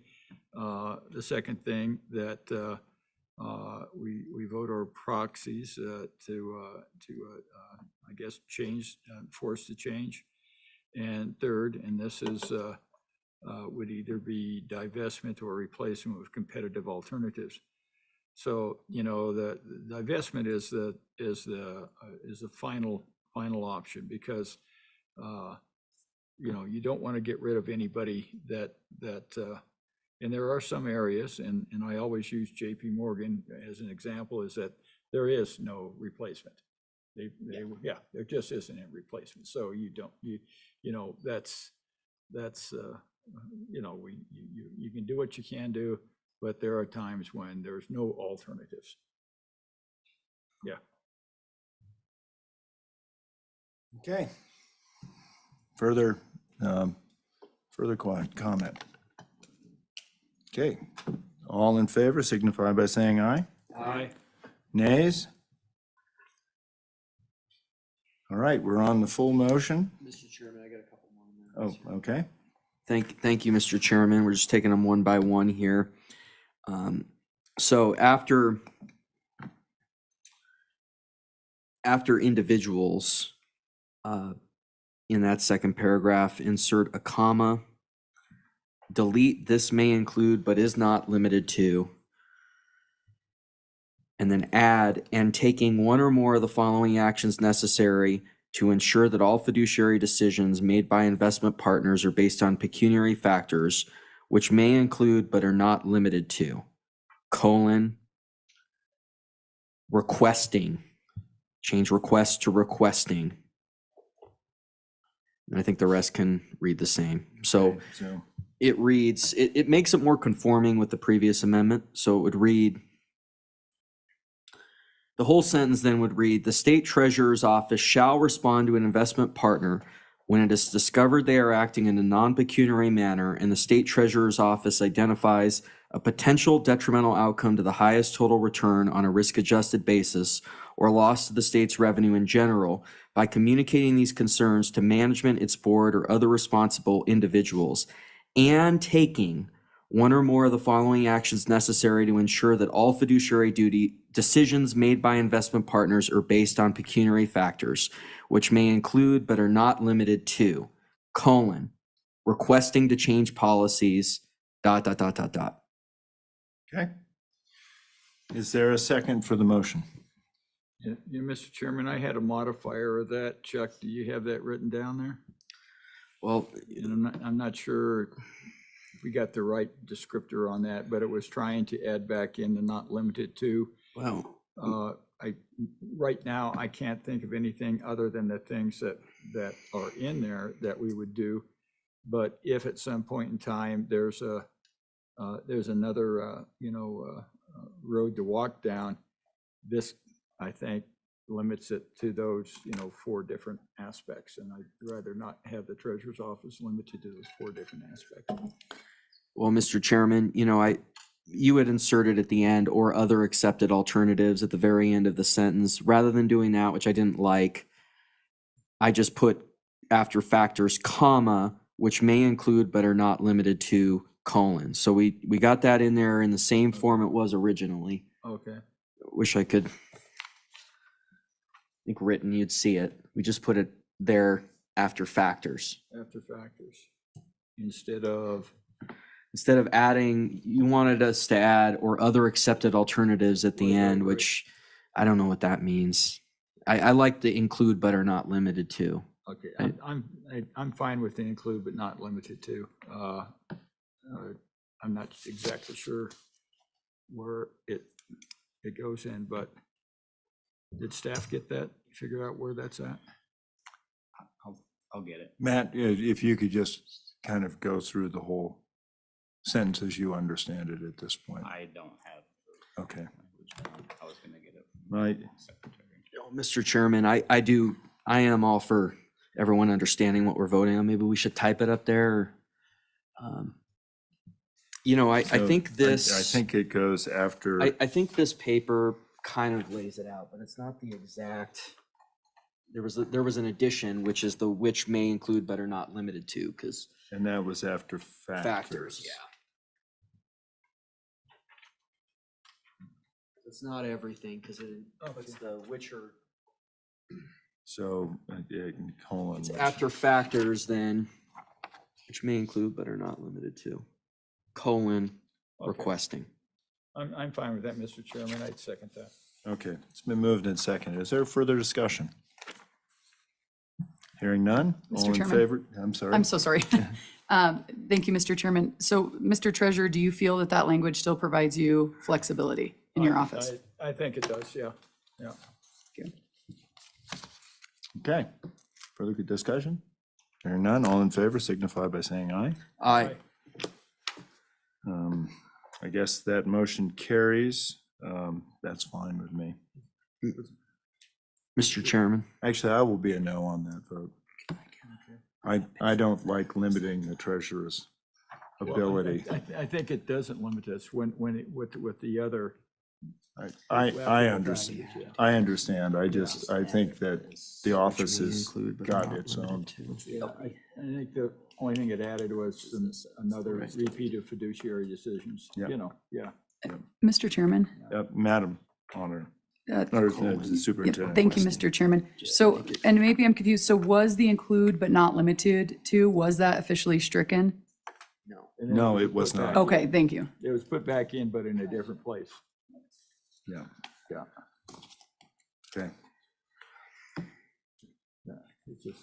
All right, so we're on now the main Mr. Chairman, I language. have one more amendment. Oh, sorry. Okay. All right, Mr. Mr. Chairman, the last amendment would be to add, in the first paragraph, in the sentence, pecuniary factors do not include the furtherance of environmental, social, governance, political, or ideological interests. I would like to add after of the word ESG ratings and/or, and then the rest. So then it would read, pecuniary factors do not include the furtherance of ESG ratings and/or environmental, social, governance, political, or ideological interests. Okay, motion's been made. Is there a second? So that's in the very first sentence. It's right above the highlighted. Oh.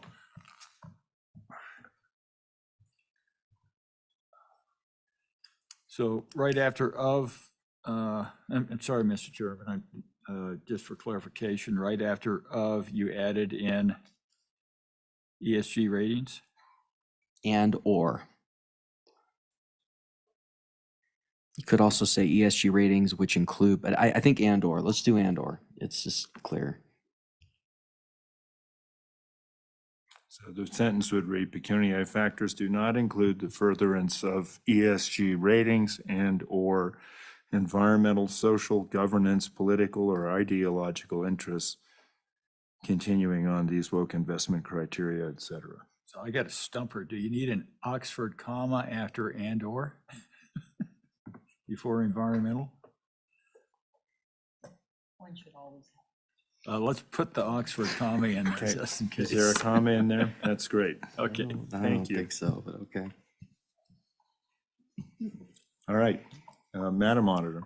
Wait, let's see, is there a second to that? I'll second. Okay, the treasurer seconded it. Mr. Chairman, and I'm really struggling to vote on such a big policy with so many changes that I can't see. So I get what I'm struggling to see what this adds in the same sentence where we already say environmental, social, governance interests. Because that is redundant to ESG scores. That's and when we worked this 2 months ago, if I remember correctly, we specifically removed ESG and spelled it out to be more to make it somewhat more durable, because ESG score is going to be ABC score in 3 months. Mr. Chairman, can I make a few comments on that? Mr. Chairman, I think with these amendments, we've gone down the path of further elucidating that this is about ESG.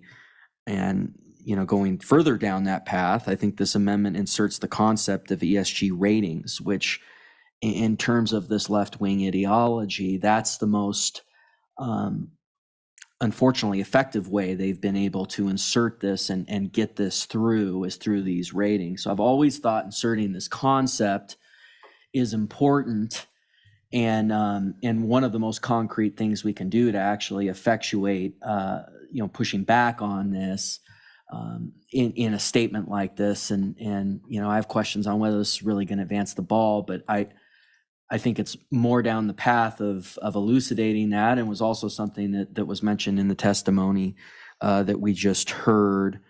I don't think it's redundant because there is so much question as to what exactly that second clause means, that environmental, social governance, political, or ideological. Now, the next sentence, thanks to the folks that voted for that good amendment, I think further elucidates it. Otherwise, I do think it is very, very tenuous.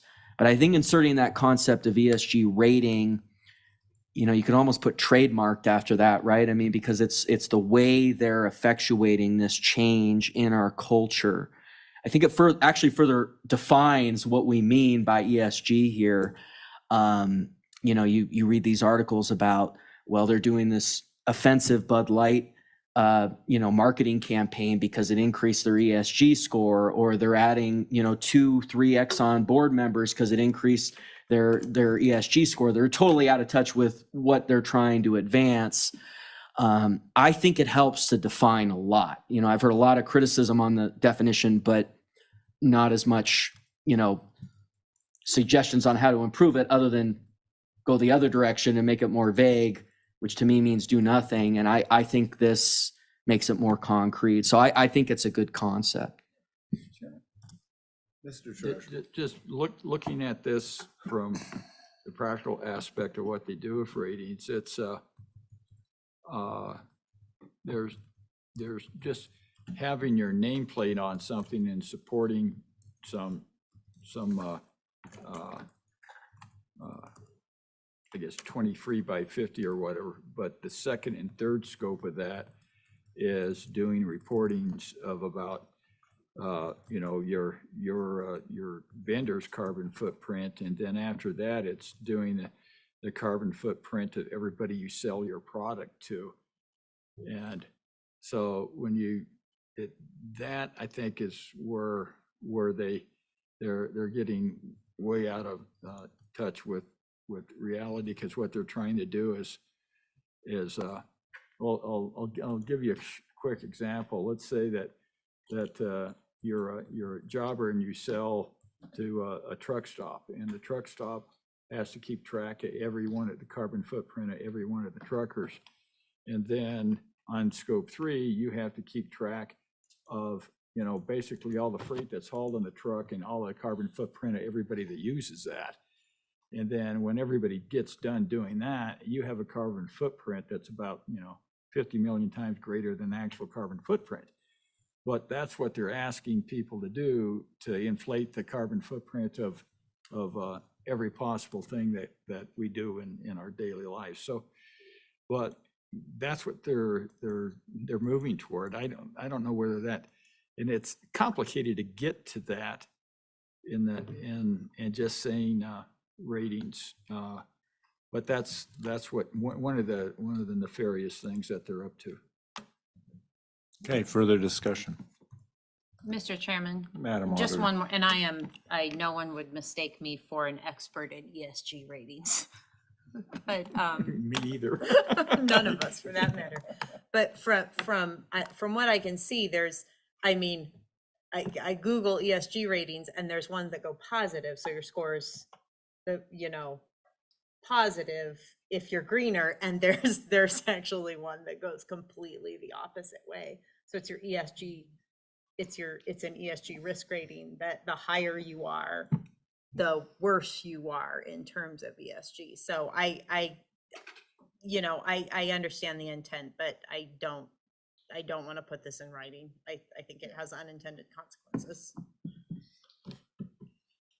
Okay, further discussion.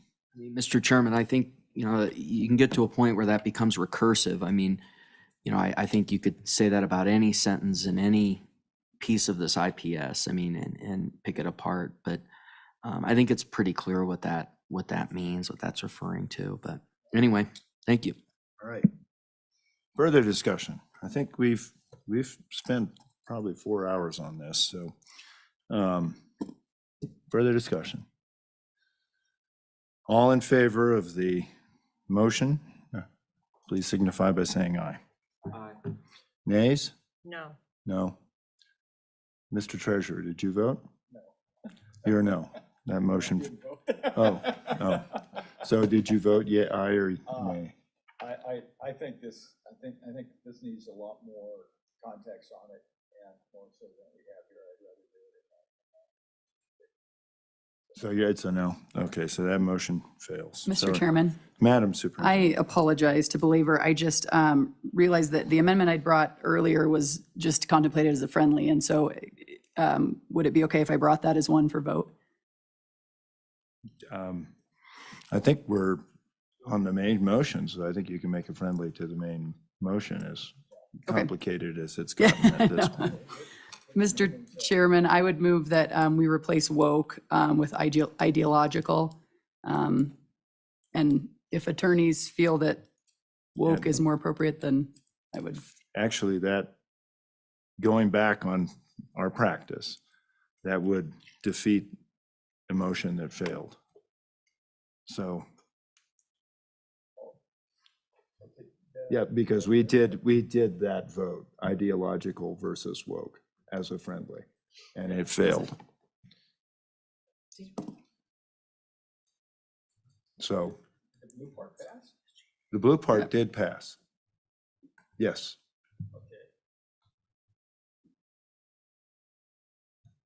So I think we have the full statement before us. I can Matt, share the. Do you want to? I think I've got it. Yeah, thank you. Let's see. And Matt, correct me if I'm wrong, but I believe that vote was taken and it failed. Mr. Chairman, Yes. I think Well. It would have to be a Mr. Chairman, reconsider or it wasn't something. a friendly amendment, so I think it's. She could make a straight motion. I think she can make a straight motion Okay. for that. If you want to make a straight motion, I will accept that. Thank you, So- Mr. Chairman. I would move replacing the word woke with ideological. second. Okay, that's been moved and seconded. Any discussion? Mr. Chairman, thank you. Mr. Chairman, it's actually a suggestion of yours to put that in there. And while it may seem a little bit, some may say not formal, maybe is the word. I actually think I disagree a little bit with the good testifier earlier. I think it does help define it. And because that is what we're talking about here. And I actually think it's one of the most descriptive descriptors in the entire statement. Things pretty tenuous outside of that. So I'm going to vote no on this. I actually think, I can't tell whether the chairman was making fun of it or when he brought that or not. I actually think it's a valid descriptor. And we're not defining any of the terms here. I mean, you could define almost every fourth term here. So I actually think it helps define what on earth's going on here. So. Thank you, Mr. Thank you. Secretary. Further discussion on the amendment to replace woke with ideological. All in favor signify by saying aye. Hi. Nays? No. No? Mr. Treasurer? I'm an aye. You're an aye. So the ideological does replace it. We now have a full investment ESG 3.5 policy. Do you want to look through it?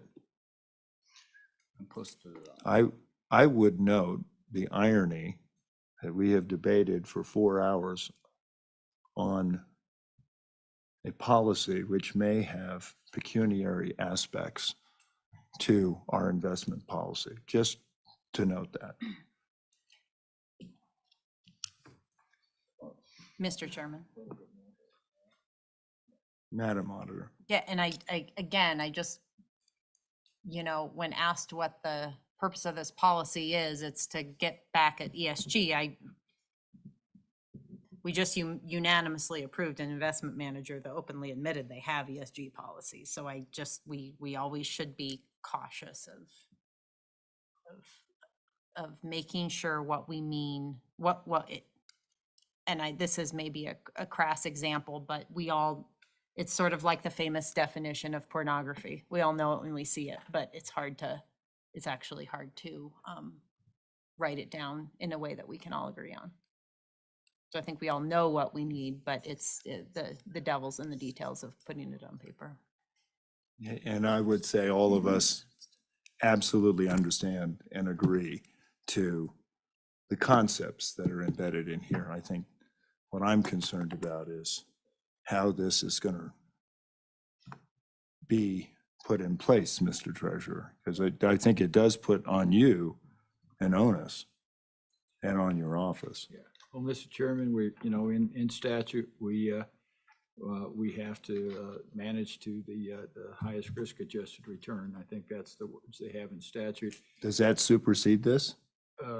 Statute, that's what I have to follow the law. I have to follow this. And where I follow it, I think it's spelled out, how I follow it. And if it has a detrimental effect and outcome, to the highest return or the state's revenue in general, then it's spelled out what we do. And we have a discussion and find out, just go through. It's basically,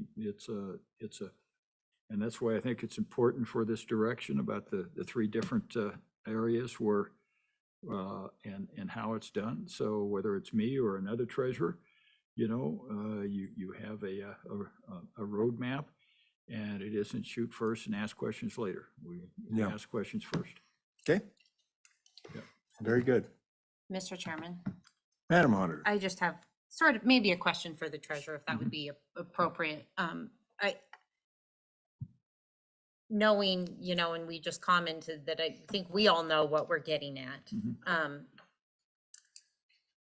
Recognizing that we are dealing with a wide variety of large investment firms with teams of lawyers who are risk adverse.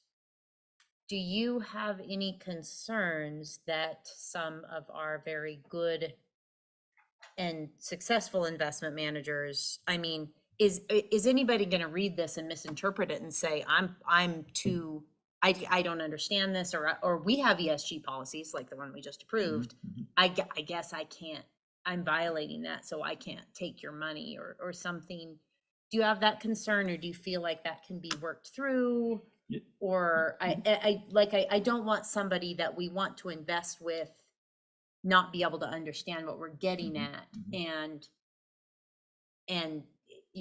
again, harm your ability to do your job. Yeah, I don't have any concern on that, because it all has to go back to, and the language that the secretary put in there, fiduciary decisions.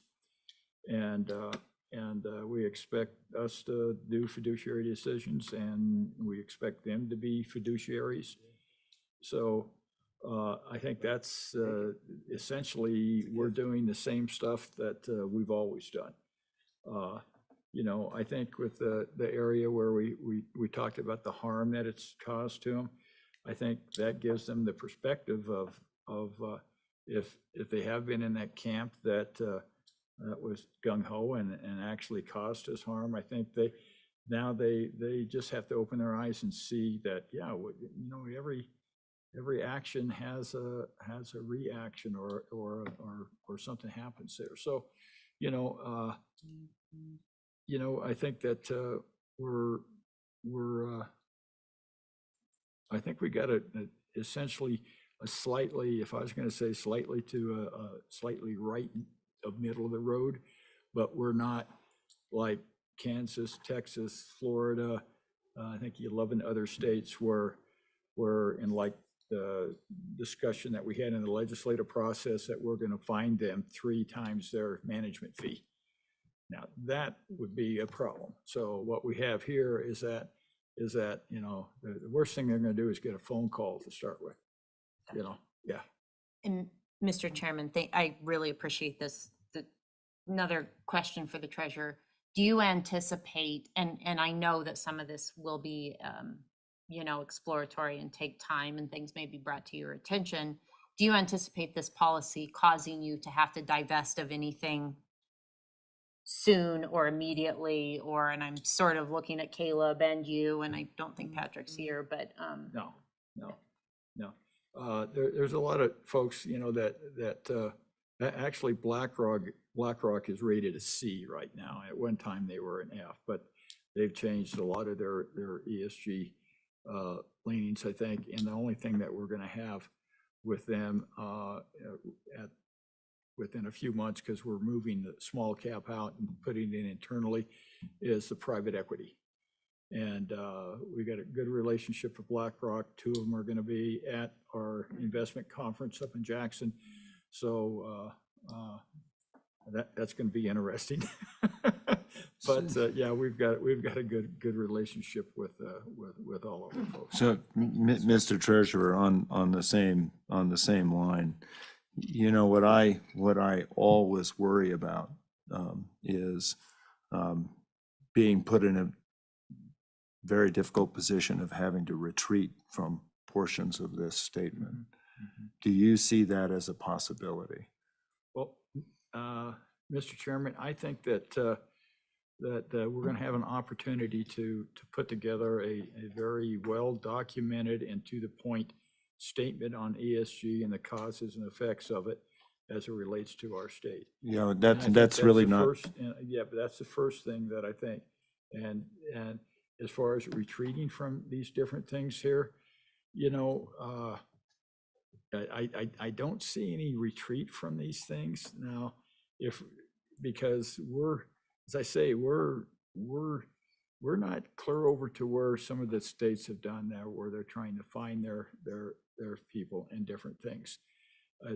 So we're taking a firm stand, and we're telling folks that we've had some problems in our state, and we'll have them well documented at some point in time. Which so no, I don't see any retreat from here from the standpoint of because it's a good measured approach, and we're not we're raising our voice, but we're not out the window saying I'm as mad as hell and won't take it anymore. Well, But I we're think close. I think some of us have been there. I have been there on a consistent basis.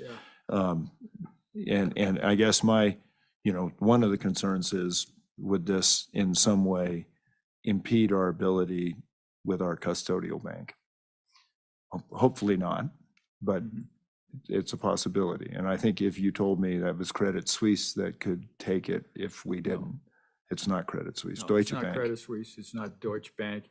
I think there might be one Japanese bank that doesn't have an Okay. ESG policy.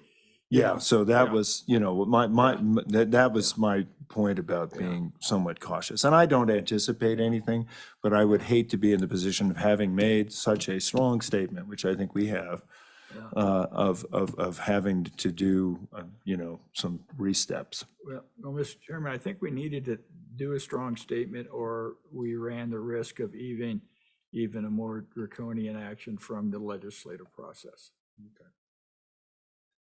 Mr. Chairman, Yeah. I just want to make sure I understand this, and so so folks can disagree. Just having ESG policies does not mean you have been in violation of this, knowing that probably 98% of everyone we're invested with Right. has ESG policies of some sort. Yeah. Okay. Okay. Mr. Secretary. Well, Mr. Chairman, one thing I'd note you could have an anti-ESG policy that's an ESG policy to be anti-ESG. So, I think it's about, we don't want entities that are furthering an ESG interest. And that's why the failure of that two amendments ago on the ESG rating was so unfortunate. And I mean, I think that, even the conversation the last 3-4 minutes, I mean, I'm going to vote aye on this. I don't really think it does too much. I think I view it more like a resolution that is even weaker than a resolution because it's not, doesn't have letterhead on it. But, and ultimately, you know, the authority, even with the shall, what's the ability for us to make sure that this is being done, that there's the pushback? I mean, ultimately, the board can probably make a motion on its own, but or just vote no in certain situations when someone comes before us that isn't consistent with this. But, you know, and I think it's unfortunate if it's viewed as somehow preempting stronger legislative action. We need legislative action. We need strong action from this board. We all got to work together to take on this outrageous attempt to go against the values that have made our country and our state what it is. And so anyway, I think it's pretty weak sauce in my view, but I am going to vote aye. Okay, further comments, statements? If not, we are on the main motion. I think Matt had, or it was up on the screen. I think you've seen it. You've had a chance to look at it. You've heard the discussion. So I'm going to call for the question. All in favor of the section 3.5 signify by saying aye. Aye. Nays? That motion carries. Mr. Treasurer, I hope you'll get some feedback because I think just passing, for my, just as a statement, I regard every item in our IPS to be material, not a feel-good statement, not a posture statement, but a material statement of our expectations. And so if people tend to look at this as a weak statement that they can ignore, think again. I think there are consequences to these statements. You know, furthermore, I think, Mr. Treasurer, I think the onus is on you now to make sure that the number of investments that you've made, that's now a requirement that you routinely monitor them. And that may require hiring additional resources to do that properly. And so I just, you know, this is not a hooray, we can make a press announcement. This is a significant statement that has consequences. Yeah, Mr. Chairman, I think that we're busy right now looking at an RFP on a proxy managers, and we were able to kind of copy Kansas's RFP, and it was very detailed. And our COO has been working diligently on that. So I think that when we get that, I think that's probably the place where we'll be doing most of our work as far as, you know, as far as being able to have some action items in different areas, and in concert with the other folks in the SFOF, we should be able to have, I think, hopefully an impact. So Okay. it's yeah, it's a big task. I mean, if you look at what's happened over the last 10 years, you know, I think we're going to win some battles. If we can win the war, that'd be great. But, you know, it's going to be hard to wake up America to their wokeness, I guess. Yeah. All right. Well, thank you. That matter is now, I think we are at the end of the D matters. Madam Director, I'm sorry. Mr. Chairman, correct. We are at the end of the D matters. We are on to the K matters, which are the Board of Deposits. Again, the Treasurer's Office. I would yield to them.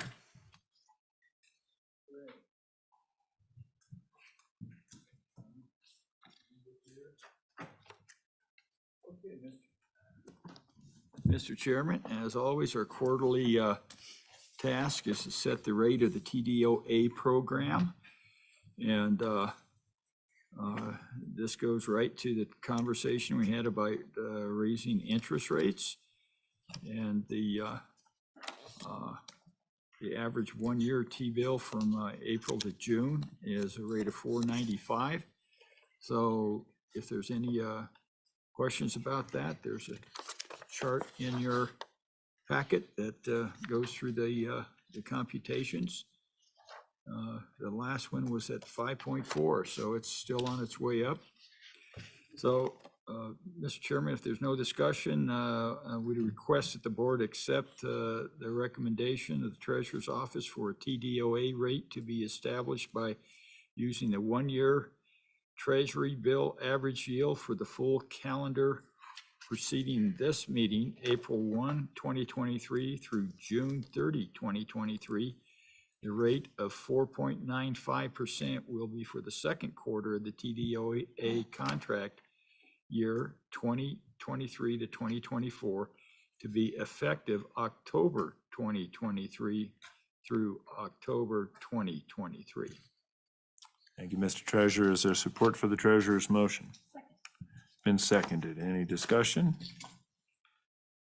Hearing none, all in favor signify by saying aye. Aye. Nays? Motion carries. I note, Mr. Treasurer, item K2 is the collateral and deposits. And Let's see. There we go. Okay, Mr. Chairman, just on the, there's a few folks here that haven't taken TDOA money. Yeah, we get, but a lot of them have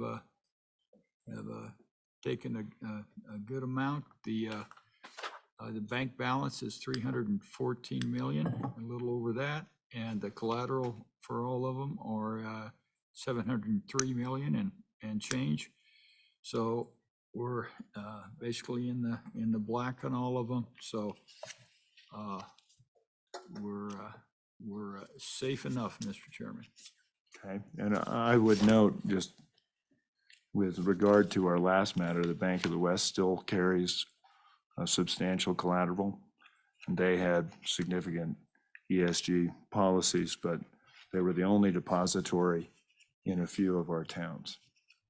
Yeah, Mr. Chairman, and they've, since BNP Paribas has sold them to Montreal, they weren't, in this time period, they weren't eligible to have a review from as a Montreal bank because they were in that transactional period. So between now and the next TDOA program, or the end of the year actually, because I'm not sure we've got a lot of money left in that, we'll take a look at their policies and see whether or not they're as I guess crosswise as BNP Paribas was with us. So okay, thank you. Yeah. Okay. The next one, we got another bank in here. The Bank of Jackson Hole and NBH Bank has merged. And so we've got... You can be excused, Mr. Secretary. Is that okay? Yeah. Yeah. So we got a recommendation for a new state depository. And so we recommend that the board approve the NBH Bank as a state depository.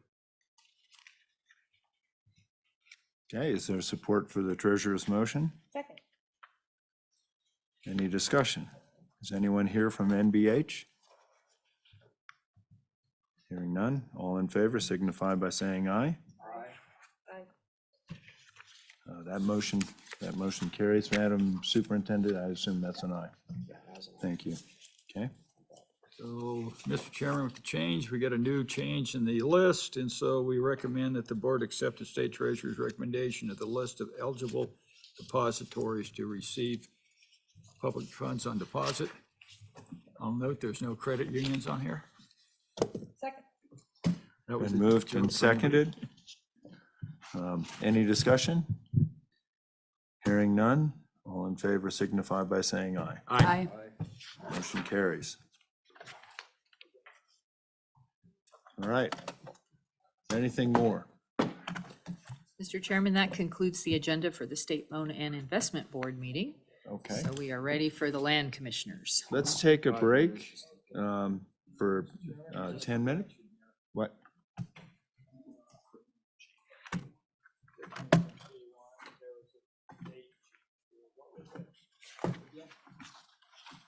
Mr. Chairman, the motion said October 1 through October 31. It should be December 31 for the TDOA interest rate. I thought he said that, but sorry. For the last quarter. So let's, yeah, sure, go ahead. Motion to reconsider, I guess, is what. Okay, second, okay. All in favor signify by saying aye. Aye. Okay, Mr. Treasurer, that carries. Mr. Chairman, the Treasury requests the board accept the recommendation of the TDOA rate to be established by using the one-year Treasury bill average for the full calendar quarter between April 1st through 2023 to June 3rd, 2023, the rate of 4.9% delivery for the second quarter of the TDOA contract period 2023-2024 to be effective October 1st, 2023 through December 31st, 2023. Okay, motion's been made. Is it seconded?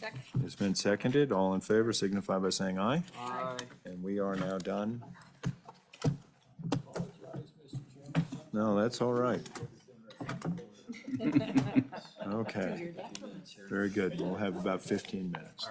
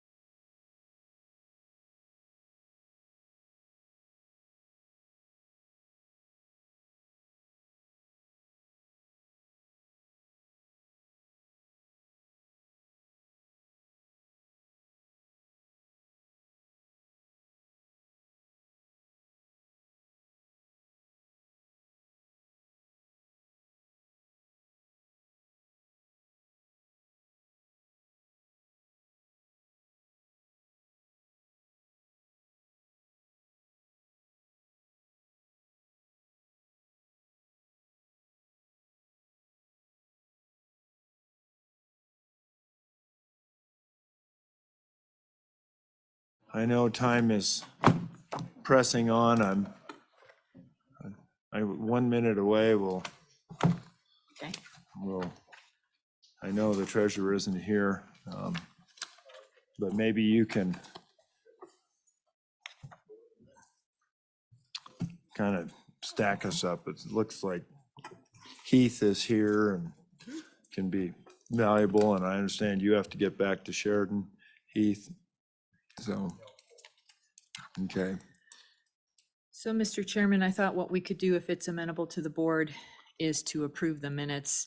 I do have a proposed consent list that we can talk about, and after that's done, then we can move the first walk-in matter up to the front, which is the walk-in one, which is the proposed VOA exchange, Okay. just to accommodate his schedule to get back to Sheridan this evening. Okay. Okay. So, Mr. Chairman, the first item on the State Board of Land Commissioners agenda is approval of the minutes. We do have meeting minutes from the June 1st, 2023 regular State Board of Land Commissioners meeting, and then we had a special meeting on June 19th of 2023. I'll leave it to your discretion if you want to take them together or individually. I'll leave it to the maker of a motion, but let me first ask if there are any corrections or additions to the board matter of June 1. Hearing none. June 19. Hearing none. If I would entertain a motion for one or both. Mr. Chairman, move to approve the minutes for the Board of Land Commissioners from June 1st and June 19th. It's been moved, it's been seconded. Any discussion? Hearing none. All in favor signify by saying aye. Aye. Mr. Treasurer, or Mr. Secretary? Is that an aye? Okay. It says that you abstained on Ms. Morris's, is that correct? Yes. Okay. Yep. I had worked with Ms. Norris before she was the consulting forester for our ranch. I'm an aye. Okay, thank you. Okay, Mr. Chairman, moving along, under tab B, we have provided the board with the usual reports. We don't have anything to add, but I think we still have staff here that could answer your questions, should you have any. Are there any questions? Matters under tab B. Deputy, I didn't see anything in there that was any of the, okay, so thank you. Okay, Mr. Chairman, we've provided the materials for this meeting in advance and have briefed each of the board members individually prior to the meeting. At this time, I'm prepared to propose a consent agenda. Very good. Please. The following items on the State Board of Land Commissioners agenda for the August 3rd, 2023 meeting appear to be amenable to treatment on a consent list. D1 through D15, E1, and I would note that we did yesterday remove parcel 194 from E1 to allow further discussion with Game and Fish. F1 through F7, G1 and G2, I1 and I2. So you've heard the suggested list. D1 through D15, E1, F1 through F7, G1 and 2, and I1 and 2. That's correct. Okay. Would anyone like to propose that consent list? Mr. Chairman, I would move a consent list with the aforementioned list of items. Thank you, Madam Auditor. Is there support for the auditor's motion? Second. It's been seconded by the superintendent. Thank you. All in favor of the consent list, signify by saying aye. Aye. Motion carries. I would now entertain a motion to accept the director's recommendation on the items on the consent list. So moved, Mr. Chairman. Been moved. Is there support for the Second. auditors? It's been seconded by the superintendent. Thank you. All in favor? Mr. Chairman? Yes. Sorry, apologies. Just want to point out that I'll be voting yes for the consent list with the exception of an abstention on D11. on D11. So noted for the record. Thank you, Madam Superintendent. You've heard the superintendent's motion. We're now going to vote on the consent list, the items, and we'll recognize the superintendent's abstention on D11. All in favor signify by saying aye. Aye. Nays? Carries. Thank you. Mr. Chairman, as I mentioned, due to time constraints, we would like to move walk-in matter number 1 to the first item on the board's agenda, which is to consider proposals to exchange state trust land in Laramie County for deeded land in Sheridan County. And with that, I would yield to Deputy Director Crowder to present the matter. Deputy. Thank you, Mr. Chairman. This exchange is brought to us by the Volunteers of America. It spans from Laramie County to Sheridan County, Wyoming. It would exchange 0.8 acres of state trust land in Laramie County for 1.7 acres of private land in Sheridan County. We have discussed this transaction with the board in executive session yesterday and have gone through all of the details about the transaction, but it's important to note that we're in the very early stages of this transaction. We have obviously received an application from the Volunteers of America to consider this exchange. The director has heard it in an internal review team, and she has moved the transaction to the Category 2 list. And in that determination, she believes that the transaction has the potential to meet the board's trust land management objectives. Those trust land management objectives are 3 in total. They are to better meet the beneficiary's short and long-term objectives, to improve the manageability of the land asset, and 3, to meet a specific school or community need. When we did the preliminary review of this transaction, we found that it has the potential to meet a couple of the objectives and not all of them, and it's not required to meet all of them, but it could improve long-term returns and diversify the portfolio, as well as meet a community need by creating a better and more holistic mental health facility here in Cheyenne and in Laramie County. We have presented the transaction to you in executive session. You've given us the desire, not in any formal motion, but the desire to hear the transaction today in an open public meeting. And so this is what we're doing, is providing the transaction to you to consider for initial approval.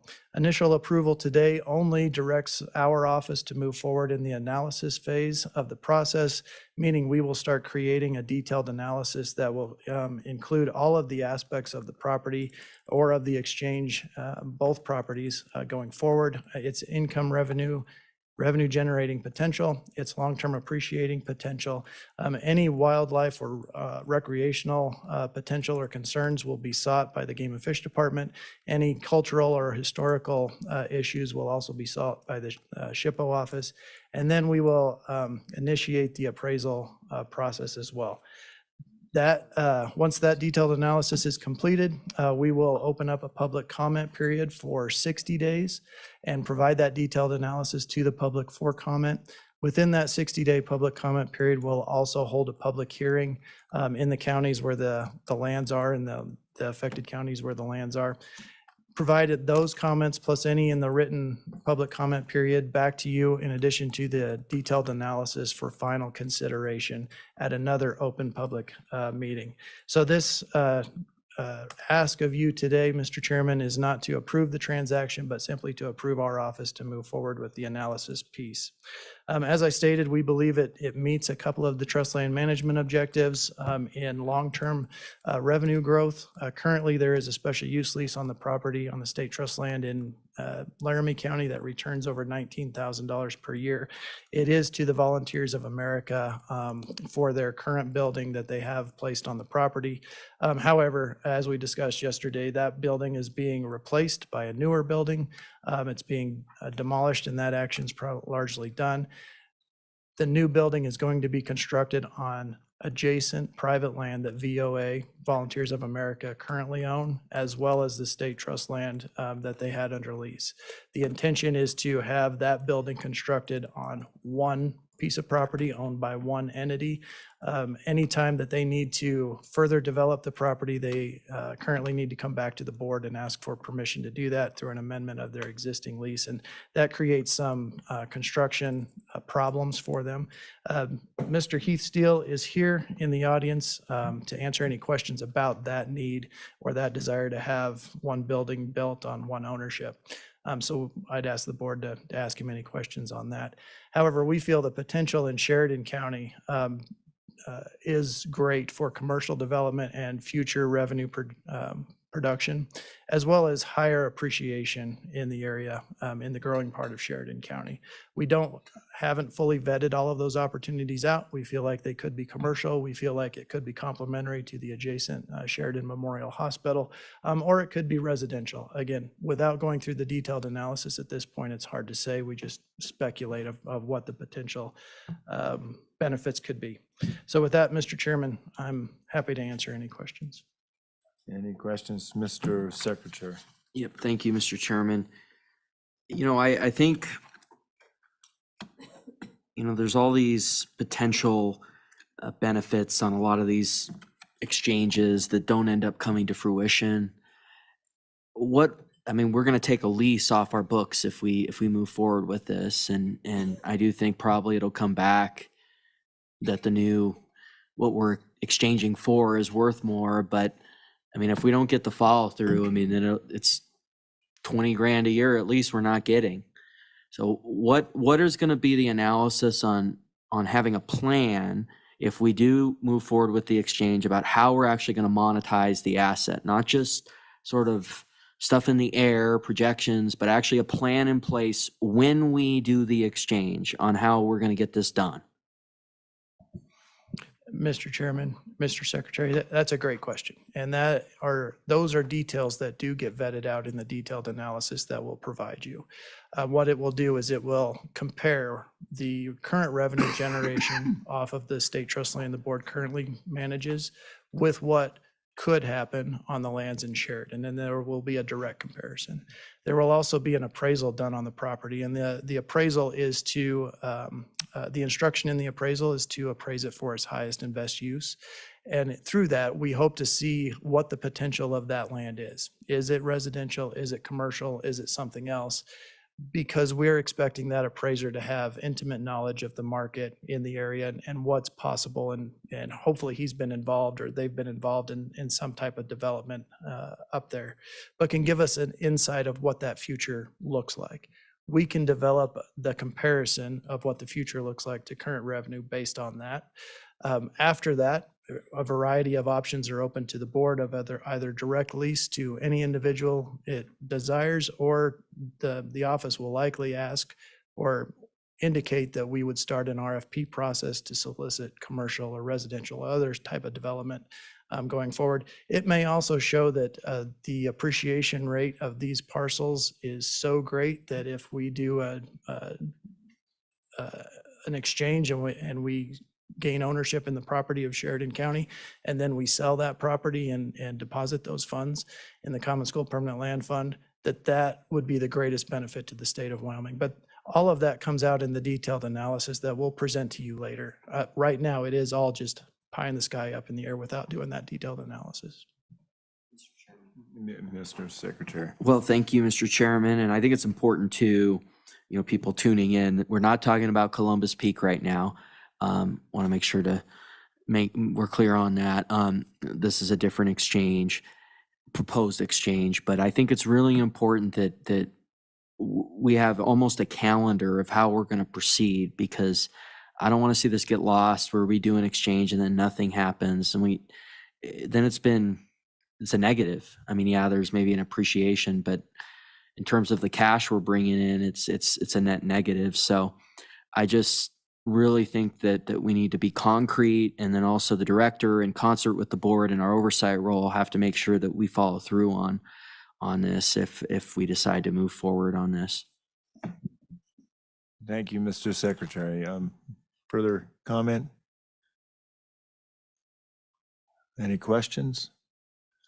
Mr. Steele, you want to address the board? If you do, probably have to come up and press the right button, which should turn a red light on. Mr. Chairman, Board, just for the purposes of clarification, we are not tearing down the building that currently sits on the state-owned property. We have torn down the buildings on the property that we own next door. The building that sits on the state-owned property is our outpatient clinic, which sees thousands of people a year. The point of this project is that why a community behavioral health center was built on state-owned property, I will never know, and why the property was owned next door. We are moving forward with about a $7.5 million build on the property next door, which will house crisis stabilization, social detox, 56 residential treatment beds, including those for maternal parents and children, which is a project that I have brought before the board and in fact was funded by this board back in January. This process with us needing to acquire or desiring to acquire the property that our building is underneath is related to the need to abandon the alley between the building that we're building and the building that exists. This is so that we do not have to return to Slib to modify the lease over and over again as we have activities going on that property, and to ensure that the new build and the existing operations provide public safety, are welcoming to the neighborhood. We're proposing to put some picnic areas and some gazebos in between the two facilities. We're also being mandated to put in a retention pond, and we're having to mitigate some DEQ wells related to the past use of buildings there that we're wanting to work around. So we've learned that the aging infrastructure in that area is going to demand a modification of our lease here in the very near future anyway, to be able to attach to the infrastructure out in, I believe it's the corner of 25th and Seymour, but I could be, maybe it's the northwest corner of there where we're gonna have to tie in. The property in Sheridan that we are proposing to do the land swap with is a very nice piece of property. It's property that we're not going to build on because our clinic is on the other side of this property over in the hospital parking lot. This the property, based on the commercial appraisals I've seen, brings great value to the state of Wyoming over the commercial values of the property I've looked at here in Cheyenne. So this is a gain on the state's behalf. So thanks for allowing me to provide that clarification. I'll sure stand for any questions. Mr. Secretary. Mr. Chairman, what kind of development do you think we could do in the Sheridan County property? Because, you know, it seems like from the photos, I mean, in my knowledge of the area, which, you know, I've been in that area, I mean, that you could do residential there. I mean, do you disagree with that? Or some have said, well, it's mainly commercial, that it would, you know, potential uses would be mainly commercial, but what do you think? You know, as a multi-generational Sheridan County citizen, I think that area has exploded. This property is commercially zoned. It's very well located between the hospital and a new gas station and the high school. The school districts recently acquired the old Holly Sugar up there for more athletic facilities. It's directly across the road from the fairgrounds. I often joked it'd be a great revenue generating parking lot for YO Rodeo. But the surgical center's across the road. You've got subdivision coming in behind you that is appreciated rapidly. It wasn't a whole lot. There's still a lot of kids that fish down there. Access to the fish down there and into what the city's done bike trail wise would bring great value to the community. So I do believe it's a much more valuable piece of property for community use or state ownership than maybe the lot across from the cemetery over here, in my opinion. Thanks. Mr. Chairman? Further question, Mr. Treasurer.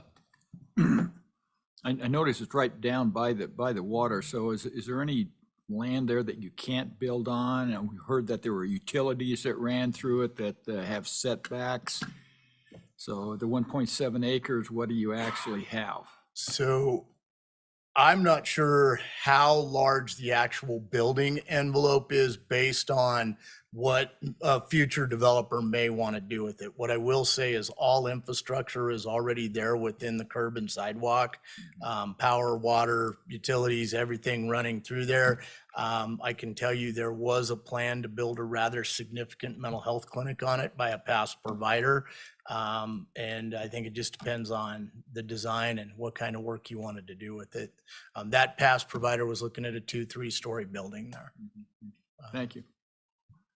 Thanks. Further questions?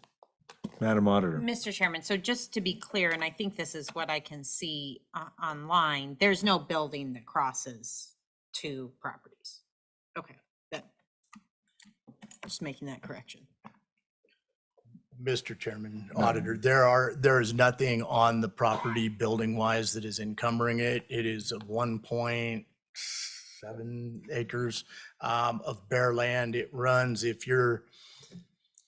it's hard to see on the picture, but the Welch Cancer Center and the Shared Memorial Hospital property runs up to it and then around and over towards an electrical substation. Are you talking about this or the one in Cheyenne? Sorry, I should have clarified. I'm talking about the piece of land in Cheyenne. Oh, sorry, Mr. Chairman, Madam Auditor. There is absolutely a building on the property in Cheyenne that we operate out of right now. Sorry, I just asked my question real poorly. I think our initial understanding was that the building went over both state land and private land. And that does not appear to be, the building appears to be contained on the state land. Is that accurate? Madam Chairman, Ms. Sauter, the current property the current building that is there sits squarely on state-owned property. The new building that's being constructed with the setbacks in the alley and where we're going to have to move infrastructure would run right up to the state. We kind of split the existing alley in the middle, if that helps looking at the diagram.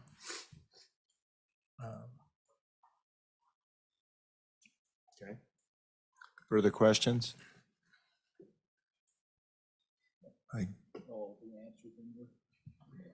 Mr. Chairman, one question for staff, and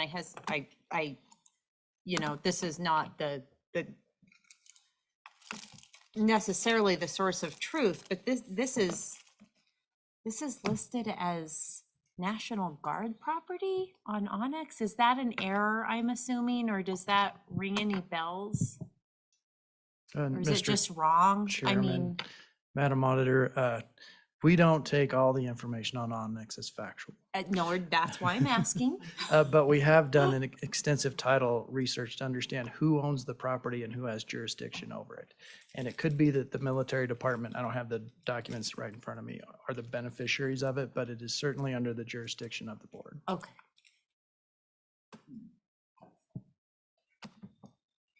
Very good. Further questions? Hearing none.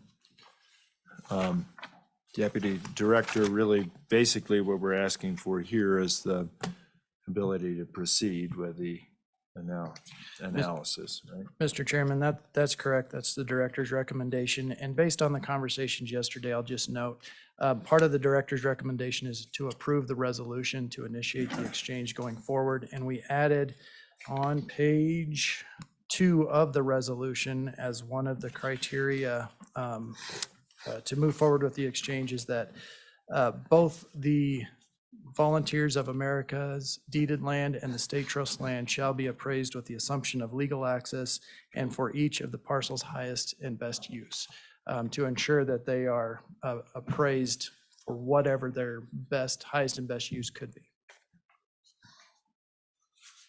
Okay, thank you. For members of the board, I served on the board of Volunteers of America for a number of years. I still think it's a great organization. I don't stand to gain anything from this, but I will, unless necessary, recuse myself from this matter. So Mr. Chairman? Madam Auditor. I think there's a lot of unanswered questions, but I think it's worthy of at least moving the ball down the field, so I would move the director's recommendation. Thank you, Madam Auditor. Seconded by the treasurer. Any discussion? Hearing none, all in favor signify by saying aye. Aye. Nays? That motion carries. Heath, safe travels home. Thank you. Yes, I Mr. guess, Treasurer. find out whether that thing's been listed as 1.7 acres at any time, past, whatever year. Okay. Mr. Chairman, that brings us to policy matters, C1, which is to consider modifications to the grazing and agricultural lease, renewal application, conflict application, and vacant land lease application.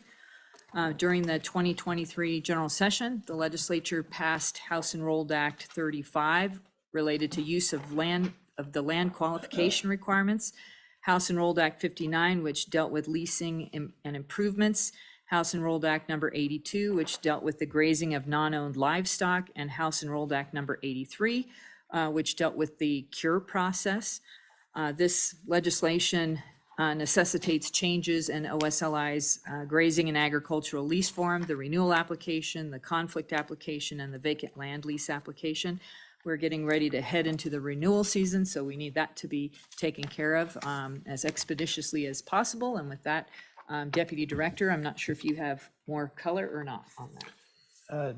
Madam Director, Mr. Chairman, just that this won't be the only time likely that the board will have an opportunity to review these documents. As the rulemaking process completes itself through public comment and us presenting those rules back to you, it may necessitate more changes to these applications and the lease form going forward. The only other thing that I would note is in the attachments of the board matter, the changes to the actual lease form have been highlighted in red. And as the director mentioned, they are simply to comply with the statutes as passed by the legislature in the most recent session. And further in the attachments, when we get into the applications, I couldn't highlight them in red because it made the formatting of the application hard to follow, but those have been highlighted in yellow. All of the additions have been highlighted in yellow for your review. So with that, I'm happy to answer any questions. Thank you. Yeah, Mr. Chairman, Mr. Treasurer. did the legislature have a definition of actual and agricultural use? Mr. Chairman, I don't believe they did. They did add in, instead of a definition, it says, the way it's stated on the application is, does the applicant have actual and necessary use of the land for the production of agriculture commodities? Yeah, that's what the language in the statute was. So I guess what I'm getting at is that, to me, it seems like a catch-22 on agricultural leases. That unless the lease is approved by the board and you're applying for a lease and that's your actual and necessary proof that you have production, it's that you can't use that, that you're going to sublease it to somebody because it hasn't been approved by the board or the director. Mr. Chairman. Please go ahead. Mr. Treasurer, I may not fully understand your question. I will say that the language the legislature passed is a little problematic, and we're working with the Joint Ag Committee to clarify what they intend there. Yeah. But it is one of the qualifications the legislature inserted was you have to have actual necessary use for the land for production of agriculture commodities. The way we've interpreted that is you could sublease to somebody who has that intention as well. Right, but you can't hold a lease until the board approved to sublease. And Mr. Treasurer, I think if I can remember your former colleague, Senator Hicks, he was particularly concerned about people gathering up state leases and then basically subleasing those to people bringing yearlings in and not making them available to others. He was talking about out-of-state landowners is what he was specifically concerned about. So I think trying that I would say would be part of the intent of the legislation was, do you have actual and necessary use of the land? Meaning, are you in production agriculture or are you a real estate, holder? Right. Does that make sense? That makes sense, yeah. Okay. So I think we're on the same wavelength. Mr. Chairman. Mr. Secretary. Mr. Chairman, I guess I'll ask a couple targeted questions and then a broader one. I mean, for one, this, in the grazing and agricultural lease in section 7, this notice, the language adding or an equally effective alternative form of delivery. You know what I'm talking about? Okay. So, Mr. Chairman, I want to understand more about what that changes and if that fixes maybe some of the misunderstandings we've had. Where are they going to put their email address, and might that help us on written forms of communication?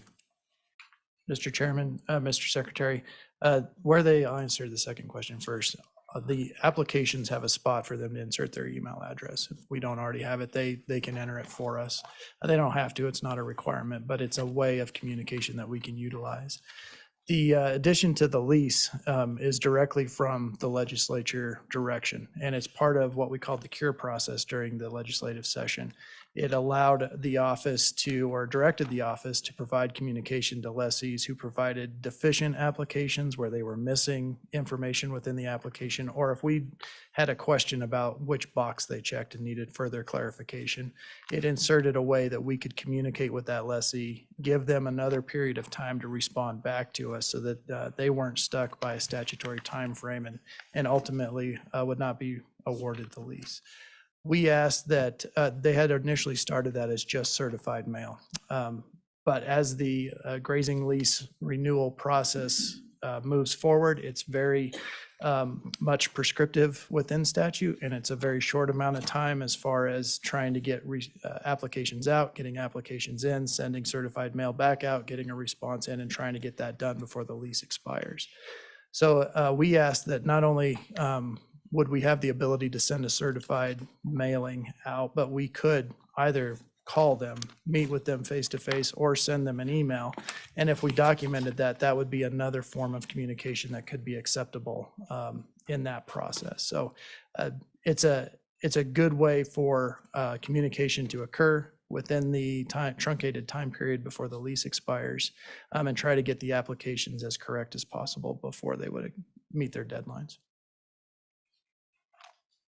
Mr. Chairman, Please. just to understand more, I mean, so previously you couldn't communicate over email? Like, take the Cushman situation. Could you attempt to communicate that their application, I'm trying to remember here, because the situations have all kind of, the facts have combined in my head somewhat. Could you have communicated by email to them? Because you could call them, right? And you tried to call them. You didn't have a number. That's right. You tried to call them. But could you have communicated via email? Was the problem you didn't have an email? Mr. Chairman, Mr. Secretary, the problem was, yes, the phone number was not a valid phone number, and two, we didn't have an email to coordinate communication with them.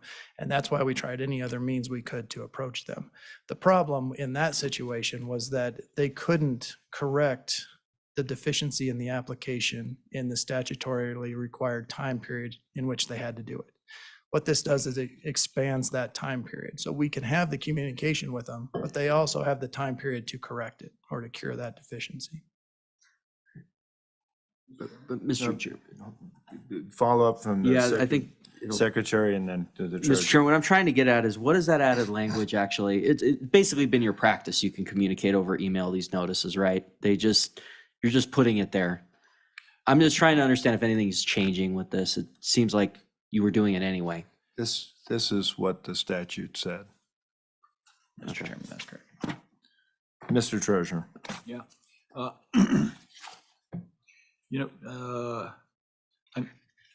I'd like to see something in here that would have a differentiation between a new leasee applicant and a leasee that is essentially extending their lease, or is a current leasee that's asking for a renewal. And a question that says, has anything changed from your previous application, in these different areas? So if nothing's changed, they can just check that box, and then the address is the same, the contact information is the same, everything's the same. It's like I've had the same address since I was 8 days old. So that to me, I think a lot of these ranchers and farmers and stuff, people in agriculture, has had the same address for quite a long time. And all the contact information is all the same. So it'd be, I think, easy for them to fill it out if they could just check the box, and you've got the details in your computer, and it could autofill. Mr. Treasurer, appreciate that. I guess what concern I have is we have lease renewals going out in October 1st, Starting on August 15th, actually. August 15th. And I think this is kind of an effort that we continually sort of try to improve on. What I get concerned in the 10-year interval, things can change, we suddenly, yeah. Yes, I think they should know whether they've been there. And I think that would be, if you have an online registration, it'd be easy for them just to hit the button. I don't know if you guys are that electronically inclined yet, but it probably would be a good place to go at some time.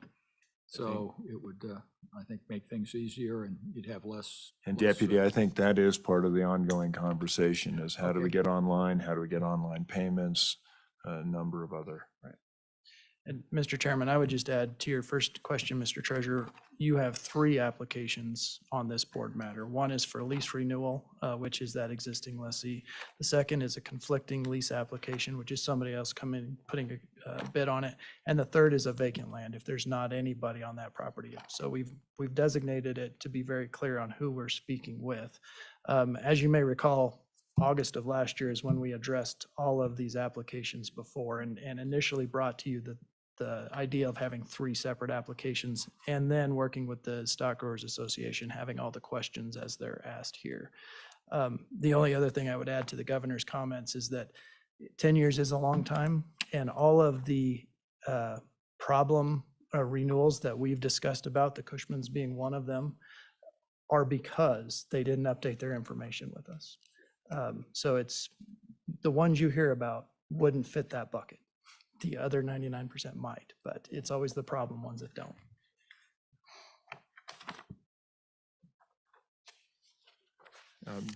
Deputy, though, with reference to what the treasurer was saying, and I'm trying to remember, some of these come pre-printed if it's a lease renewal. So you would basically say, is the information correct? Mr. Chairman, that's correct. Yeah. Yep. Okay. Mr. Chairman. Mr. Secretary. Thank you, Mr. Chairman. Remember, we talked in the briefing about, maybe putting an asterisk or some kind of explanation on general partnership from the Cushman. Have you thought about maybe a cover page or something? Like on our voter registration form, we do a cover page, it explains different things, talks about different situations that have come up, because we got all sorts of different things that come up over time. Maybe you have a cover page, and you include some stuff about general partnership does not include ... or, and I understand we don't want to give legal advice, but we got to try to take the lessons of all these situations we've had and try to make it so they don't happen again. Mr. Chairman, Mr. Secretary, we do have a cover page that goes along with this and tries to give as much detail and highlight all the deadlines as much as possible. What we could do is include, if you have a document that we can add to that would describe all the entities or specifically general partnership, we'd be more than happy to include that as well. Mr. Chairman, you're talking about the Secretary of State's office? Yeah. Yeah, that'd be great. I think we can work on that. Let's set up a meeting and make that happen. Thank you.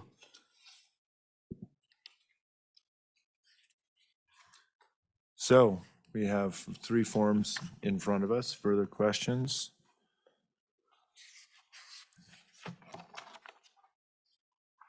If there are none, I'd entertain a motion. Mr. Chairman, Madam Auditor. I would move the director's recommendation that the board approve the grazing and agricultural lease and lease application specific to renewals, conflicts, and vacant land leasing. Is there a second? It's been seconded by the superintendent. Thank you. Any discussion? Hearing none. Oh, then, Mr. Treasurer. Just for informational here, if somebody renews the lease and then it becomes conflicted, do they get another lease application on a conflicted lease? Or is it only the person who's wanting the lease that's not renewing it fills out the conflicting lease application? Mr. Chairman, Mr. Treasurer, that's correct. So if you're in the position to renew your lease, you just fill out the lease renewal application. If you're in a position to put a conflicting bid, you just fill out the conflicting bid application. Okay, thank you. Any further discussion? All in favor signify by saying aye. Aye. Nays? Motion carries. Thank you. Mr. Chairman, that takes us to G3, which is to consider the First Amendment of an existing temporary use permit, permit number 3345 for Base Camp Hospitality LLC in Teton County. On June 2nd of 2022, the board approved an application for temporary use permit filed by Base Camp. The application for the low-impact accommodation site set forth improvements that would be utilized as part of their overnight guest accommodations operation. They are seeking to amend the TUP to allow for some additional amenities. Deputy Director, would you please provide the color on what they're seeking? Absolutely. Mr. Chairman, Base Camp is seeking to add 12 propane or gas-powered fire pits next to each one of the structures they are constructing, and then 1 wood-burning fire pit in a community area to allow greater amenity, greater experience when the public and their customers are utilizing the area. In addition, they are asking for the ability to sell alcoholic and malt beverages. One of the requirements for that ability is to gain a permit through Teton County. Teton County requires that the face of any permit or lease, if the applicant is not the owner of the property, to explicitly state that they have the ability to sell alcoholic and malt beverages. This is a permit to be secured by the county, and we are just requesting, or Base Camp's requesting the board to place that on the face of their permit to comply with the requirement of the county. As far as the wood burning pits go, there has been communication with the Wyoming State Forestry Division and their fire staff, who have agreed that the structures as indicated meet any requirements or safety precautions that they would suggest. They suggest obviously having some fire suppression equipment close. Base Camp has agreed to that and has agreed to ensure that only staff are going to light and manage the fire at the community slot, that it can be done in a safe manner, and that they would respect and comply with any local fire bans that the county may impose or that the state may impose. Mr. Chairman, I'm happy to answer any questions. Okay, thank you. Are there questions? Mr. Treasurer. Are there any like deciduous trees around that? Are they all conifers? I'm concerned that, you know, they got cottonwoods there when the leaves are falling and they're firing up fire pits. And if the staff's going to watch after 11 fire pits and there's, you know, piles of leaves and stuff around those things that are blown in, you know, I'm just concerned about aspects like that. If there's no cottonwoods or trees like that, then yeah, I got it, no problem. Mr. Chairman, there's both on the site, both conifer and deciduous. That could be an issue. The board approved an amendment to one of the other temporary use permits at either the last meeting or the meeting before. The requirement was that there be bare soil leading up to the incinerator of that site. We would expect that normal operations and cleanliness of the area to provide a good experience for Base Camp's customers would be the same and that they'd operate that in that safe manner. We can add that as a requirement to this amendment to ensure that there are no vegetative material that could further a fire away from where it's supposed to be at the pit. Yeah, Mr. Chairman, I think something that they maintain the site in, in compliance with generally accepted standards, and I think there's probably those standards out there that are reasonable that maybe the forestry division or somebody else can suggest. Okay, thank you. Further, Mr. Secretary, did you, thought I had you as a question, or? Yeah, Mr. Chairman, when it says amended in the agenda, was it further amended from what the original board matter said? Yes. Mr. Chairman, the original board matter, yes. What we did was weren't clear on who the permitting entity was. We just said that they needed a permit. Largely, I think we used the word the Wyoming Liquor Division. Teton County approached us and said we should be clear on who the permitting entity is, and we agreed, and the permitting entity is Teton County and not the Wyoming State Liquor Division. So that's the change that was made. Deputy, a couple things. Do we know what existing law is about beer? Do they need to secure a permit to be able to sell beer on the premises? Mr. Chairman, I'm not well versed in it, but what I do know is they have asked us in order to sell beer on the property, they need to get a permit through Teton County. Okay. And then secondly, and I know I've mentioned this to you, I don't know if any of you have been up by there, but they are white igloos that are standing like pimples on the landscape. And I understand that they are planning to do some tree planting to try to obscure sort of the direct visual. And I understand that the white was so that they wouldn't stand out so much in the snow. But they are quite prominent and really quite ugly. And I don't know, as a matter of this permitting process, if there's any further steps they could take to somewhat, because if you're anywhere in that valley, if you're approaching from Teton Village, they are outstanding there. Exactly. And so I bring that to your attention, because they are definitely invasive in the landscape. Mr. Chairman, we had conversations with Base Camp this morning directly to those points. They've indicated to us that they have planted the majority of the trees that were intended to shield some of the visual impacts from the highway later or earlier this week, and plan to plant the rest of them next week. So hopefully that situation gets a little better. They're also looking at ways to have a temporary cover over the structures to not be as much of an eyesore, not as much of a white block out there or a white globe out there. I don't know what all of those look like. They're just now digging into those scenarios and seeing what could be. They've offered some camouflage netting, but we talked about a bunch of different options this morning. So the conversation is being had. All right. Great, thank you. What's the pleasure of the board if there's no more question?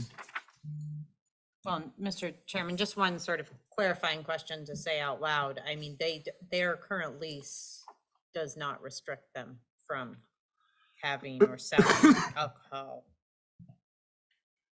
If they wanted to do that and we wanted to stop them, their current lease would not stop them. This is just at their request to try to comport with the county process.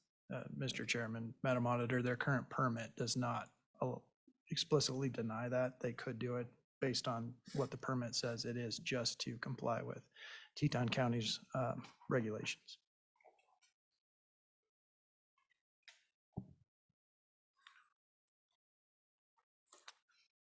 And I think one other thing to note, it is a temporary use permit. So presumably, if they are putting in additional infrastructure, they understand that could well need to be removed. Mr. Chairman, that's absolutely correct. That's a part of every single one of our conversations and Okay. any of their requests. Okay. Mr. Chairman, I understand there are a couple of people online that wish to comment, so when you're ready for public comment. Okay. Mr. Chairman, I'm just wondering here, and, I'm really interested in our negotiation and how we get the most bang for the buck here. I mean, why wouldn't we try to, increase the rental for some of these additions? I mean, these are improvements on the rental, so can you elaborate a little bit on that? Mr. Chairman, this was a request that was provided by Base Camp to the office some time ago. Through staffing changes, it got lost in the cracks and we weren't able to present it to the board when the request was made. This has always been an idea of the project, not necessarily explicitly stated in the original application. And that's the fault of our office and of Base Camp a little bit. They're also not charging any more by having fires out there. The rates aren't increased because there's a fire or because there's not a fire. They're just trying to, for lack of a better word, get more stars in their ratings because they have that amenity there. So for those reasons, we're not requesting that the board increase their rental. Okay. So thank you, Madam Director. Sorry, Greg, I'm not picking it up if you're throwing stuff at me. I see a Catherine Nyop. We'll recognize you. Thank you very much, Mr. Chairman, Commissioners, Director, and Deputy Director. My name is Kathy Nyrop, and I'm a resident of Wilson, Wyoming. I first have a question on the language in the amendment. It lists existing improvements as including 12 gas-powered fire pits and 1 wood-burning fire pit. And then the proposed improvements also list the same. So is there a total of 24, or has this already been approved and this is a retroactive approval? I'm not quite sure what's happening. Deputy. Yeah. Thank you for that. And that's a great catch. It is a typo. That 12 gas-powered pits and the wood-burning fire pit should not be in the existing improvements and should only be in the proposed improvements. I apologize for that typo. So Okay, thank you. On the site yet. Thank you. And then my comment is that, as you may recall, the state of Wyoming and Teton County are involved in a lawsuit to determine whether the activities on state lands should be controlled locally or by the state. Given the state's position that Teton County has no authority on state land, there does not appear to be any agency or any authority who will be responsible for or authorized to respond to fire, health, or other safety emergencies on this site. So this gives rise to several reasons why I object to this amendment being approved. The first is that public health and safety is at more risk than ever. Who will respond to a health emergency that might be related to a fire or one of these fire pits? Wildlife fire for the neighborhood increases dramatically. Recently, Teton interagency fire managers, which include the park, Bridger Teton National Forest, and the county, elevated fire danger risk to high. Base Camp is located in an area, as you all know, which is called the Windy Mile, from the way the wind comes off the mountains from the west. So who will respond if there's a fire that gets out of control? This is a question that Judge Sharp had recently in the hearing about this case. Furthermore, the liquor license, I guess what you've probably addressed this, is that the license will need to be approved by Teton County. But I will note that the location of Base Camp and the roads that enter and exit from this driveway are in a stretch of the highway where the speed limit is 55 miles an hour. And serving alcohol in a location like this just makes it more dangerous for the higher traffic volume that is to be expected from this kind of motel along that site. So until the public health and safety issues are resolved, further development of base camp's operation is a bad idea, in my opinion. Would a tourist choose to stay there if they knew public services might not respond? And should nearby residences be exposed to increased wildfire risk? Thank you very much for entertaining my comments. Thank you, Ms. Nail. Mr. Chairman. Mr. Secretary.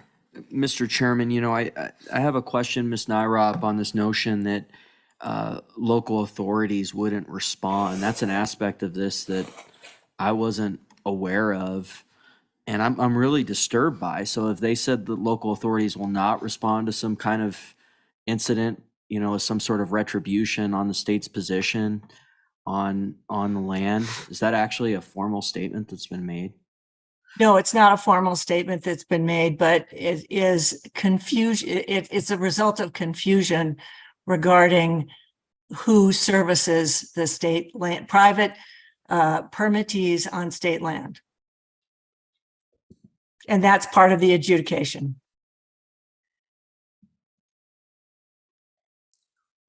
So that question would be part of the adjudication, as you stated. But one would anticipate, I think, that if it's in county, it would be somehow responded to by county, but that it would only be a supposition on my part.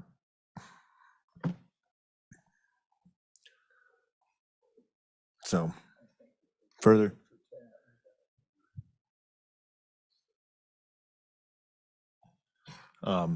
Further questions? Ms. Nyrop, I appreciate very much your comments, and we'll put them as part of the record. Senator Guru, I see that your hand is raised. We'll recognize you. Thank you. Thank you, Governor, Mr. Chairman, members of the board. Yeah, Mike Guru, Senate District 17, which encompasses this parcel. Thanks for taking the time. I guess my comment on this, and just kind of preface this by talking about, from my constituents' point of view, what they've seen in the past year, just is concerning. Now, I would never suppose or be so presumptuous as to say that the Slib board got this one wrong, but in the view of some of my constituents, they may have been just a little short of being right. And then just take that as a start, and then from that point, you know, we were faced with a change in the use with the curb cut in the road, and which initially WDOT denied, and then they changed their mind and approved it. Then we were told in the initial application that there would be no sewage issues because they would pump everything away. They just vault it and pump it out. Well, then that changed. Then they put in one plan and were told that it was not acceptable. And then they've gone through a process now and put in another plan. And now it's been approved. Now today we're here, there's some new ideas that have come forth about fire pits, one for each camp and then a communal. Talk about a liquor license, talk about all this. And I guess where I'm coming from and what I'm hearing from my constituents and what they're concerned about. And Governor, you said it, Mr. Chairman, right out. You know, and I know this board knows, that it is a temporary use permit. But if I'm on the other side, if I'm on base camp and I'm a businessman, I would think that, you know, in my mind, I might be saying, boy, if I get this curb cut and then I get this sewage and then I get fire pits, liquor license, and I have all these other investments, boy, that's going to make it pretty easy to get that renewal And that there's, I'm going to be able to stand up in front of the Slib board and say, I put in all this investment. I should for sure get a renewal. Yet the citizens want to try to come with a plan to entice you to going in a totally different direction. So that's the concern today. And I think at some point, I'm on and against these amendments all, because I think somewhere along the line has to send a message that this is a temporary permit. That's what I've been told all the way through this process. And I've been told by learned people who I respect a lot, that I should just give this up. And folks in Teton County should just give this up. Vote's been taken, it's done. Well, my concern is this mission creep that we're seeing in this proposal. And then what's next? What's the next ask? It'll be small, it'll be little, but you start adding them up. And I think this board, it could make it very, very problematic for this board then at another time and place to say, no, we're not going to allow this to continue. So what I'm asking today is basically is for you all to consider that and maybe consider sending them a message and saying, this is a temporary use. And it definitely may not be there. And then there may be other proposals out there. Because like I say, it's just another step down a slippery slope as far as a lot of my constituents can see. So I urge you to reject these amendments. Thank you, Governor. Thank you, Board. Thanks, Senator. Do I see you leaning forward, Madam Auditor? Mr. Chairman, not so much a question for Senator Garou, but I think there's been a few valid things brought up, but here's what I picture, on this site with 11, geodomes in the absence of somewhat controlled natural gas on-off switch type, I would anticipate just knowing the risks we face with fires and knowing the population that is going to be using these. I see a lot of people just coming up with their own fires in front of their geodomes. Everyone is going to have a fire pit in front of it. And so I guess my question is, there's no restriction to that right now. And is that accurate? I mean, there would be nothing in the lease or in the use of the land if there's not a fire burn in front of their geodome. And that makes me nervous. Mr. Chairman, Madam Auditor, there is a restriction for that. That scenario couldn't occur. The current statute states that there are no fires on state land, period, unless explicitly authorized by the board. Okay. And so that's the request here, is to ask you to authorize these fires to be placed on state land. Mr. Chairman, I appreciate that clarification, and I feel real dumb that I didn't have that. But I would also say we still have a lot of fires on state land. And so that would, I think I would still have maybe the same concern. Okay, further discussion, further questions? Mr. Chairman, sorry, just one more point of notion. I just have to wonder where there's been so much discussion of traffic that I in terms of the sales of liquor, I don't know that that's going to, I wonder if they will be able to get a liquor permit. So I don't know that that's going to make a lot of difference, but it seems that that would actually reduce traffic to me, because it keeps people in place instead of running down the road to the Aspens or whatnot. Thanks, Madam Auditor. Further discussion? Hearing none. What is the pleasure of the board? Mr. Chairman, I would move director's recommendation. Treasurer moves the director's recommendation. Is there a second? Second. It's been seconded by the auditor. Is there any further discussion? Any further discussion? Hearing none, all in favor signify by saying aye. Aye. Nays? I am a nay. Madam Superintendent, were you an aye? Okay, I'm a nay.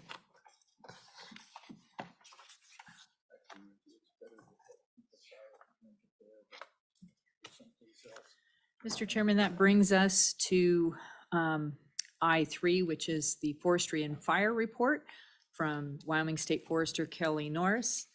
Ms. Norris, I apologize. We did not get the interim out of there since you are now the official Wyoming State Forester, but we will do better next time.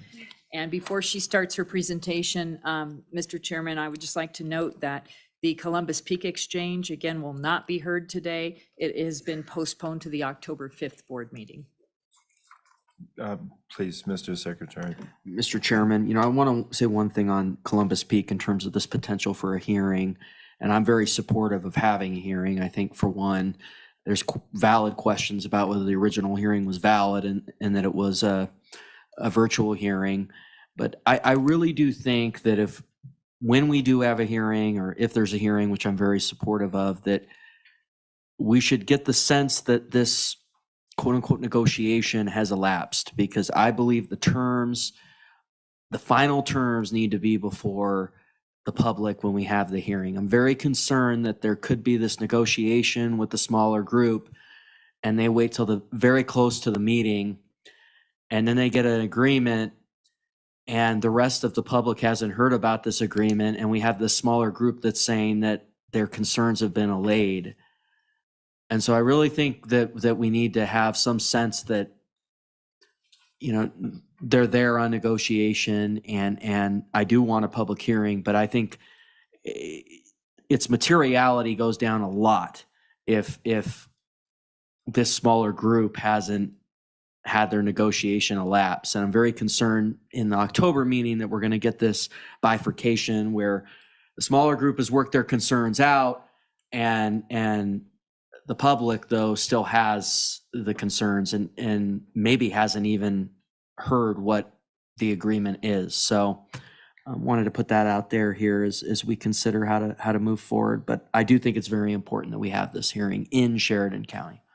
Okay, thank you. Ms. Norris. Thank you, Mr. Chairman, members of the board. I'll start my report today with a wildfire update. I have a handout provided and I'll reference that. So we've had 2 emergency fire management fires, or EFSA fires, in 2023. The East Rock and Pine Ridge fire were combined, now called County Line Complex in Goshen County, and the Devil Slide fire, which is in Washakie County. Out of that, the County Complex fire brought in a Type 3 team. It was for about 613 acres, and we're expecting the cost to be right now around $835,000. The Devil Slide fire ended up being in both Washakie and Hot Springs County. It was 116 acres, and we still don't know the estimated costs, but we're expecting it to be below $10,000. Outside of that, we've been pretty busy the last 2 weeks. Mainly, we had quite a few starts due to lightning, and they started on private, state, and federal lands. Our state helitack has flown missions in the Bighorn National Forest. They flew for a repeater service, as well as for multiple fires in the Shoshone National Forest and Natrona, Goshen, and Carbon counties. Our seats have assisted with fires in Goshen, Carbon, Hot Springs, Washakie, and Natrona counties. Currently, we have 6 counties under fire restrictions. Those include Campbell, Crook, Natrona, Goshen, Platte, and Weston, mainly our eastern side of the state.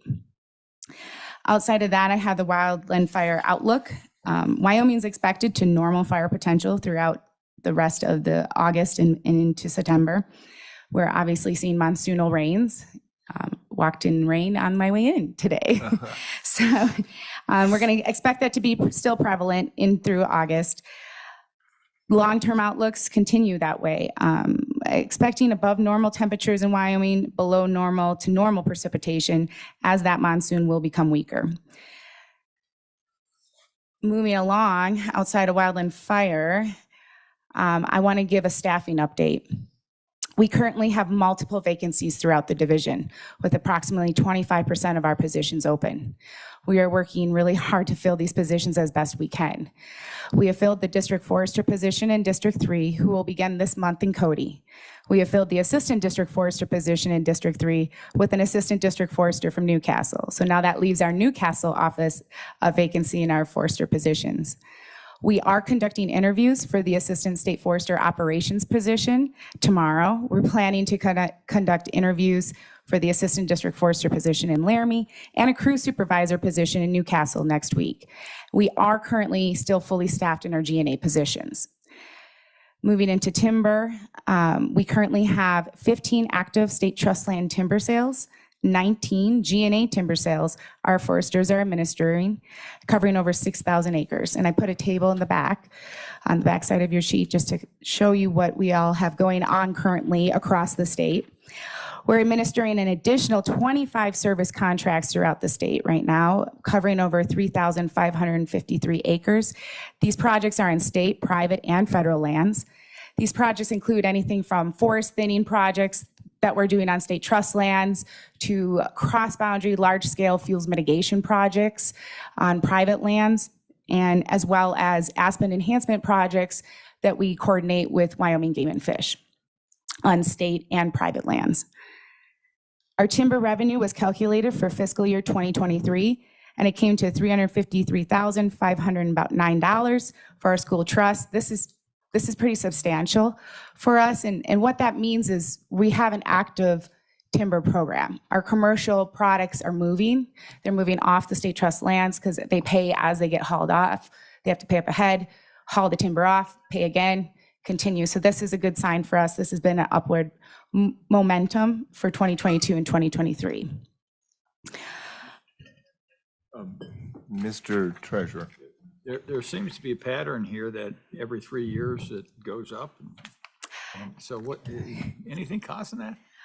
Well, what you're seeing is we missed the deadline to move revenue in on July 1st of this year. So what you're seeing is 2024 there, which we've already shown $86,000 of revenue. So I would expect that to continue to grow yet this year since we're in that fiscal year. And so it can be a pattern. It can just be multiple reasons. Yeah, I didn't know whether or not the folks were getting, every third year they get a lot of timber from California and ship it in, and they don't buy Wyoming timber. Or I just wonder if there's anything outside affecting it. Yeah. Mr. Chairman, Mr. Treasurer, it's a great question to ask. It is a pattern. Many times it has to do with location. If a timber contractor is doing project work or has bought a sale on a private property or on a property near some of our state trust lands, that's typically when we're taking advantage and moving in and trying to sell our state timber at the same time. That could be a pattern with that as well. Yeah, thank you. I do want to share with the board that one of our state trust land timber sales in the Black Hills that was board approved and recently bidded on received a may affect determination for the northern long-eared bat, which was reclassified as endangered on January 30th, 2023. Currently, the guidance from the U.S. Fish and Wildlife Service is to avoid harvesting activities in known areas of the northern long-eared bat, specifically during the pup stage, which in Wyoming is set from May 2nd through October 14th, so the entire summer season. The timing restriction does not allow cutting of live or dead trees larger than 3 inches in diameter, as this is when the pups will be roosting in those trees and is considered the most sensitive life stage for the bat. We are currently working with the Fish and Wildlife Service on these timing restrictions for this specific timber sale, as the timing restriction is likely to affect future projects on state, private, and federal lands in this area. In regards to the Black Hills, I do want to give you a LiDAR update. So LiDAR for flights for the Black Hills is planned for this month, hopefully by the end of this month. Beyond the flights is the task of collecting tree data within the forest to assist with LiDAR modeling. Wyoming side of the Black Hills requires 340 plots. State Forestry has agreed to help the Bear Lodge Ranger District with this task, and we'll be completing about half the plots with our foresters, our GNA forester, and our crew supervisors from the Honor Camp. We are well on our way of completing this. We've already finished about 50 plots, and out of our 120 we've agreed to. The desire of the Forest Service is to have all of these plots across the entire Black Hills completed by the end of this year for the modeling. And with that, I will end my report and open it up for questions. Thank you. Questions for Ms. Chairman? Yes, Ms. Norris. Have you got anything that you can help these guys out on how to best protect around a fire pit? Mr. Chairman, Mr. Treasurer, that is a good question. When it comes to propane, I do find this interesting. We had quite a few fire restrictions last year across the state, and the propane fire became the thing up in the Bighorns and across the mountains with people that couldn't do campfires. So the propane lighting is something in discussing with Deputy Crowder, we were not as concerned with. We have fire restrictions that designate those, and within the county fire restrictions, we truly believe in them and want to follow with them. And outside of that, we do definitely recommend making sure with live fire that not only are they following the county fire restrictions, but they are maintaining an area that is clear of vegetation. Thanks. Further questions? Kelly, you and I have had a chance to talk about how easy it is for you to accomplish the full mission of forestry with your 25% vacancy rate.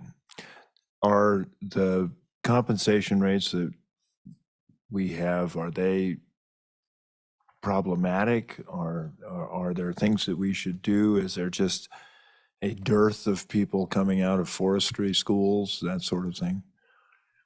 Mr. Chairman, there's multiple reasons why we've gotten to this point. Forestry and the forestry profession has not had jobs in it for decades. We've been cutting budgets. That's not what people went into anymore. Outside of that, we had IIJA funding and infrastructure funding that just was put into our federal agencies as well as into nonprofits. And now there's more forestry positions and jobs than you can imagine. You can telework now and be a forester. These were not things that we had, and we're also coming to a place where we're also having a high retirement. It didn't help the hiring freeze. We lost people. We had made offers, and then they got other jobs during that hiring freeze, and that set us back.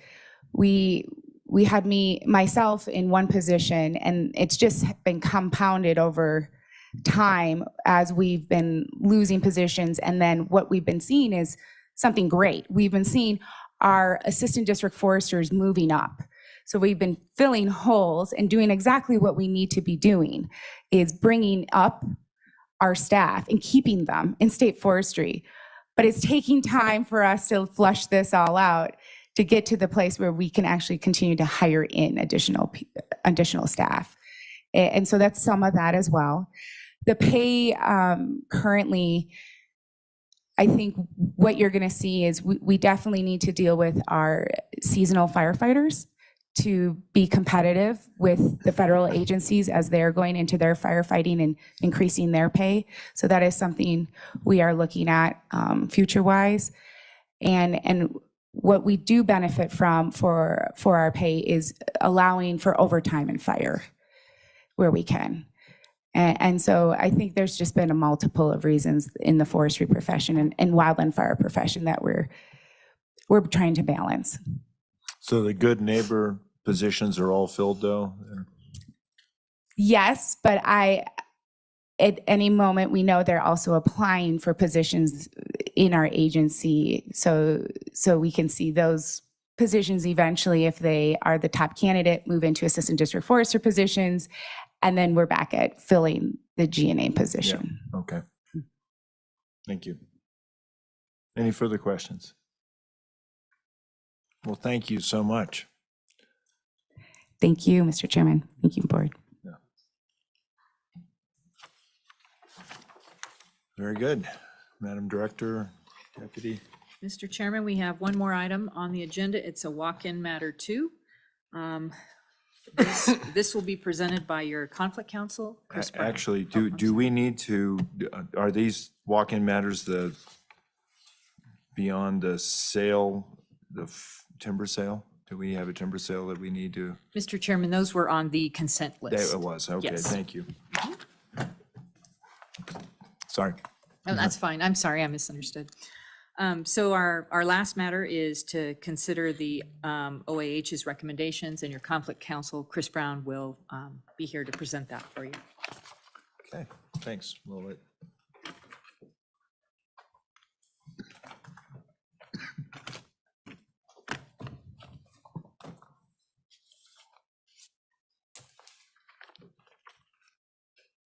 Mr. Brown, good to have you with us. Mr. Chairman, thank you, members of the board.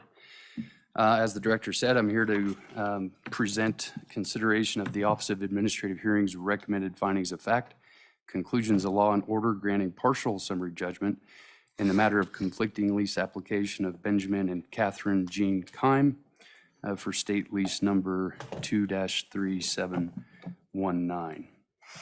This matter is an appeal from the director's decision to conditionally award a grazing and agricultural lease to competing applicants, Elaine and Dale Roth, over current leaseholders, Benjamin and Catherine Keim. The Keims held grazing and agricultural lease number 2-3719, which was set to expire on February 1st, 2022. On October 15th of 21, the Ross timely submitted a conflicting lease application offering to pay $3,500 annually. On October 18th, 21, the Keims timely submitted their application to renew the lease, offering to pay the minimum amount of $869.84 annually. In November, the Ross alleged that the Keims had been subleasing the land without a board-approved sublease. OSLI notified the Keims that they had until January 1, 2022 to exercise their preferred right to renew the lease and match the conflicting application amount. OSLI also notified the Keims regarding the subleasing allegation, and the Keims later confirmed that they had entered an agreement regarding the leased premises without prior approval. On December 28, 2021, the Keims submitted a sublease application seeking approval of their previous agreement, which was in place during the summer of 2021. They also submitted a check matching the Ross conflicting application amount, as well as an amount to satisfy the state's share of the excess rental under the 2021 sublease. OSLI placed the sublease application on the board's February 3rd, 2022 meeting agenda, at which time this board approved the Keims sublease application. On May 31st, 2022, the director concluded that the Keims had entered into an agreement concerning the leased land without board approval, which violated Section 6C of the lease. As such, the director concluded that the Keims were not qualified to exercise their preferred right to renew the lease by meeting the highest bid offered by the Ross. Therefore, the Keims' subsequent submission matching the conflicting application could not be considered. Instead, the director considered the amount submitted by the Keims in their initial renewal application, which was the minimum amount of $869.84. The conflicting application, as I mentioned before, was submitted by the Ross of $3,500. Therefore, the offers weren't equal. The director determined that the Ross to be the successful applicant under Wyoming statute 365105. The Keims timely appealed the director's decision. The Keims argued that their failure to obtain approval for their sublease was inadvertent and was rectified through the submission of the sublease application they made on December 28, 2021. Accordingly, the Keims asserted that they were not in violation of the lease at the time they tendered their matching bid and were entitled to exercise the preferred right to renewal. The Keims also asserted that the Ross did not have actual use for the lease for grazing purposes. OSLI referred to the matter to the Office of Administrative Hearings to conduct the contested case proceedings. OSLI and the Ross both filed motions for summary judgment. The Kimes opposed those motions. On May 18th, 2023, OAH issued its recommended findings of fact, conclusions of law, and order granting partial summary judgment.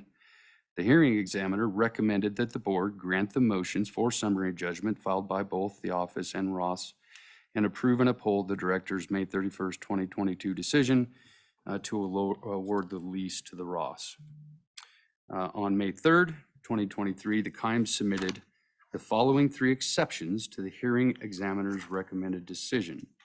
Number 1, the board should reject the hearing examiner's recommendation to grant the motions for summary judgment because the hearing examiner relied on undisputed facts that he misinterpreted. Number 2, the hearing examiner disregarded OSLI's longstanding practice that allows a leaseholder to cure a compliance issue and maintain a preferred right to renew. And number 3, the hearing examiner failed to address the Kimes argument that a leasee need only receive approval from the director for subleases. There is some merit to the Kimes exceptions. First, the hearing examiner erroneously concluded that the Kimes did not seek to cure their lease violation until after their deadline for applying to renew the lease had expired. The Kimes sought to cure the lease violation on December 28, 21, while the deadline for applying to renew the lease wasn't until January 1st of 2022. Second, the hearing examiner broadly concluded that leasees cannot cure past lease violations and still exercise a preferred right to renew, instead of more narrowly concluding that the Kimes had failed to cure their lease violation at the time they sought to exercise their preferred right to renew.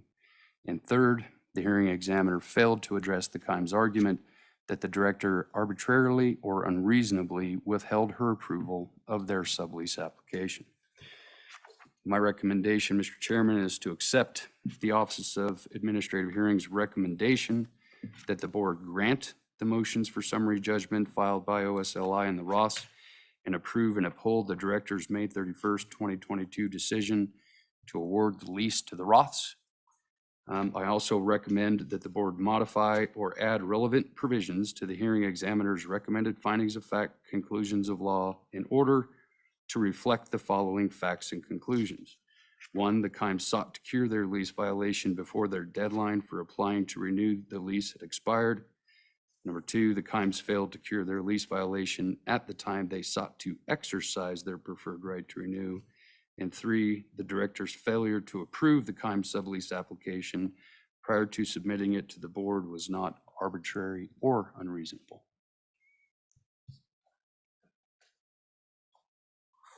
Thank you, Mr.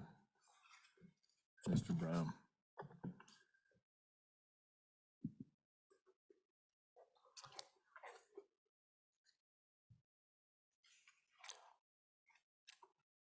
I think it is appropriate, and I think I had it on advice that we not accept public comment in this process. Can you? Mr. Chairman, that is my advice as well. Yeah. Thank you. So questions? Mr. Treasurer.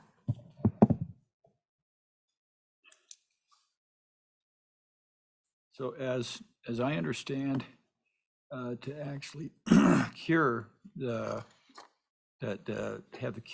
lease has to be accepted either by the director or by the board. Is that correct?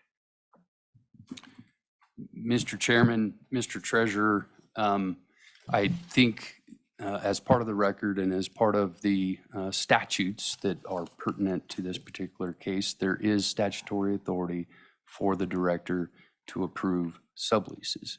It's also conditioned upon being overturned by the board. The potential. Then, so there was it 3 days that the director had time to make the decision to the 28th to the 31st, or 4 days, or from what I understand, the Kimes went to the office, sat down with with staff, figured out the amount of money they had to pay as far as the extra 50%. And I don't know whether that was done in the morning, or the afternoon. I don't know what staff was present. And I'm guessing that the office had at least 3 business days before the 1st of January. Mr. Chairman, Mr. Treasurer, I think the evidence in the record, I think it's clear that the Kimes submitted the renewal application to match both the competing bid and to offer the 50% of the sublease amount on December 28th of 2021. The notice that went to the Kimes said they had until January 1st of 2022 to exercise their preferred right to renew, to take that action. And I think with regard to how and again, based upon the information in the record, I think both affidavits from the office and affidavits from the Kimes identify the information in the record anyway, what actions were taken during that time period. Then as far as the history, that history goes back, the director having authority to approve leases to 2006. And the authority from my perspective is that I think the reliance would be that it inured to the greatest benefit of the greatest benefit to the beneficiaries. And that we have the board has had a long-standing, I think, approval of the processes to try to ensure that the existing leaseholder was able to keep the land within the operation, because it provided a lot of continuity to the communities, provided continuity to the operations, and in the overall scheme of things, it essentially increased the amount of return to the beneficiaries. I think that's where the authorization comes, is almost a constitutional aspect of, and I think it's in statute also, but I think it's also in Constitution. Would I be wrong in that assumption that it's both in statute and Constitution as far as the board's supposed to act in the best interests of the beneficiaries? Mr. Chairman, Mr. Treasurer, I think the law is very clear that this board is to take into consideration the greatest benefit of the trust beneficiaries. I think that is accurate. Yeah. Okay. But this all has to be cured done before would be January 1st, or the board could do it before February 1st, which is the end of the lease. Mr. Chairman, Mr. Treasurer, I think that is a question that's in front of the board. I think the evidence in the record identifies the practice, the procedure that has been followed by the Office of State Lands. And that practice, as described in an affidavit from the office, is that any uncured violation of a lease has to be cured before the end of the renewal period. That has been the practice of the office. Okay. The date of February 1st, so there's something to do with the lease. Is that the occupancy time period, or what is it? Mr. Chairman, Mr. Treasurer, I believe that is the date the term of the lease expired. The term of the lease expired. And I believe the records show that 3 days into February, 2 or 3 days into February, the board approved the sublease. Mr. Chairman, Mr. Treasurer, I believe the board approved the sublease from 2021 on February 3rd of 2022. February 3rd. Correct. Any reason to think that if the matter came before us earlier, that we wouldn't have approved it? Mr. Chairman, Mr. Treasurer, I don't have an answer to that question. Nothing else right now, Mr. Chairman. Okay, thank you. Mr. Secretary. Thank you, Mr. Chairman. I want to, engage with you a little bit and also with our conflict counsel. I mean, I'm not understanding why we couldn't take public comment. I mean, and also how we have the discretion, how the board chairman has the discretion to dispense with that. I mean, we're in public session right now. We've had some folks that I believe are one of the parties that have been here all day, and I just want to understand more on what procedurally is going on with that. Mr. Chairman, Mr. Secretary, I don't believe the chairman has discretion to dispense with that. I believe both under the Wyoming Administrative Procedures Act and this board's rules, actually incorporated from the Office of Administrative Rules, which adopt the contested case practice and proceeding rules, prohibit any party having ex parte communication with this body unless there was notice and opportunity provided to all parties. And no party in this case requested argument in front of this board. If they had, it would still be the discretion of this board to grant that. But because no notice and opportunity has been provided to the other parties, in my opinion, the law prohibits it. Well, Mr. Chairman, I mean, isn't the notice that you show up? I mean, it's been the practice that those that are here are granted the ability to comment. I mean, and I know there's a sign-up procedure on the virtual, but I think the notice is that, you show up, right? And that's my interpretation on our public comment procedure. I've been on this board for 7 months, so I'm not a master on this, but, Mr. Chairman and Mr. Secretary, and I think that is probably perfectly fine. You would have to speak to the office counsel specifically with regard to that. This is a contested case matter, so it's a little different. And so the board is sitting as a quasi judicial body. It's bound by its own rules and bound by the Administrative Procedures Act as well. And so in my opinion, it's a different category of proceeding in front of this board. Yeah, Mr. Chairman?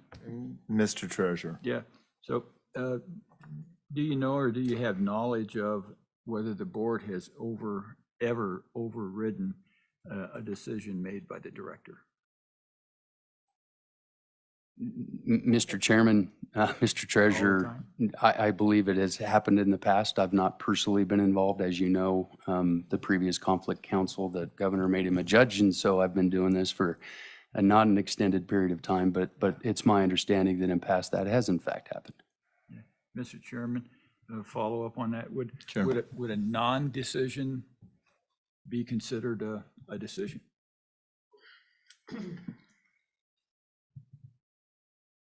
Mr. Chairman, Mr. Treasurer. It's an action. It was a decision not to act.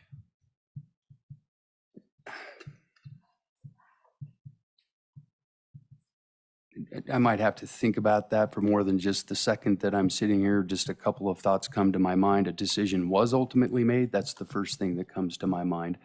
The evidence that was in the record identified a procedure that the Office of State Lands had followed for quite some time, according to the evidence in the record. The letter that was provided to the Kimes at the time they provided their matching bid also stated as that's the process that would be followed, that it would be placed in front of this board for approval. So that's the first thought that comes into my head. A decision was made. The second thing that comes into my head is that there is an opportunity under the law for parties to make claims with regard to agency action or inaction. Now, I don't think that fits squarely with this particular instance, but I'll probably have to think about that more than just as I'm sitting here right now. Mr. Chairman. Madam Auditor. I think maybe getting to the treasurer's question, it seems that if we didn't take any action, the office couldn't issue the lease to anybody. That would be the result. Is that accurate? I mean, because where we've activated this process, I don't think they can move forward with their decision. And I'm not looking at them. I'm not asking them questions. I'm asking Councilor Brown the question. Mr. Chairman, Madam Auditor, I guess, and maybe we're both misunderstanding the treasurer. I guess I took his question to mean the directors withholding of approval of the sublease is what I was understanding you to talk about. And so the statute, of course, says that any approval of a sublease shall not be arbitrarily or unreasonably withheld. Doesn't explicitly identify withheld by whom. And so I think in that particular instance, you have to assess the facts and circumstances, apply it to the law, and determine whether or not the director's action of not approving, but instead putting it in front of the board, was arbitrary or unreasonable. My recommendation is for the board to find that it was not. Yeah, Mr. Chairman, I agree wholeheartedly in part with the conflict counsel in the part that that says that the director has that authority and has that authority to cure, because I believe that's in the best, it gives us the highest return to the beneficiaries. And I think that's where that authority comes from, is that this board has, customarily tried to make sure that we had the highest benefit to the beneficiaries. However, I am having difficulty in trying to square the inaction within that time period at the end of the year, why the lease wasn't approved after it was cured. If it had been standard practice since 2006 to have that authority, and I'm not exactly sure in every instance where it was exercised, but we do have this one instance where it wasn't exercised. And I guess knowing full well the consequences that you could put in jeopardy the benefit of the lease that attached to the lands that have been, I guess, a productive part of the community. And that's where I have, I think, a concern that as we piece up the benefits of state lands from time to time, that we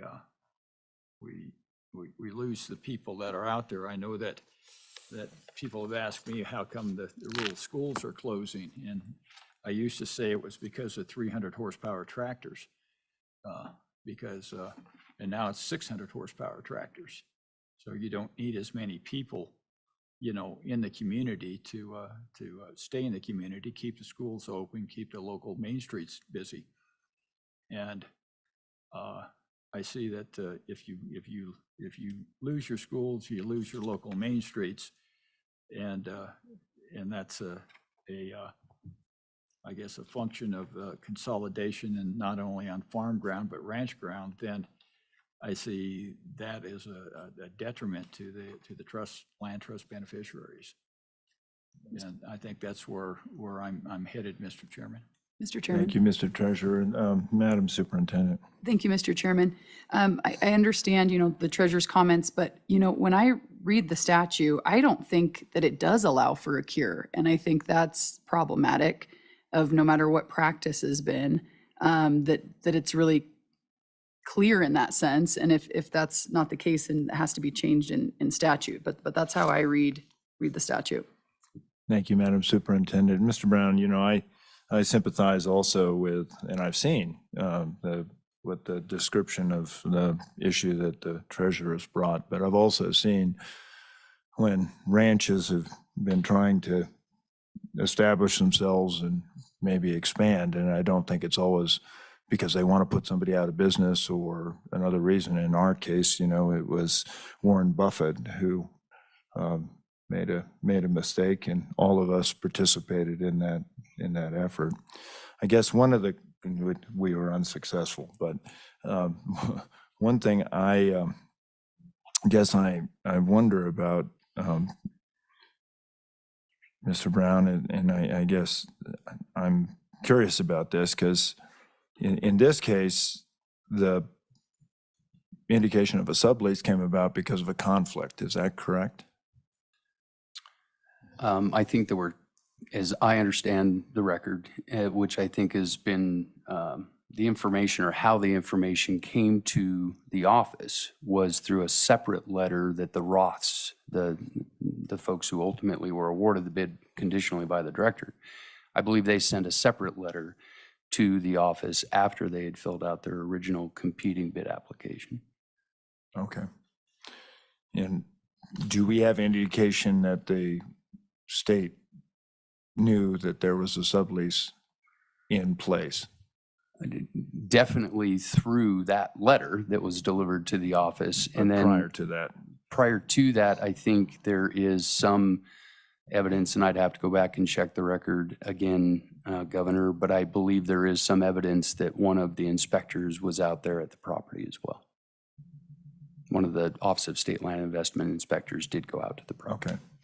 Okay. And I understand it might have been misunderstanding, might have been complete innocence, naivete and all that, that came about as the violation. I think, Mr. Chairman, I think the affidavits from the Kimes indicate that. Yeah. My concern is if there's a precedent set here, and I think about this with regard to, of course, it's not an agricultural lease, but it was a similar situation, Mr. Treasurer, where we had a competing lease for Trona. And, we went through that with a very different sort of understanding. We wanted to see the competition, and ultimately we overruled the director, and ultimately the courts overruled us. But I guess what I'm a bit concerned about is whether we establish a precedent of being able to cure a couple of days before the end, and what happens to the float, what happens to the foregone revenue we might have seen. And all of us that lease state lands sort of live knowing that our neighbors are watching every move, so whether our stocking rates are correct or not. And I think there's got to be some reasonable balance found there, but those are concerns that I have. Mr. Treasurer. If there was an inspector out there, then the inspector would have been out there during the summer months, at the latest, maybe September. So I'm curious if there was an inspector out there during the grazing months. I think there's a time period when that grazing was. I don't know, was it through September or the first part of October, but it was the grazing season. I'm wondering why there wasn't a notification to the Kimes that, they were subleasing, and let them be notified that, hey, here's something you may not be aware of, but if you're subleasing, you need to take care of this. Mr. Chairman, Mr. Treasurer, I'm not remembering specifically, but what memory I am trying to pull up from the record, and you have all the affidavits, and I don't believe it was from the affidavit from the office, but I believe in the affidavit from the Kimes described, and perhaps the letter from the Ross, but I think it was after the summer period that the inspector was out there. That's my recollection, but again, it's in the record, and I don't want to misrepresent what was actually presented as evidence. Sure. But I don't think it, right now, assume that it was in the summer, because I think there's a good chance it was not. Yeah, and Mr. Chairman, to the point that you made, that curing 2 days before the time period, the time period is a time period. And if you cure it 1 day before the time period, if the director approves the sublease, then it's cured. Yet I don't think we can,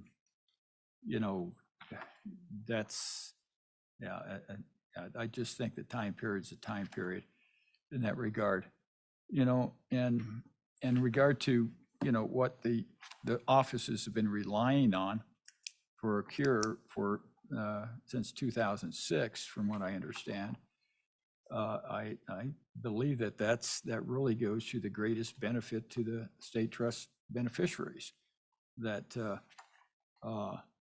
this time and time again, that's what this board has done, was to always take that into view, and allowing for a cure, and keeping the economic viability alive and well in the matters of our leasees, has always been forefront in that formula of having the greatest benefit to the state land beneficiaries. And that's really, I believe, is what the terms and conditions that the board has established by custom over the long time period, and had to be even before 2006 for it to occur. And there may be some missing dialogue from the board in 2006 to direct the Office of State Lands to do this. We don't know, because unless you go back and search minutes, and minutes were kept meticulously, a suggestion of policy may have been missed as far as the records. But Madam I certainly believe that they do have that ability to cure. Madam Superintendent. Thank you, Mr. Chairman. I appreciate the treasurer's comments on that time period. I think where I'm hung up, and Mr. Brown, maybe if you could clarify, I don't think there is any cure time period. And that's kind of the situation we find ourselves in. And then the language that, I don't believe allows for it. So I think that's kind of the tough, is that, am I articulating that correctly, Mr. Brown, or can you speak to that? Mr. Chairman, Madam Superintendent, I think that's a question that the board is here to decide. So that is the question, whether or not, because under the argument that was made by the Roths and the recommended decision from the hearing examiner essentially finds what you're articulating, that there is no opportunity in the plain language of that statute to cure.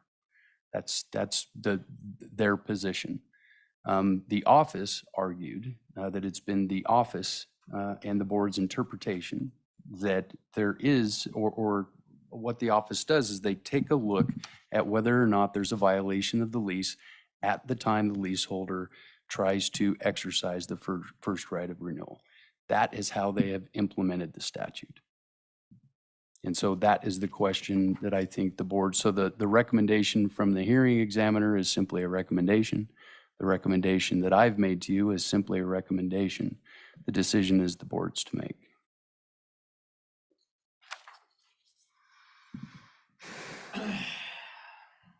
Mr. Brown, just one quick question with regard to timing. So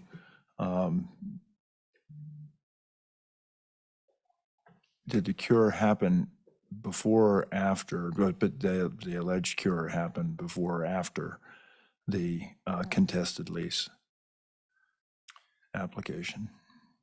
So, Mr. Chairman, I think the Kimes argued at the time that they submitted their application for the sublease approval on December 28th.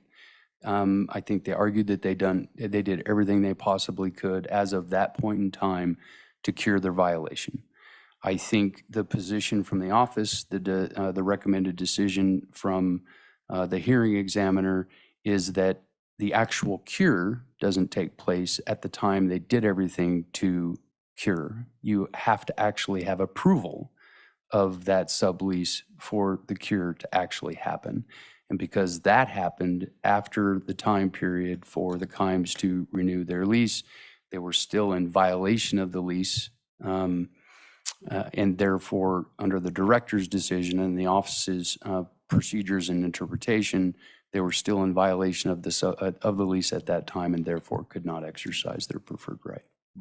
And Mr. Chairman, if I might, I found in the Kimes affidavit, they state that the office's inspector was out there in October of 21.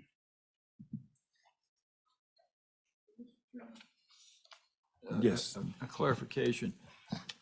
you have the right to renew your lease for a 90-day period from the time that, from the first day that you have to renew your lease to the last day. There's a 90-day window for you to be within the proper time period of you having it submitted at, within a proper time period. Is that correct? Mr. Chairman, Mr. Treasurer, yes, there is a time period that's specifically laid out within which an existing lessee must renew the lease.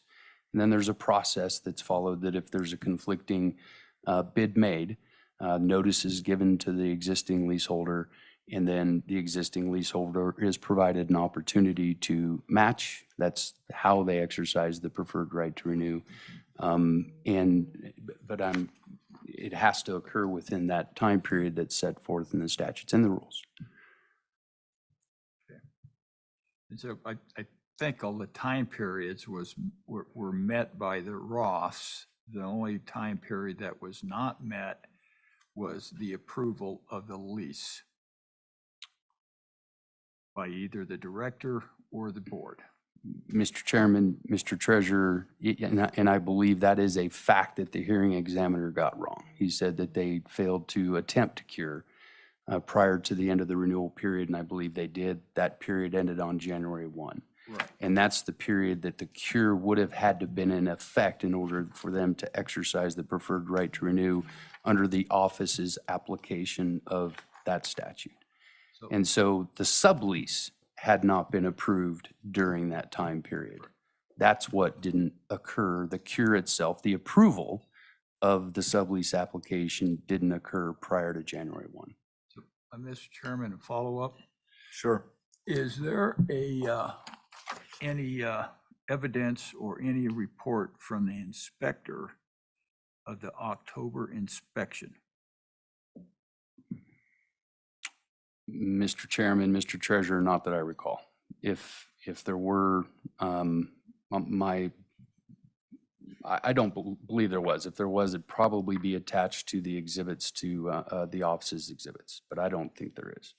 And there's nothing in the exhibits or anything from the Kimes to indicate that the inspector in October, I guess, gave them any information that something that they may have needed that was any information that would have been important to further the processing of the renewal. Mr. Chairman, Mr. Treasurer, I again direct you to Mr. Kimes' affidavit, and it states at paragraph 32, he states, "It's my understanding that Mr. Stump, who was the inspector, did not find any issues with our management and suggested we give his number to the Roths if they had any more issues." That's what their affidavit states. Okay.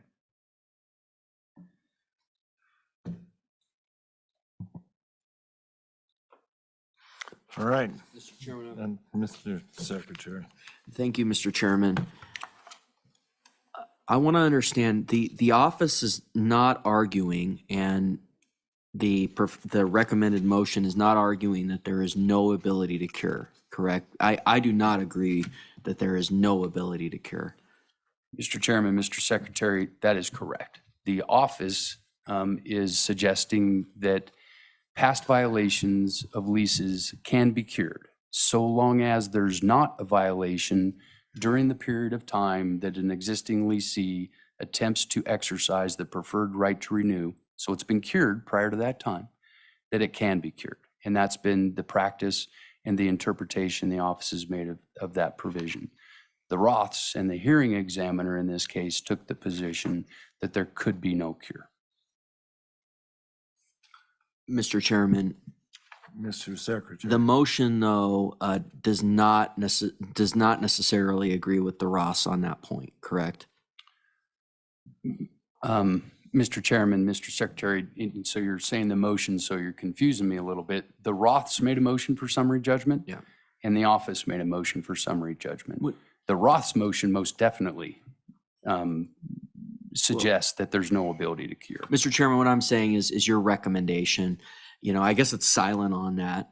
What you're saying is in the recommendation is that there wasn't enough time to cure, and that's what it says, correct? Or that's the understanding in it. My recommendation, Mr. Chairman, Mr. Secretary, is essentially to adopt the practice and procedure that the Office of State Lands followed in this case, to approve it. And Mr. Chairman, that practice is that you can cure, but in this case, there wasn't enough time for a number of reasons, right? Because one is that the practice they've had is to put that before the board. And that's been the practice, at least with the current regime. I don't know how long that's gone back, but so I guess, I want to understand based on the precedent we're setting, and the governor talked a little bit about this, chairman talked a little about this, what precedent are we setting? When do you have to begin a cure? And it seems to be somewhat dependent on when this board meets. And part of the timing is around this board's schedule, which I think is an interesting precedent, but one that, I think we're entertaining, but. So, Mr. Chairman and Mr. Secretary, I think you could begin a cure at any time, right? If you're in violation of the lease, I think there's no restriction on when you could start a cure, of course, that I'm thinking of as I'm sitting here. So the issue, and when you're looking at it in the context of a unauthorized sublease, you have this additional approval process that has to be followed, regardless of whether it's the director doing it or the board doing it. You got this additional process for sublease approval, but it could be any number of lease violations. And so the question really is, if the current lessee, under the interpretation and past practice of the office, as I understand it, if there's been any violation during the term of the lease, the previous 9.5 years, whatever it is, so long as that has been cured prior to the time it's required for them to exercise the preferred right to renew, which is that window that's identified, that they get to exercise the right. So that's part of the interpretation of the statute. It only comes into question when they're trying to exercise it. So as they're trying to exercise that preferred right to renew, the office inquires, are they in violation of the lease? And if at that point in time they're in violation of the lease and they are unable to cure that violation within that window, then they are no longer able to exercise that preferred right to renew. So in this case, the problem associated with is whether or not the approval of the sublease could have occurred in that window. It was applied for on December 28th. The window ended on January 1st. Mr. Chairman, in terms of the practice that it appears that the OSLI is asserting in this case is that, this State Board of Land Commissioners, the SBLC, would have had to met to have approved the sublease. So, I guess the bottom line is, based on this precedent, you'd have to time when you attempt to cure, to exercise your preferred right to renew properly. And, it just depends on the situation, I guess. And then you'd have to also submit it with enough time, which I believe their practice is whatever, 90 days or 30 days or whatever it is, to get it on there. So, if you have a December meeting, that's like, you'd have to submit it by, I don't know if it's 30 or 90 or what it is. And then the question is, when did they know? Whether that was before that deadline had even elapsed. Mr. Treasurer, and I'd entertain a motion at any point here, because I think we are circling a drain. Well, Mr. Chairman, I think there's the deadline, first of all, the deadline did not lapse. Am I correct in that statement? Mr. Treasurer, I'm unclear about what deadline you're talking about. The deadline of that 90-day window before the Kimes did everything they could to affect the cure on the 28th, and the deadline was on the 1st of January. I think the 28th, I'm not sure, I think it was a Tuesday or a Wednesday, I don't recall which one. But So they get it in on a Tuesday. You've got 3 or 4 working days. So the deadline, from my perspective, the secretary said the deadline had lapsed. I want to be clear that the deadline hadn't lapsed for the director to make a decision. Mr. Chairman, Mr. Treasurer, I think it's accurate, and I think the record reflects that the Kimes took the action to have the sublease approved prior to the expiration of the lease renewal period. Right, I just wanted to make that clear, and so that's clear, the expiration period had not lapsed. So, Mr. Chairman. And Mr. Treasurer, just one quick thing. Certainly. Just as a way of sort of thinking about this, as I'm looking at 11, which is the findings of fact, conclusions of law and order, says on the 15th of October 2021, Elaine and Dale Roth timely submitted a conflicting lease application, including with the application a letter alleging that the Kimes had been subleasing the leased land without board-approved sublease. On October 18th, the Kimes timely submitted an application to renew lease. Osley contacted the Kimes regarding the allegation, and Kimes confirmed they had entered into an agreement regarding the lease premises during the term of the expiring lease without approval on December 28th. So there's a period of time there. And I guess that goes to my point. If you know, when I've been in violation of something, I helped to reconstruct a cabin on a lease that Apache had, and we failed to notice, and we were given notification from the office. We immediately responded. Do you see my point here? Yeah, Mr. Chairman, I see your point, but I'm not sure the cultural differences between you and the Kimes as far as the use of technologies and as to whether or not they have the same ability that you had to respond in that situation. And It was by mail. Yeah. So.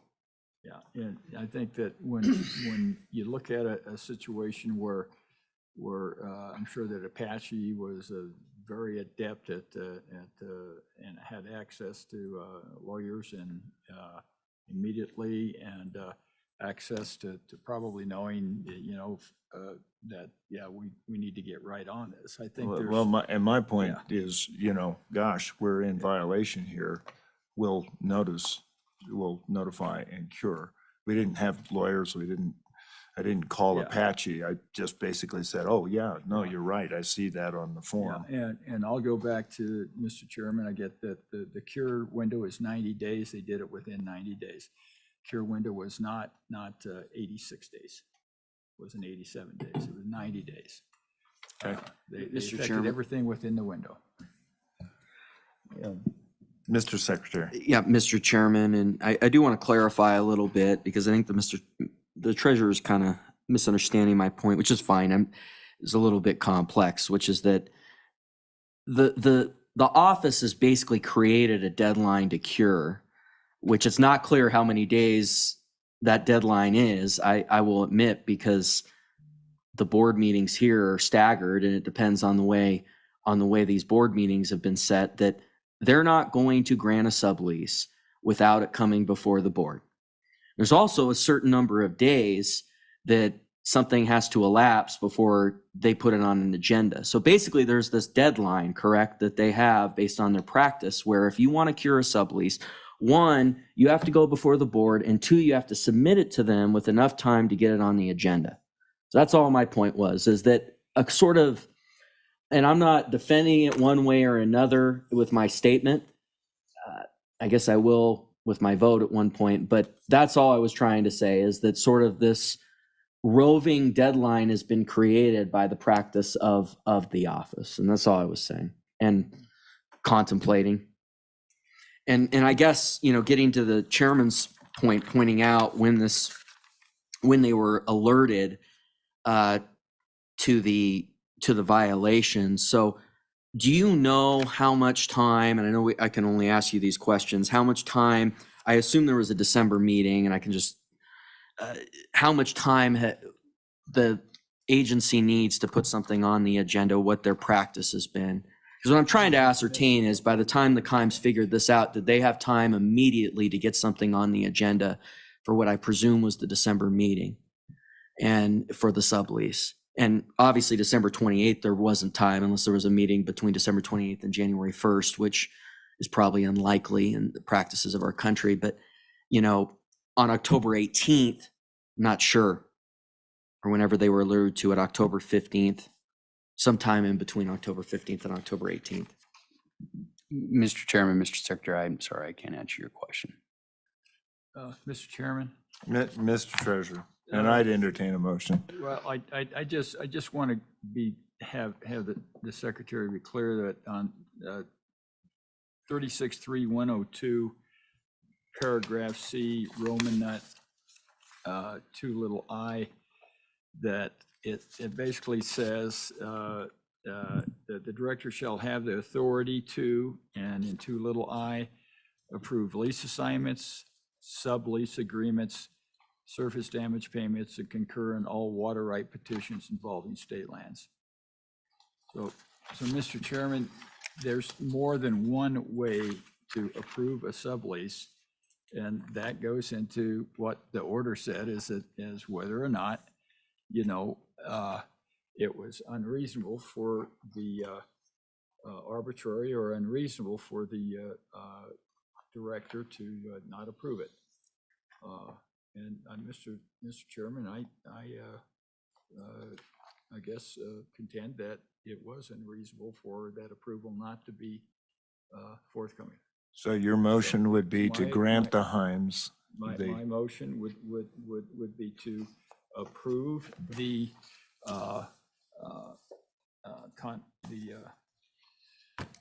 council's recommendation to approve in part, which is the part that says that the office has the authority to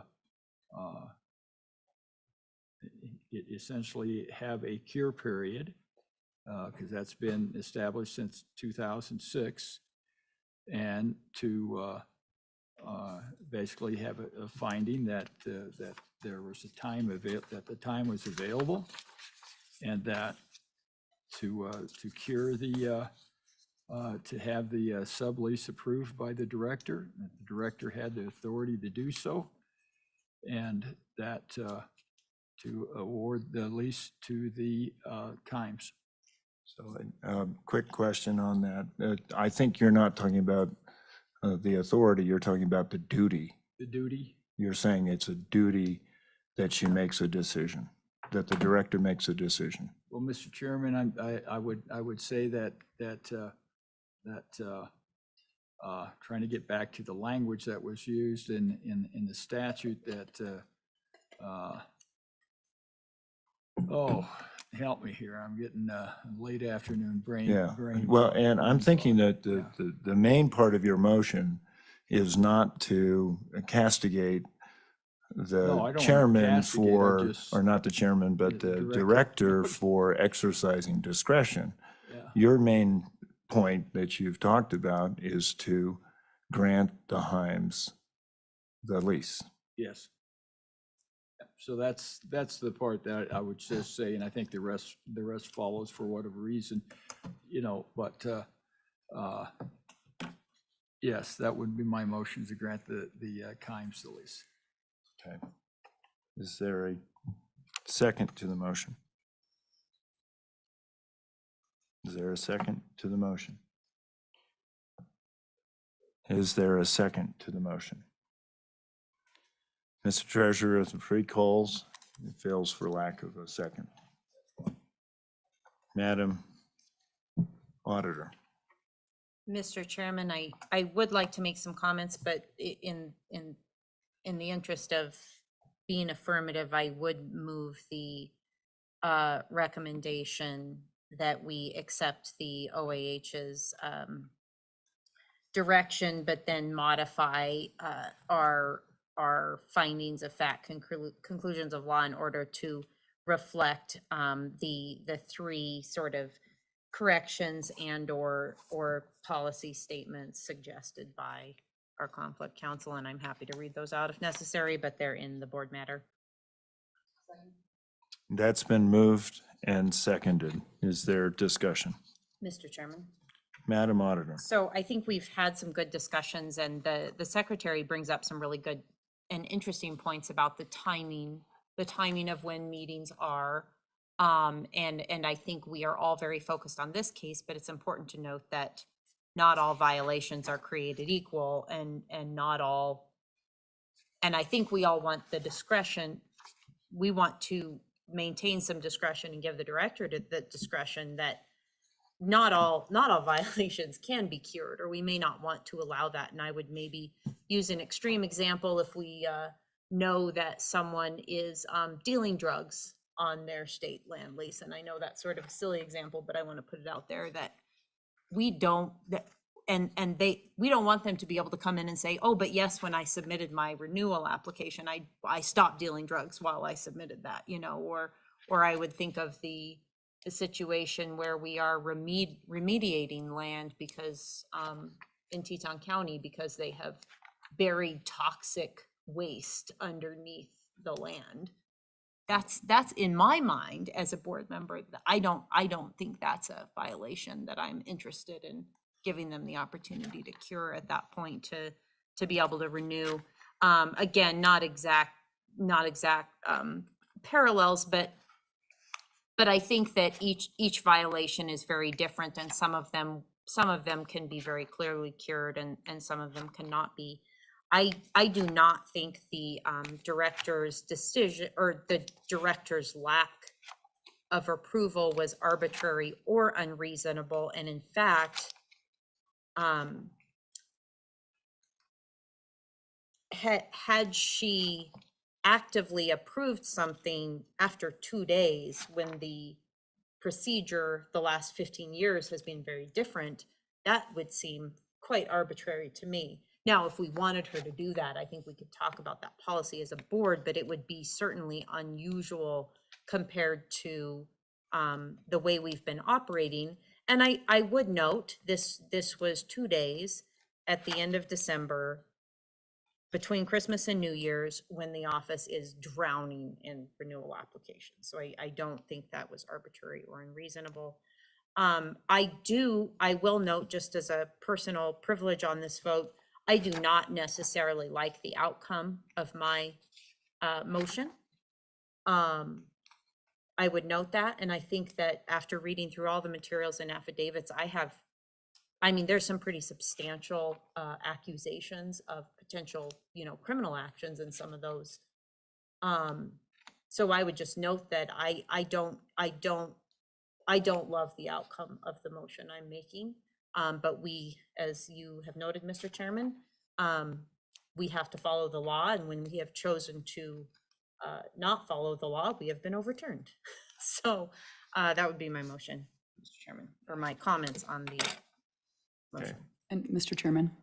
Madam Superintendent. Thank you, Mr. Chairman. I would echo a lot of those. I have real compassion for the Kimes in this situation, and I might be the only one that's hung up on statute, but I do think that this is something for us to discuss, and how those policies and practices, come into play, because, I do continue to get held up on preferential right is allowed when an applicant has not violated the provisions of the lease. It doesn't say is not in violation, it says has not violated. And so I think that, this is something for us to continue to talk about, whether or not, what we do have the authority to do. And so again, have much compassion for the Kimes in this situation, but I'll be a yes vote on this. Thank you. Further comment? Yeah, Mr. Chairman. Treasurer. Yeah, and talk about precedents. We've had since we've had a number of these probably take place since 2006. And now I don't know how much toothpaste is leaked out of the tube there. And so we may have some people coming back in and finding out that in their conflicted lease, they got approved or something. So we may have we may have some interesting topics before us and before the courts with this precedent that's being set that's overturning what's happened since 2006. To the auditor's point of there's been some real bad things. And I would think when we look at grazing leases and subleases, that you look at the size of it. Felonies are at $1,000. This lease that was repaid was certainly less than $1,000. Now, if somebody's got, 1,000 head of yearlings out on the land and they fail to do that, and there's $20,000 that's owed the state, that's a felony. I think that's where we really, say, hey, this is something that has to be addressed. So I think this is essentially a situation that the letter of the law, and I think that we have a duty as this board to exercise a little bit of reasonableness. I think that this is an unreasonable decision, and I'll be voting no. Thank you, Mr. Treasurer. Further comment? Further comment? Hearing none. All in favor of the auditor's motion signify by saying aye. Aye. Nays? Nay. That motion carries. Thank you, Mr. Brown. I will state that none of these are ever easy. I've been in this situation myself, and it is never a good deal. And to the Ross and the Kimes, thank you very much for your patience. To the board, thank you for your measured deliberation. And Director? Mr. Chairman, that concludes the agenda today for the Board of Land Commissioners. Thank you. I would entertain a motion to adjourn. So moved, Mr. Chairman. It's been moved and seconded. All in favor signify by saying aye. Aye. Motion carries. We are adjourned. Thanks.